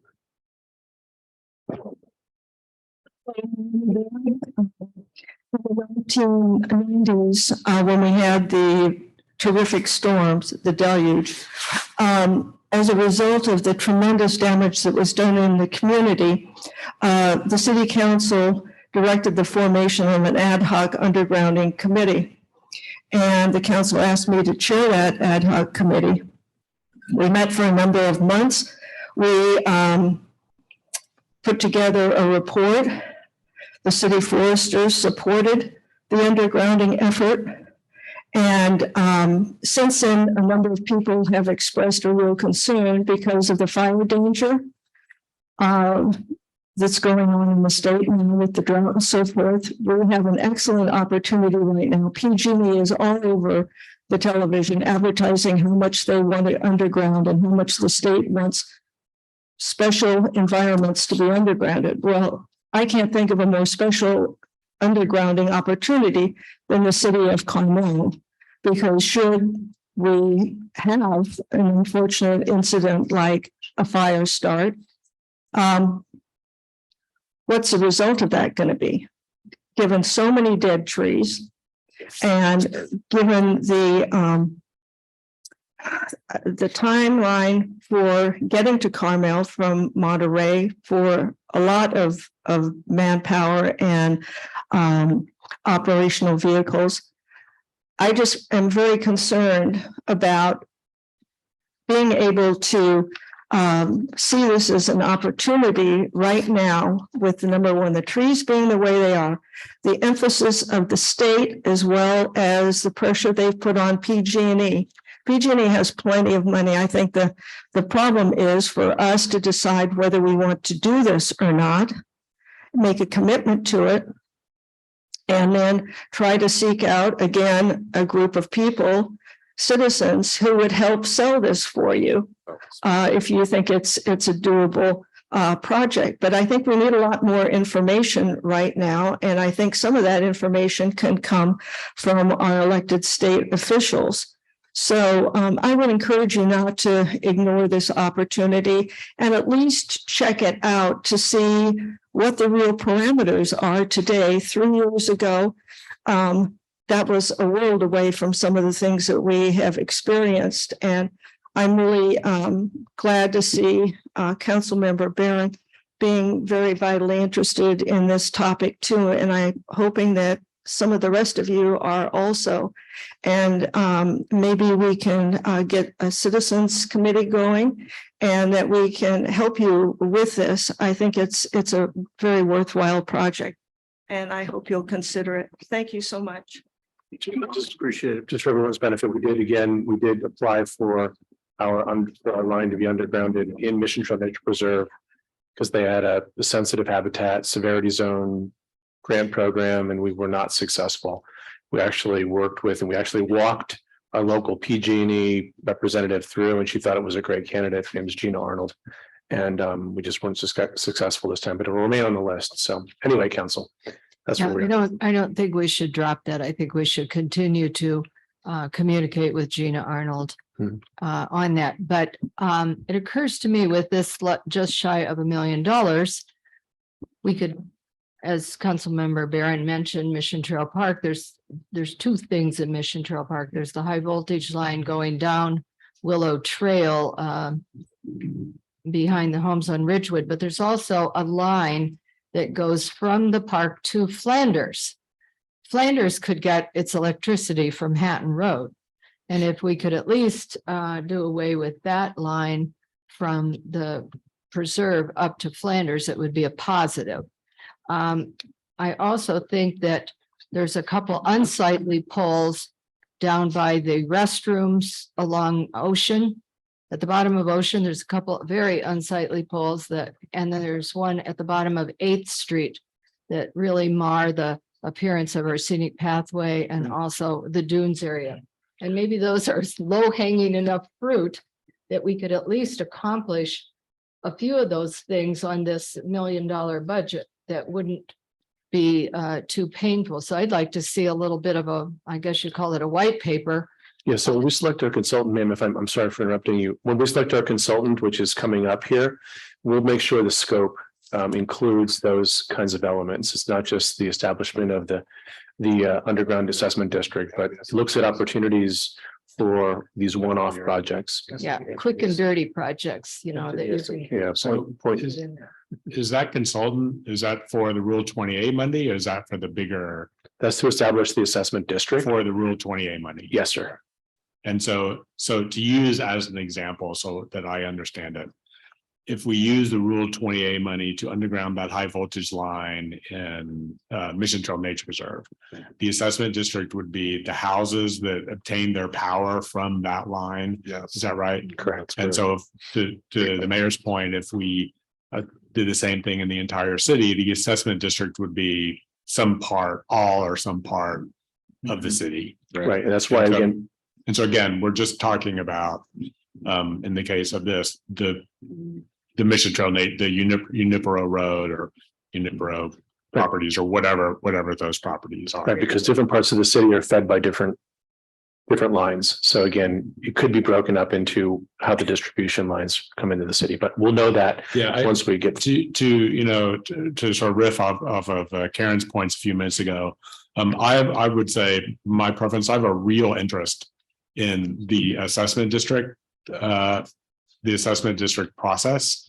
I think that would inform how, if the city were to move forward with a larger project, we would learn a tremendous amount as a city from not only from the assessment district, but on how we deal with individual property owners, some of who may not be able to afford it. All of those issues would come into play by burying that power line. I don't think we would get the same kind of information if we buried, the power pole at the bottom of 8th. Those are two unsightly poles for sure, but I don't think we'd learn anything from doing that. And I don't think we would learn anything from burying the power to Flanders Mansion either. I think those are worthwhile projects and they benefit us, but they don't move the larger, they don't inform how we would move forward with a larger project if that's what we decided. And I think that would be really valuable information for the city. So my proposal, Mr. Mayor, is, we're taking copious notes, a lot of us are. And so when we come back with recommendations based on what we've heard to make some projects higher priorities, that we add those kinds of bullets that we've just heard to focus on aspects of a priority within the priority.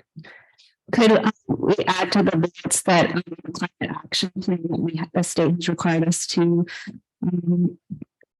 meet by 2045, that they said that they recommended undergrounding, and then just to put our general plan fire element, the fact that we are fires go up higher on sloped terrains as our city, and the high coastal windstorms, et cetera, that make us vulnerable to fire as far as getting grant money, et cetera.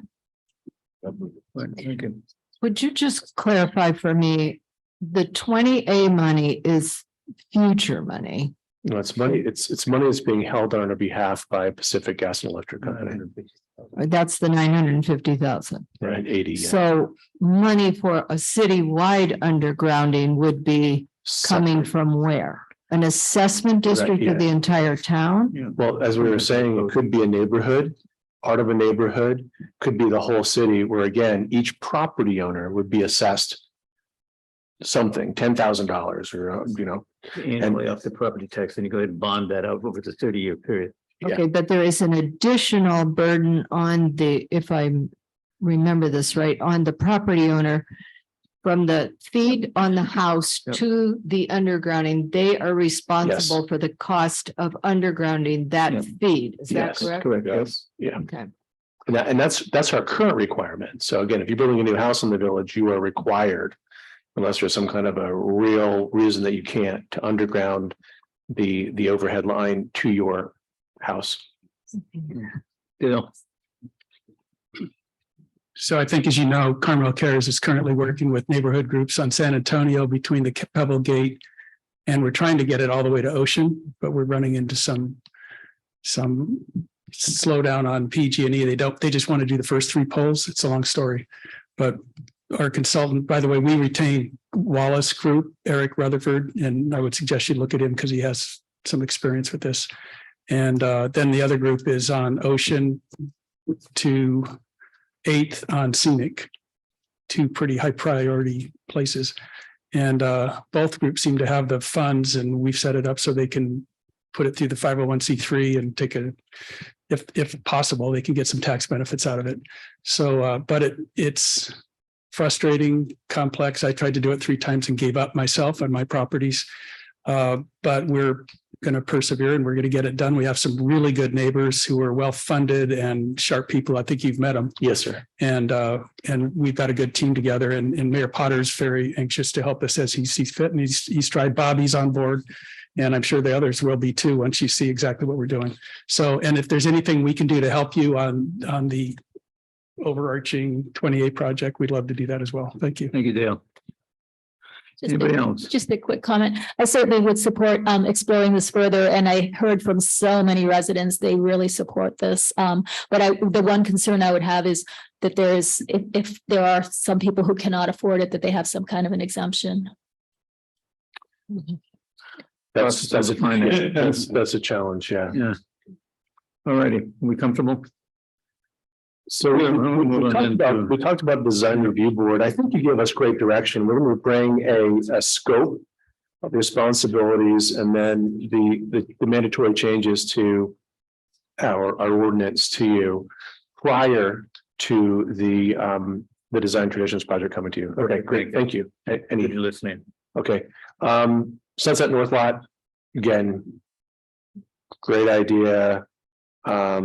Yeah, I don't have a problem putting this off for a little while. I mean, I think in the course of that study on the ADU issues and barriers to affordable housing, this may stick its head up. There is money to go ahead and fund the RFQ process via the in lieu tax parking fees that are out there. Remember, we had Brian Purek check it out. He said we could use those monies that are parked for future parking issues, parking development that would qualify. Yeah, so our housing analyst that did the white paper identifies Sunset as a priority site, as you know, for housing in general, Mr. Mayor. So, you know, we could take a good portion of the 349 units that we're responsible for. Oh, Brian's trying to say something. Brian, well, I didn't know if you. They stuck. I'll let Tim even billing us. I think you heard that. 7 hours. All right, well, thank you for your input. Looking better now. So now, you know, we are in Flanders now, and how much money is in the parking fund right now? The in lieu parking? Yeah. I thought it was like 800 or something. 50 or something like that. I don't remember. It's a reserve. Doesn't we have the budget with them? Who got the budget? Oh, Jane's going for a bag. And so if we build. That's an quick on the draw. So if we It's in the back in the horizontal table. If we, for example, did something on the Sunset Center parking lot, and maybe this is what Brian was gonna answer, that involved undergrounding the parking and putting something above the parking. Could we use that money for that? Or Yeah, again, the mayor spoke with the city attorney. There's a definition in our code, but yeah, I mean, I think if we can, we can. What's the number, Jane? 737. Oh, yeah. I'm sorry, I missed what is this number that we're talking about? Parking in lieu fee. So when you cannot provide parking on your site, when you're developing something downtown or in the downtown, we have a vehicle to pay an in lieu fee. Oh, okay. And of course, in parts of the downtown, we don't want on-site parking, right? We don't want pedestrians and vehicles crossing on sidewalks in our central commercial district. Okay, thank you. What would on the north lot at Sunset, that is zoned service commercial, isn't it? I think it's pink, yeah. No. Residential limited commercial. No, it's not. It's not. Theater. It's a theater district. It's cultural and theater. It's one singular zoning district. Okay, so we would, if we did a parking lot and housing there, we would have to seek a different zoning. I'd have to check. I didn't know if the zoning allows for that. We'd have to look at what the reason says. Yeah. The other thing we have to be cognizant of is that I believe when I did the remodel 20 years ago, I thought it was a picture of Sunset in here, that the expanded capacity in the auditorium, the secret document counted that parking for the expanded seats. So, but again, those are things we will eventually look at. On the opportunities for the Flanders Mansion, I was wondering what, To that yet? oh, we were just talking about 23, so. No, wait, well, yeah, we're still on 23. All right, So on Flanders, again, my suggestion. are we done with this though? We're on North lot. Sunset lot. Sunset We're lot. still on Sunset, I think. Yeah, What I propose on Flanders is that we not receive, if people have full presentations, just because of the time. That we need not receive full presentations on someone's vision. But if people could tell us whether they could tell council whether to make this a higher priority, I think that would be beneficial for the council to prioritize this one. I'm going to just back up one second because I'm not clear what we're doing about Sunset Center. Are we going to do anything exploratory to find out? No, the mayor was comfortable with keeping it on the back burner. We'll keep it on the big list, but it won't be a high priority. What I heard. but if something surfaces while you're going through the process, addressing ADUs and affordable housing in the community, you can throw it out there right then and there. Okay. Yeah, Yeah, exactly. because that may be in the hopper. That could well be. I'm more than like the idea, but I just didn't want to go into the buzzsaw right away. You want to talk about Flanders and read it? No, we're gonna do that next. That's up next. Okay, So that's all I have to say about Flanders. so what Chip's suggesting is that instead of receiving full-blown presentations, we simply hear from proponents or opponents to putting it back on the list as a high priority. But I would say though, just before we get going, I do think that there's a fairly complete process out there that's been defined already. I mean, there's no to say zero complete. We could just dust off the old RFP and go out for a new RFP. Yeah. To go through that process. Yeah, well, we would go to council. I mean, again, one of the Yeah. few things we can do in closed session is real proper negotiations, but dust off the RFP, make sure that this council's agrees with the terms. And then relaunch it and have a couple of open houses, people who walk through with their contractors or what have you, prior to opening a proposal period for 30 or 45 days, and then again, evaluate those proposals. Okay, so we have Mike, you gonna speak to this and then, go ahead, no, let's go ahead. What are we? Sure. Yeah. Okay, Awesome. brief report. Good. One on the list or not? Yes, one on the list. I've got a 5-minute speech I prepared. Talk about it.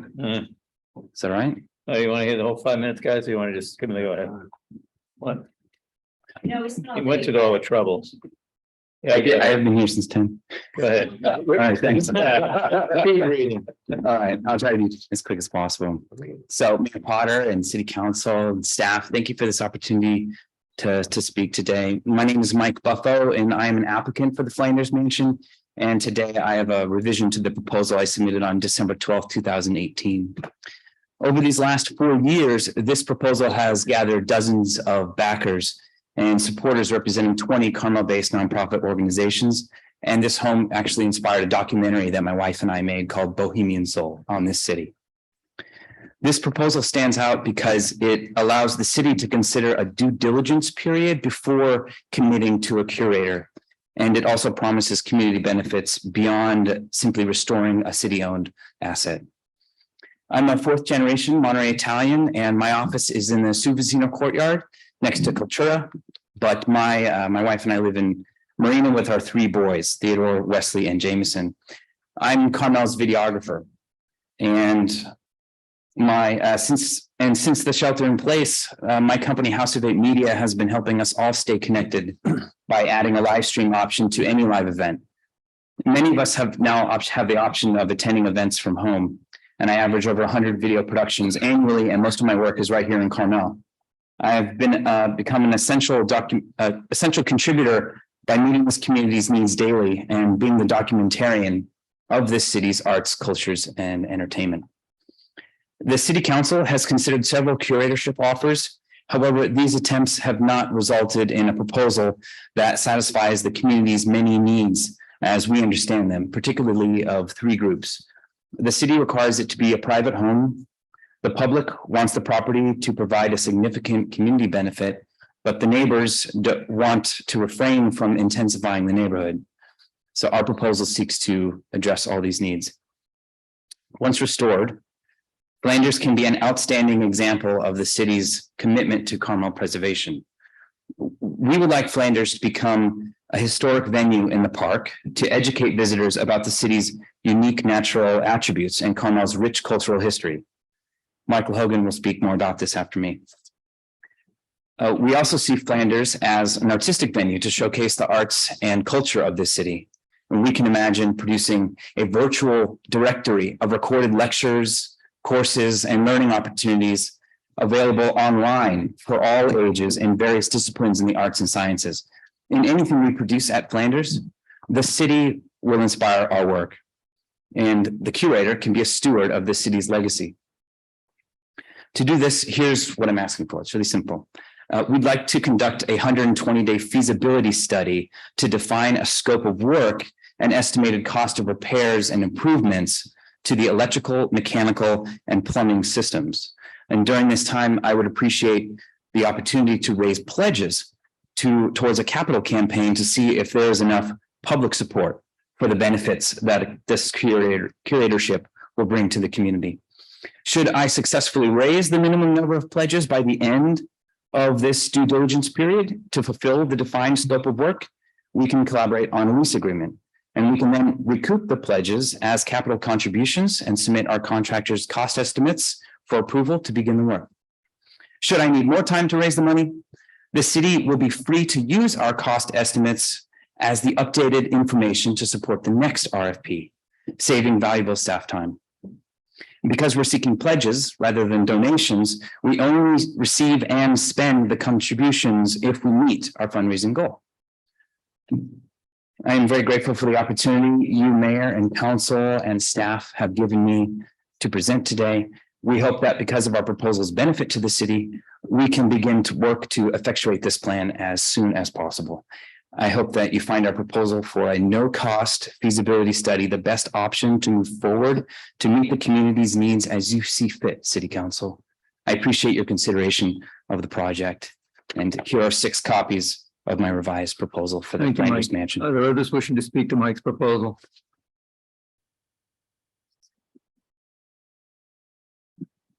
Mayor Potter, members of the council, I'm Michael Hogan. I'm a PhD physicist and environmental scientist, having gone through Princeton and Stanford regiments.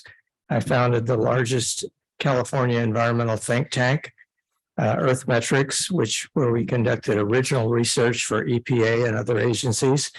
And we also conducted over 3,000 mitigation plans for individual projects throughout the United States. We actually conducted many of the early environmental studies for the Carmel General Plan. And personally, I've been involved in restoration. I've spent 2 decades restoring an A-listed castle in Scotland, and it's appurtenant 4 buildings. So it's a subject of historic preservation I know something about. Mike and Brittany have been colleagues of mine for years. I was in their film Bohemian Soul. They are artists as well as filmmakers. I'm committed to support the Buffos in their curatorship as an unpaid environmental scientist, supervising the environmental mitigation during planning construction. I shall work in close coordination with the council, the Flanders Neighbors, the Flanders Foundation, and Mission Nature Preserve, addressing topics of native plant and wildlife ecology, over illumination, community noise, utilities undergrounding, dust control, archaeological issues, traffic mitigation, erosion, and energy conservation. I bring a personal photographic library of hundreds of photographs that I've taken in the Roundtree Garden of specific plants and animals. This is an online existing resource, and it will be the basis of the interpretive center, which we plan for the Flanders expansion. The interpretive center will be a vital public benefit from the restoration of the Flanders Mansion under the Buffalo's proposal. It will feature the local flora and fauna, works by Carmel artists, and will be accessible to trail walkers. The interpretive center is a vital public benefit element of the Flanders Mansion restoration because it provides permanent public access. We will develop the front downstairs office with its 360-degree historic nature and historic mural to become the Mission Trails Interpretive Center and accessible to trail walkers. We also have a group of actually 47 volunteers that we preliminarily recruited who are interested in either speaking, doceting, or exhibiting artworks in this Art and Nature Interpretive Center. The room could also be a venue for the new city forester, where he or she could inhabit this office for any number of hours that he or she would like. I urge the council to proceed in exploring the Buffalo's curator role. The Flanders Mansion and surrounding natural areas deserve the best and most timely attention to preservation and public benefit. One point I forgot, I don't know how many of you know the 2 main biologists who have been in Carmel on the Central Coast. They are Alice Eastwood and Lester Roundtree. Both are women who are totally under-recognized, and they will be highlighted in our Nature Interpretive Center as people who have contributed the most as self-made women. Thank you. Thank you, Mark. Appreciate it. Anybody else? Melanie. Yes, this is Danny Holla here. Good afternoon, everyone. I own Atkins Fine Clothing. Good afternoon. I think this is a wonderful way to get together and talk about all these issues. I'd read from my notes, but I haven't had a chance to look at them since yesterday. So I'll just make a couple of comments That'd be about. great. Thank you. Pardon me? Thomas Hood. Thomas Hood is at the microphone. I'm sorry, Thomas Hood, architect in Carmel, former Historic Resources Board member, president of Carmel Heritage Society. This is a good project what Mike has been putting together. He's been talking about this for 4 years now. 4 years ago, we put together a very detailed budget for complete restoration of the Flanders Mansion. And we came up with a number of about 2.4 million. We did that in about 6 days. What's different now are several things. One is having more time to really assess what's there. And hopefully in this process of 120 days, have the opportunity to make discovery that the previous effort didn't allow in such a short time frame. There are a lot of unknowns. It's a 100-year-old building, but I'm proud to say that my first 100-year-old building I restored in 1982. That makes me older than I'm willing to admit. But we can put together a really good team for this. The historian that we consulted with us originally, Kent Seavey, Seth Bergstrom, they know the building very well. In this particular phase, we're really going to need to call in some favors of professionals I work with on a regular basis since funding has not yet been achieved. Michael and I have talked extensively how we can tap into not only the professional market with engineers, but also the subcontractor market. As busy as everyone is, part of my job is to generate some excitement with Michael as to the potential, what can be done with this resource the city's owned for almost 50 years. The building is worth it. It has landmark status, but it needs tender loving care. And I think this is an excellent opportunity to restore that building in phases with full cooperation with the city, with real numbers, and then develop a program that Michael has got with the Bohemians. I think it's a wonderful idea that really supports the tradition of Carmel as being a center for arts and innovation. So it would be a privilege and a real treat to work with you on this project. Do you have any questions for me? Thomas, thank you. Appreciate your testimony. Thank you. Thank you very much. Next speaker. Can everyone hear me? Mayor Potter and members of the council. My name is Tony Talmer. I am going to read from my notes. I'm going to comment on the Founders Mansion proposal submitted by Mike and Brittany Buffalo. I've lived here for about 40 years, and most of that time I've been a runner. My favorite terrain is trails. And I spend a lot of time in the woods, much of it mission trails. I have a path around Founders Mansion in the Arboretum. 1990, I was on the board of a nonprofit and we couldn't make payroll. So we decided that the best way to solve that problem was to start a fundraising run. With the real resolution run. For 30 years.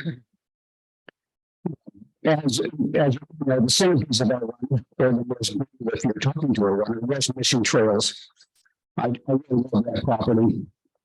I've also been to the mansion. I did it over 20 years ago, and it was an amazing housing property it was. It's just icing on the cake.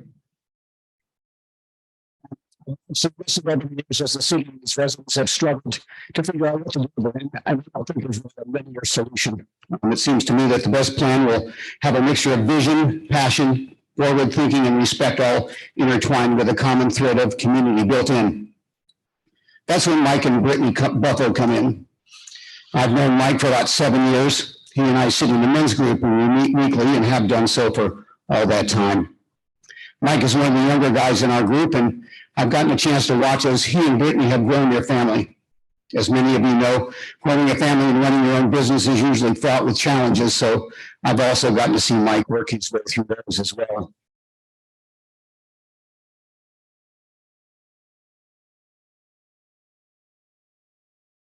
Pardon my fumbling here.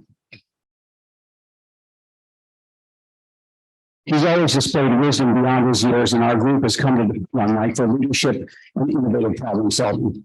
He's a passionate, creative, and surprisingly seasoned and reason for a fellow raising 3 young boys, running his own business, and staying happily married.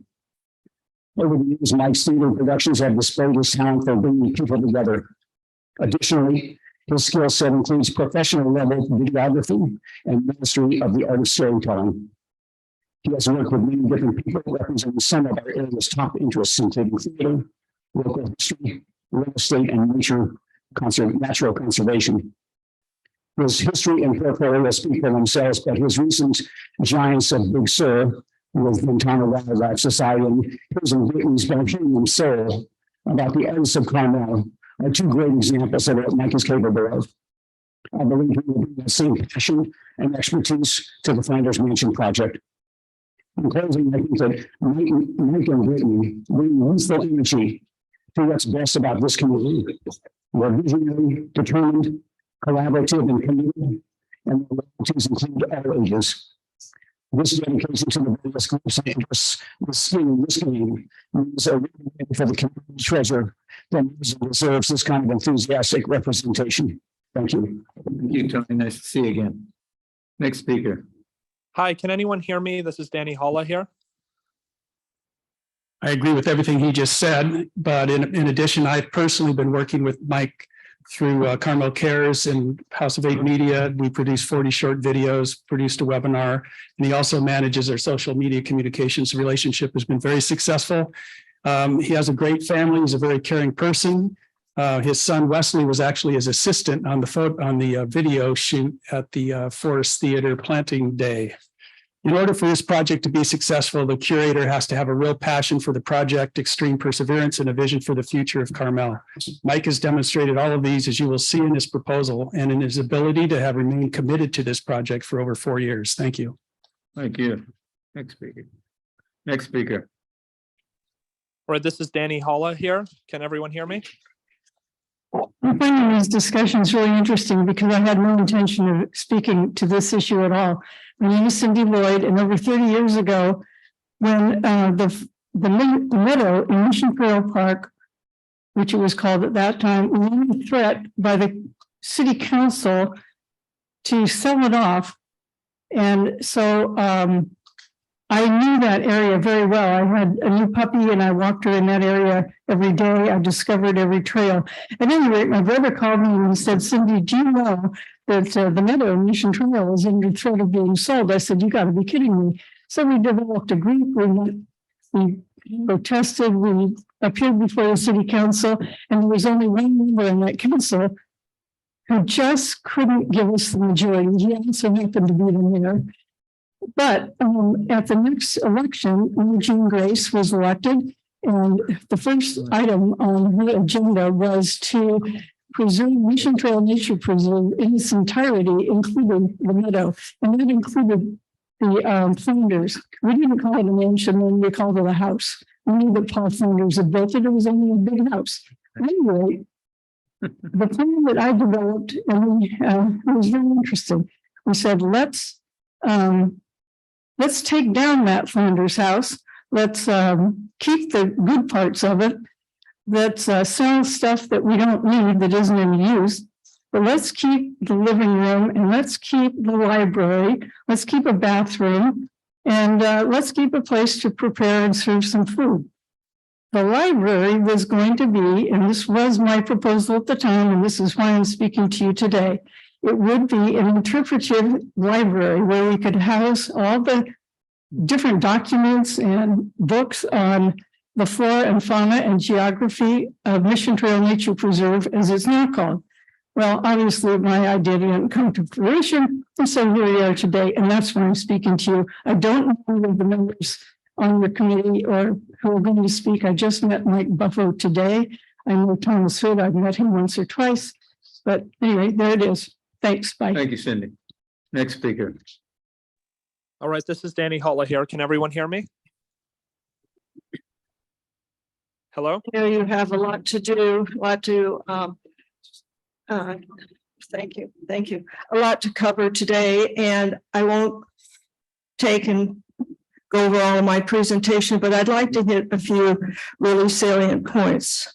I think the concept of 120 days for a feasibility study would be a wonderful opportunity for the council to hear and understand and see if this really outstanding project that's being proposed is really feasible. I mean, we have talked about so many proposals in the past, and nothing has really clicked with the city. But I tell you honestly, I think that this proposal that we're getting from Mike and Brittany is really an outstanding one. It meets the needs of the property. It meets the needs of the community and the neighbors. And what is more winning than that? We haven't really had a proposal yet that was so far reaching and so visionary. It meets all the things that the Flanders Foundation had been wanting for the property for the last 25 years. And Mike and Brittany, with their vision, have put this together. And I really encourage you to take a good look at it. They're talking about providing an interpretive and learning center that is all online. It doesn't involve people coming to the house in huge numbers. It will incorporate the ability of people all over the country or wherever to understand what Carmel is about, our whole area is about.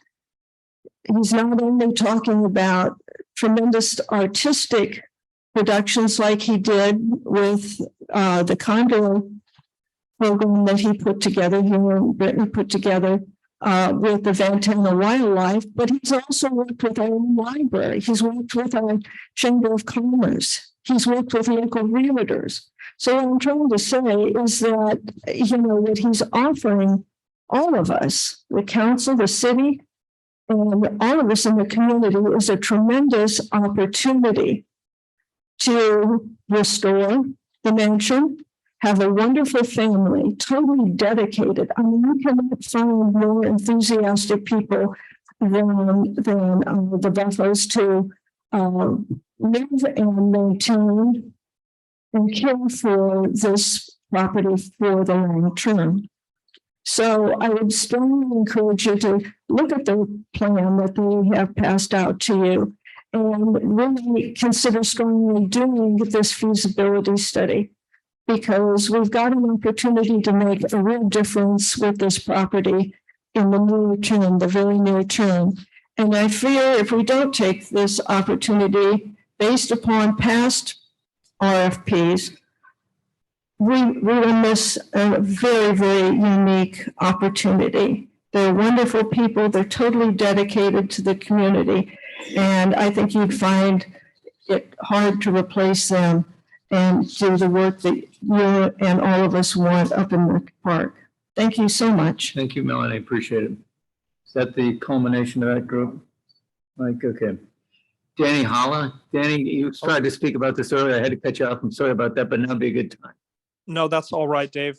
Sorry that I interrupted earlier. I hadn't had a chance to look at the agenda. I just wanted to thank everyone so much for your time.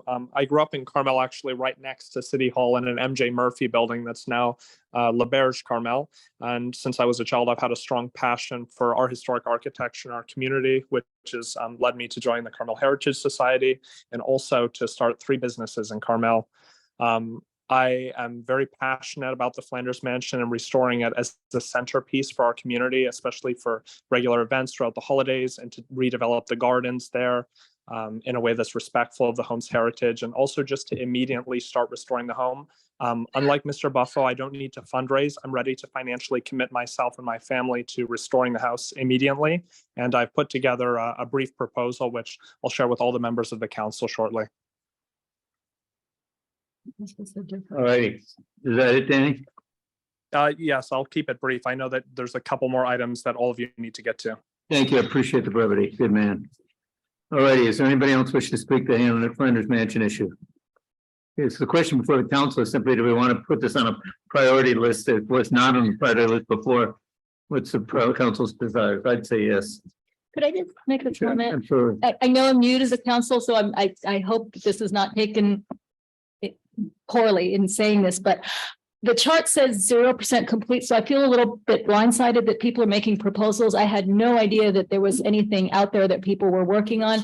And I think in the interest of openness and transparency, if people are doing proposals, we've got to let the public know and let other people submit proposals. I mean, I just had this is completely blindsiding me. So I really didn't know that we were doing anything on this. And I'm assuming because it said 0, that this was just something at the end of the list. So I just think that we've got to get this open to at least other people if we're going to be taking these. Well, I did say earlier, we have had some other people propose to us, or I've escorted other people too. I don't know their level of sincerity. I know these 2 people are very sincere about it, but I don't know. I thought we were, well, previously, excuse me, I didn't interrupt, but I thought previously there was a group of people that put up proposals and nothing came through. There was one person that it seemed like it might work out and then everything fell apart. So I just had no idea that this was even going anywhere. I thought this was just completely kind of basically dead for a while. So Chip. I actually was surprised to see that it was 0%, because I think it is further along than 0% because we already have RFP out.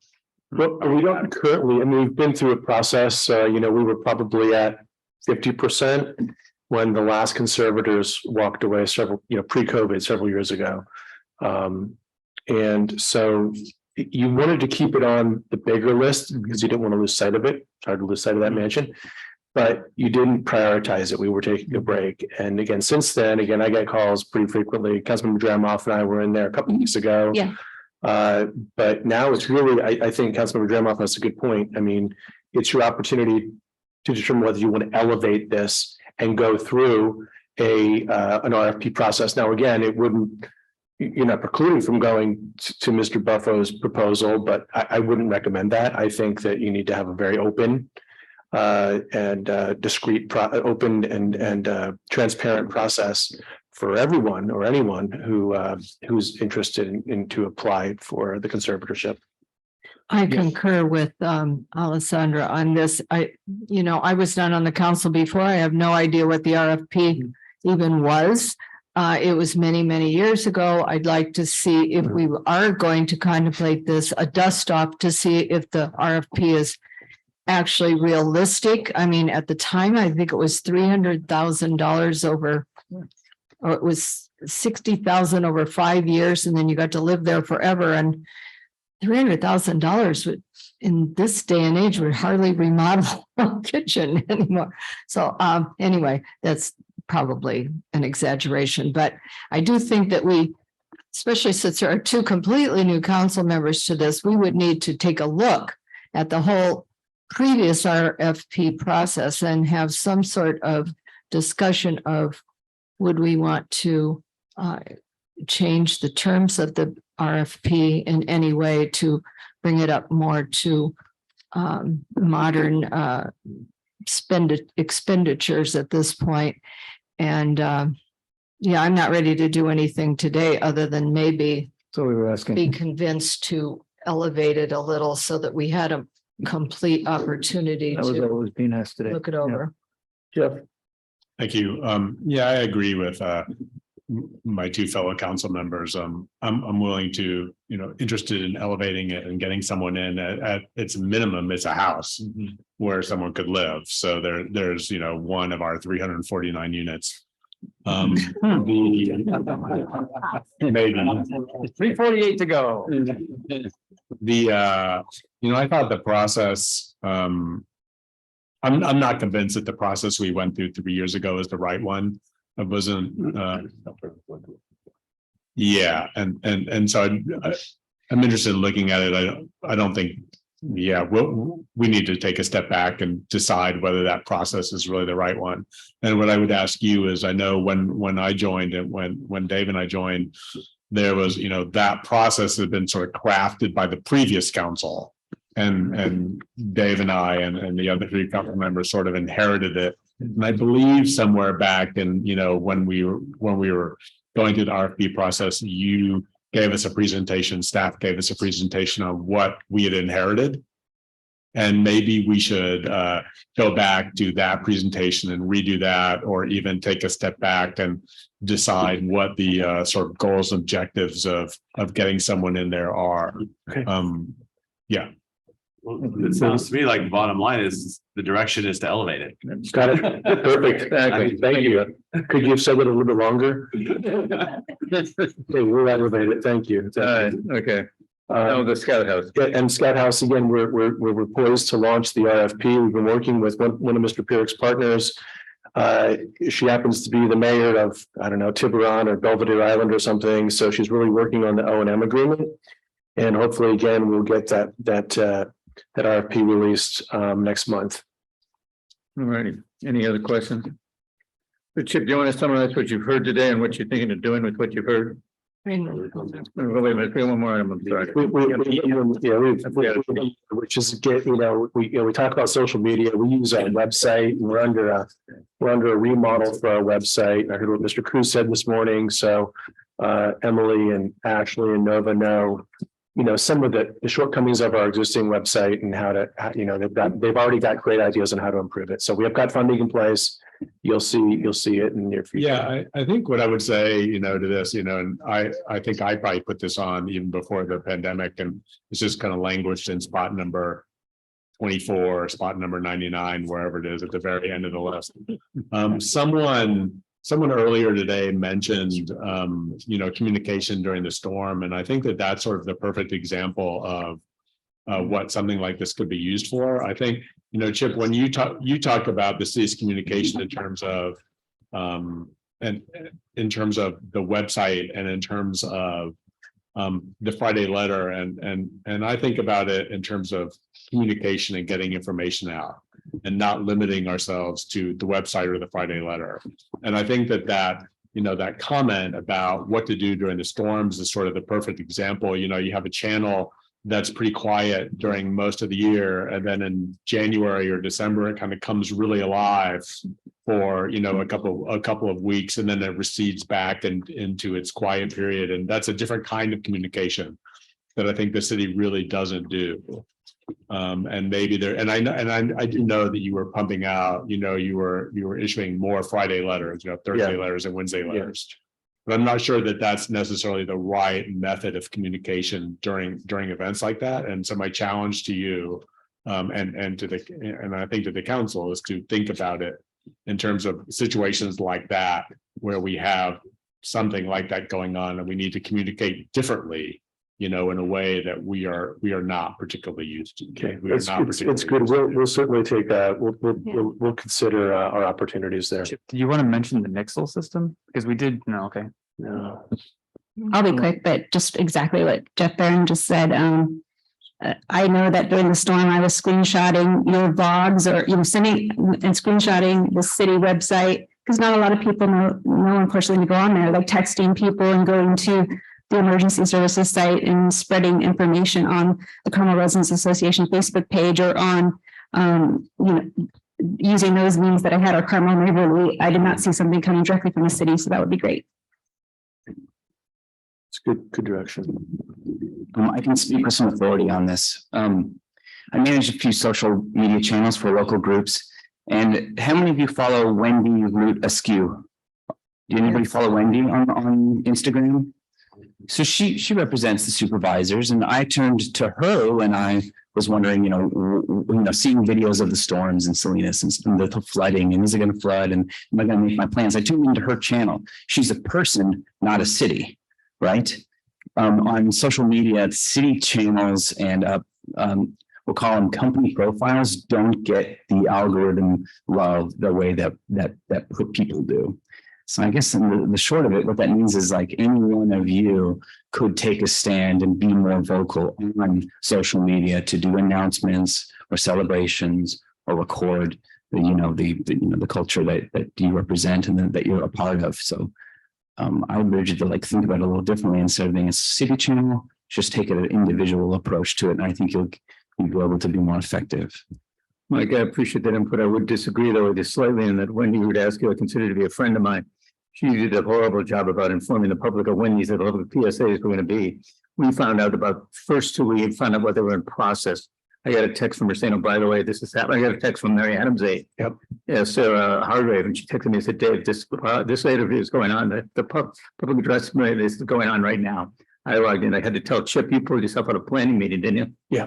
And then the other one was the following one, which was like the next day or so. Same thing happened again. I didn't know about it, but yeah, it was a good effective medium. She just didn't get the message out. And that's where we don't want to fall down, right? Exactly. That's where if the public's expecting us to have a communication and we're not doing it, then there's a void. It's even worse than having no presence to begin with. So from the top, Mr. Mayor, on number one, to explore parking and traffic management system, that still remains a high priority, concentrating on safety, construction truck impacts, and then looking at the planning commission to offload that plan for.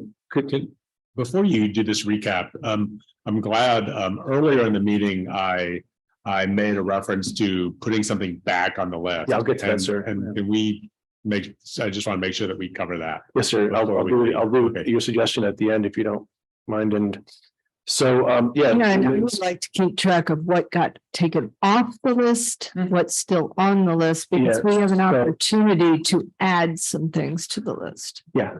Okay. So let me run through what I heard, and then because we have some additional bullets on number one, for example. Again, as I was saying, construction site impacts and a plan, mandatory plan, focusing that on safety issues as well. On number two, the purchasing ordinance, you gave me 6 months. All right, 5 months. Number one Number one actually grew.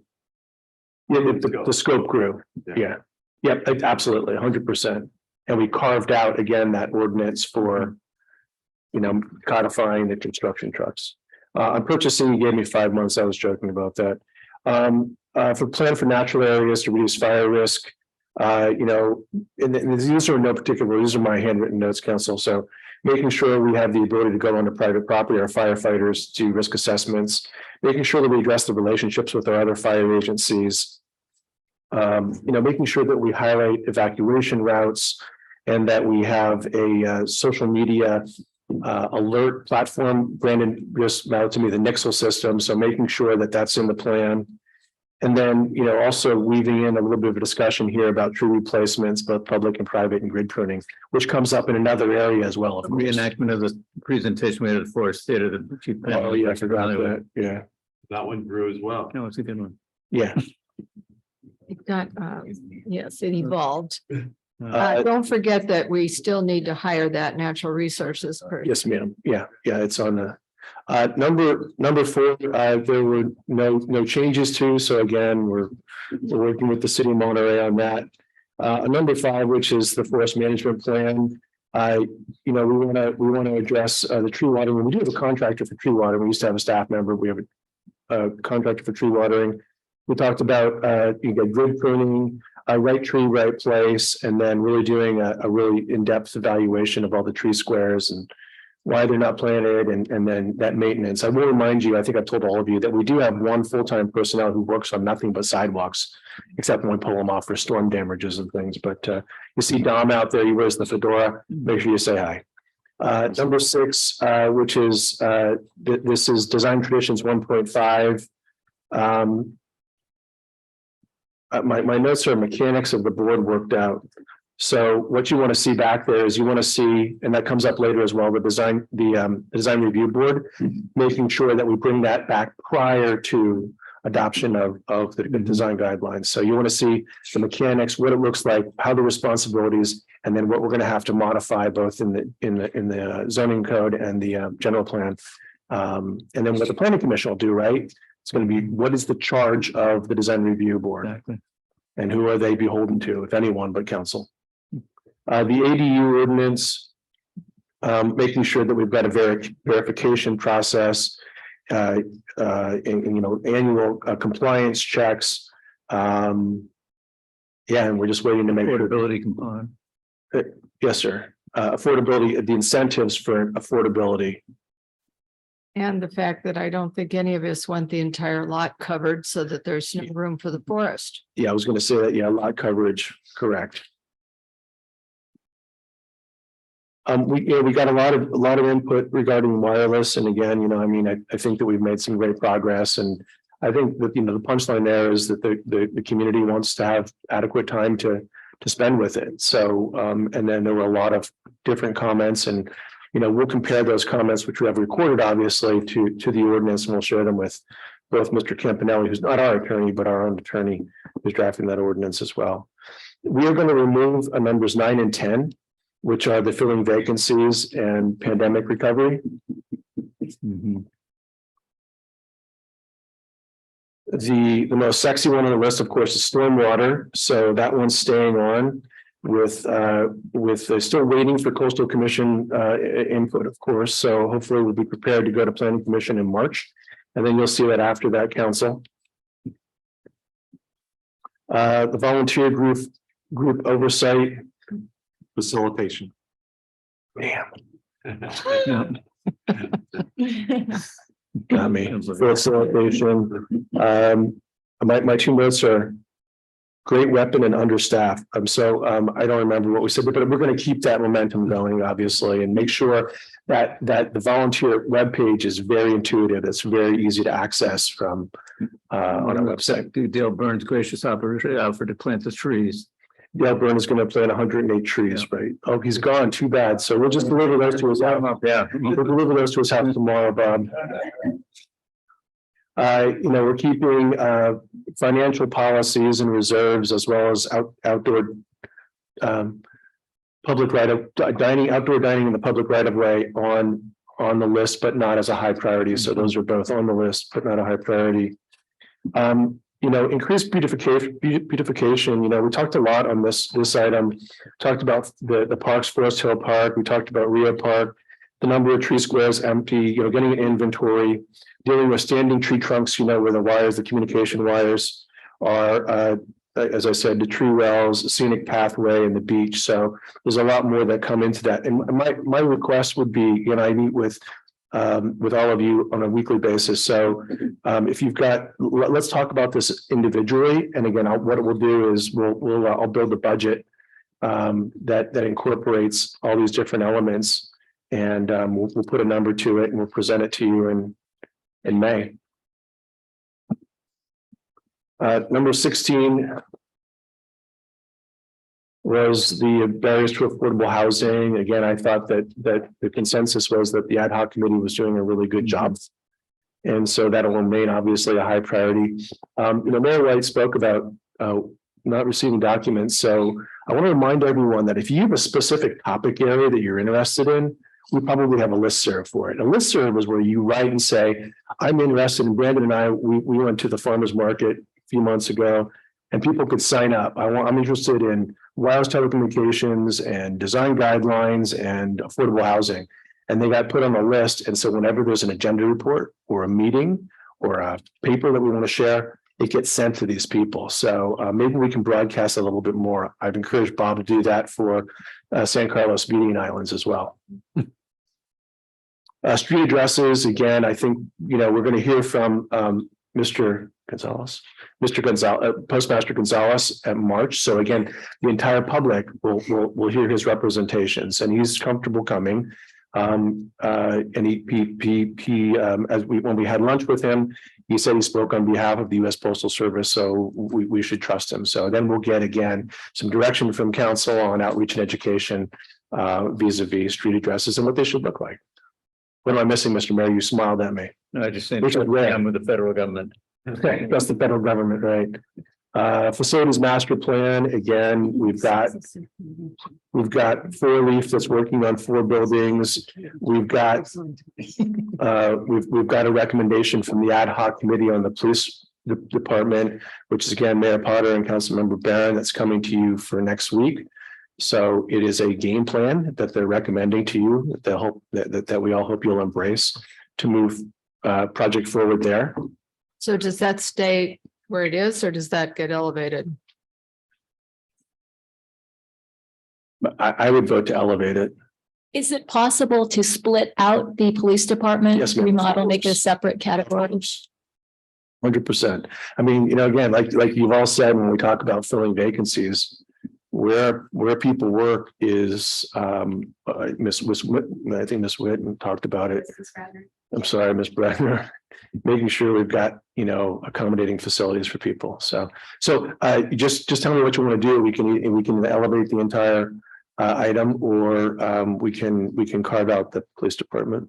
I think Councilman Barron made an important point too. Are the buildings the right buildings for what's housed in them? Or would there be better choices for not just the police department, but Look, why don't we elevate the whole, and with that comment, why don't we elevate? I mean, the police department, that's just what the police department is, what the police department is. And it's, my guess is that something will probably happen. So why don't we split that apart? I would. And then and then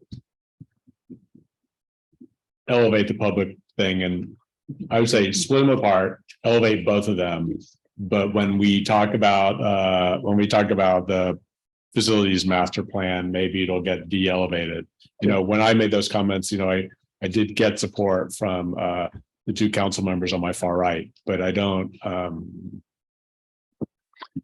So why don't we see a thumb? You just give me your thumbs if you agree with Mr. Barron to split them apart, but move facilities and PD up. They'd be 2 separate items to high priorities. wait a minute, there might be a few other things. And are we limited to how many? Yeah, you've already over your limit, actually. No, you're not limited, ma'am. So we'll elevate both those. I don't know, I'm not keeping count, but I mean, some of these are. We'll fine tune it when it comes back. Right? Yes, sir. We'll come back to you. We'll come back in March and fine tune it. Underground utilities, again, we're on the clock here to establish an assessment district. My suggestion is we elevate that one.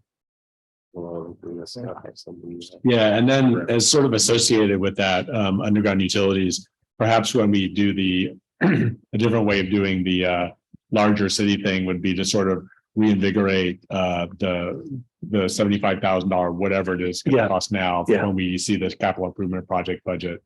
Mr. Byrne talked about Wallace Group helping. 2 months from now. Yes, sir. Whatever it is. Through the budget process. Great. We're going to elevate number 20, which is the design review board. We're going to keep Sunset North Lot where it is, and we're going to elevate Sunset. I'm sorry, my goodness, Flanders Mansion. Sorry, I've been talking for like 9 hours. We're going to elevate Flanders Mansion. Could I propose removing the outdoor dining and just making a category of a comprehensive downtown plan and putting that as one aspect of it? Yeah, that's what we did.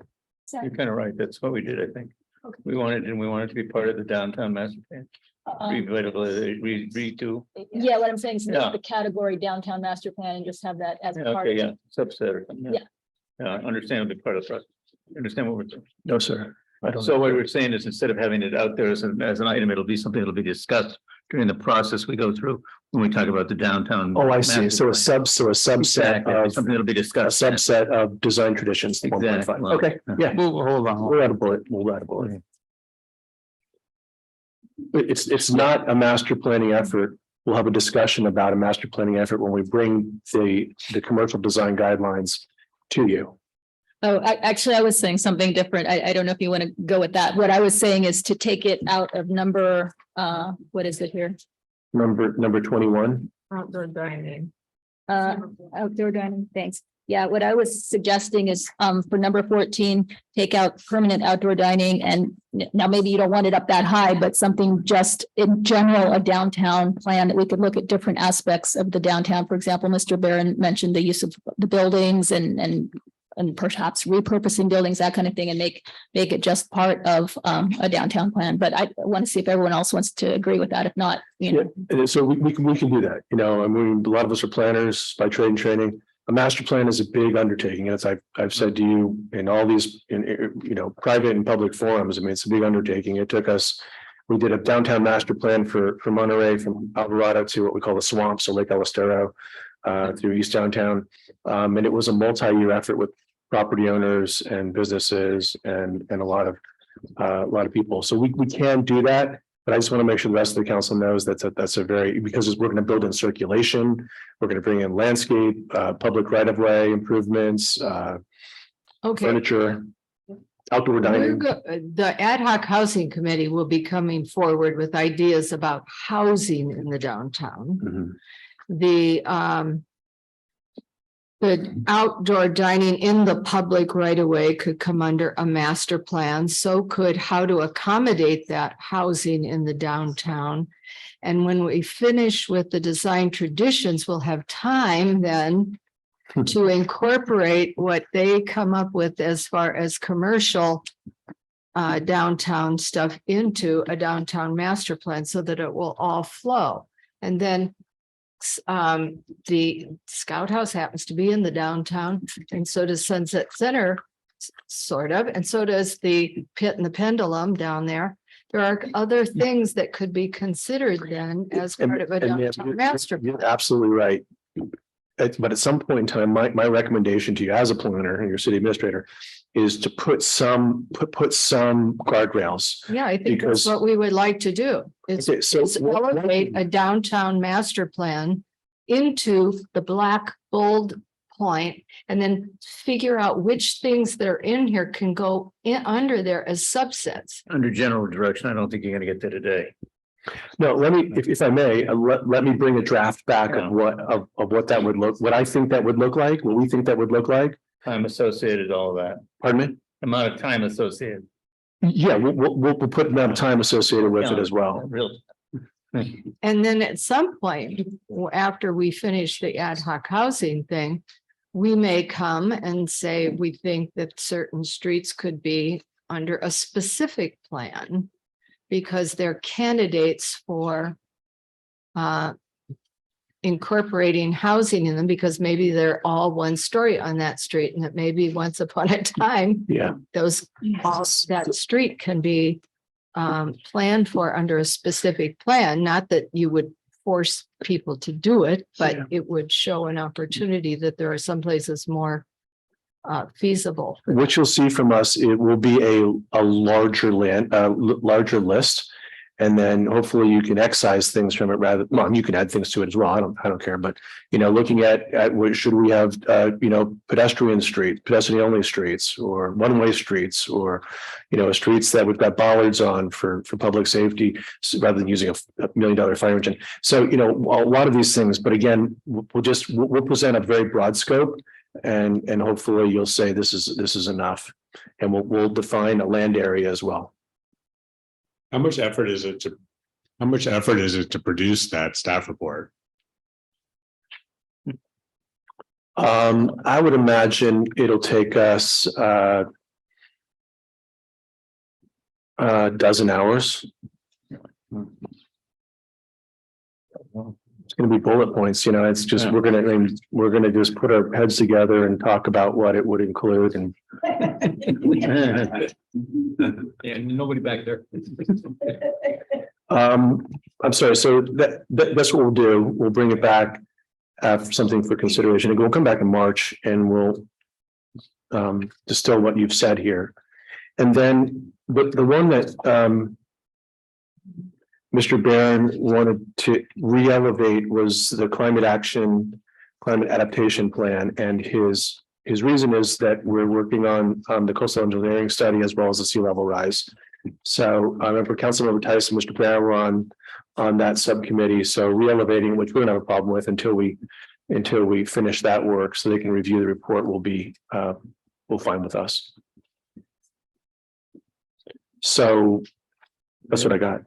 Could I ask a question? When we finish the design traditions plan and we have a report. It won't be a report, ma'am. It'll be a new ordinance. Pardon me? We will have a plan. We'll have nothing. we will have a new ordinance that says, mass bulk scale. You can build to this height, you can build this much, maybe our volume standard is going to change, dealing with a bulk plane instead of our volume standard. So those will be the dimensional standards and what uses are allowed in different districts for the commercial districts. Number one, boom, that's be over here. And then the component parts to that are design guidelines, again, for commercial and residential. And like we talked about a couple months ago, that was our existing design guidelines were negotiated with the development community. Remember, instead of saying a lot of shalls, they say they're a little softer language, should, may. And so what some of the direction that we've received from you thus far is that they should be a little bit more stringent, thou shalt have. They shall be, if you're going, and what it really comes down to, we think we're hearing from the community is we want authentic buildings, i.e. if you're going to build something, if you're building a Craftsman, you just don't put a Craftsman lamp on it and call it a Craftsman. It has to, really fit that mold and how a building contributes into its neighborhood, whether it's residential or commercial. So those are the kind of the three documents you're going to be receiving. The zoning code, which has commercial and residential in it, and which is one document, and then the residential design guidelines and the commercial design guidelines. Well, wouldn't there be a natural outcome of this process after all this time and investigation and looking, some natural recommendations coming out of there for what would be included in a master plan? Because finished work that design traditions project didn't take into consideration, but things have come up as a natural progression. I mean, there could be, yes. I mean, we're gonna ask for money to update the rest of our historic context statement next fiscal year. We have a downtown historic conservation district that exists partially on Dolores as well. There are elements that kind of fold under a specific plan, but there are elements that don't. So you deal with a whole bunch of uses that would be under that, which are codified in our laws. And then you have things like, dancing in the street, we close the streets, which wouldn't be codified anywhere. They'd be a matter of policy of the council, which would be separate from design traditions. Chip Okay. Norrie said that he would also provide some recommendations or some things outside of his. Yes, ma'am. And I think when, I'm sorry, yes, if I may, Brandon talked about that today. Landscape ordinance is one of, there's going to be add-ons. And again, so, you know, one of the things when I bring that, when we bring this back in March, you may say, well, let's wait until after design traditions is done and we'll see this list of add-ons. Now, again, you've prioritized some of them. You've prioritized today. Bless them even though yet. Pardon me? Bless them. They don't have our approval. We're gonna see them for our, but we're not, it's not a fait accompli. Yes, correct, Yeah, okay. correct. But, you know, out of that list of add-ons, one was the landscape ordinance. There'll be other items within that we'll do after Nori's scope is done. And you may say, well, if we incorporate all of these, then they would be elements naturally of a downtown, of a master plan. But again, if you were going to step back and you were going to do it all brand new, you could call it a master planning effort and just include those elements. It's almost nomenclature at that point in time. All righty. What else? That's all I got. Top So down. much for my belief we could get this done in under 4 hours, 6 hours, excuse me. But I want to thank you guys for all 6 of you that are still here and everybody else who came today. Thank you guys for really turning up to come. Means a lot to me. We spent the time as college policy people, you're the people directing policy in this town, so we appreciate that. Thank you. All righty, stand adjourned.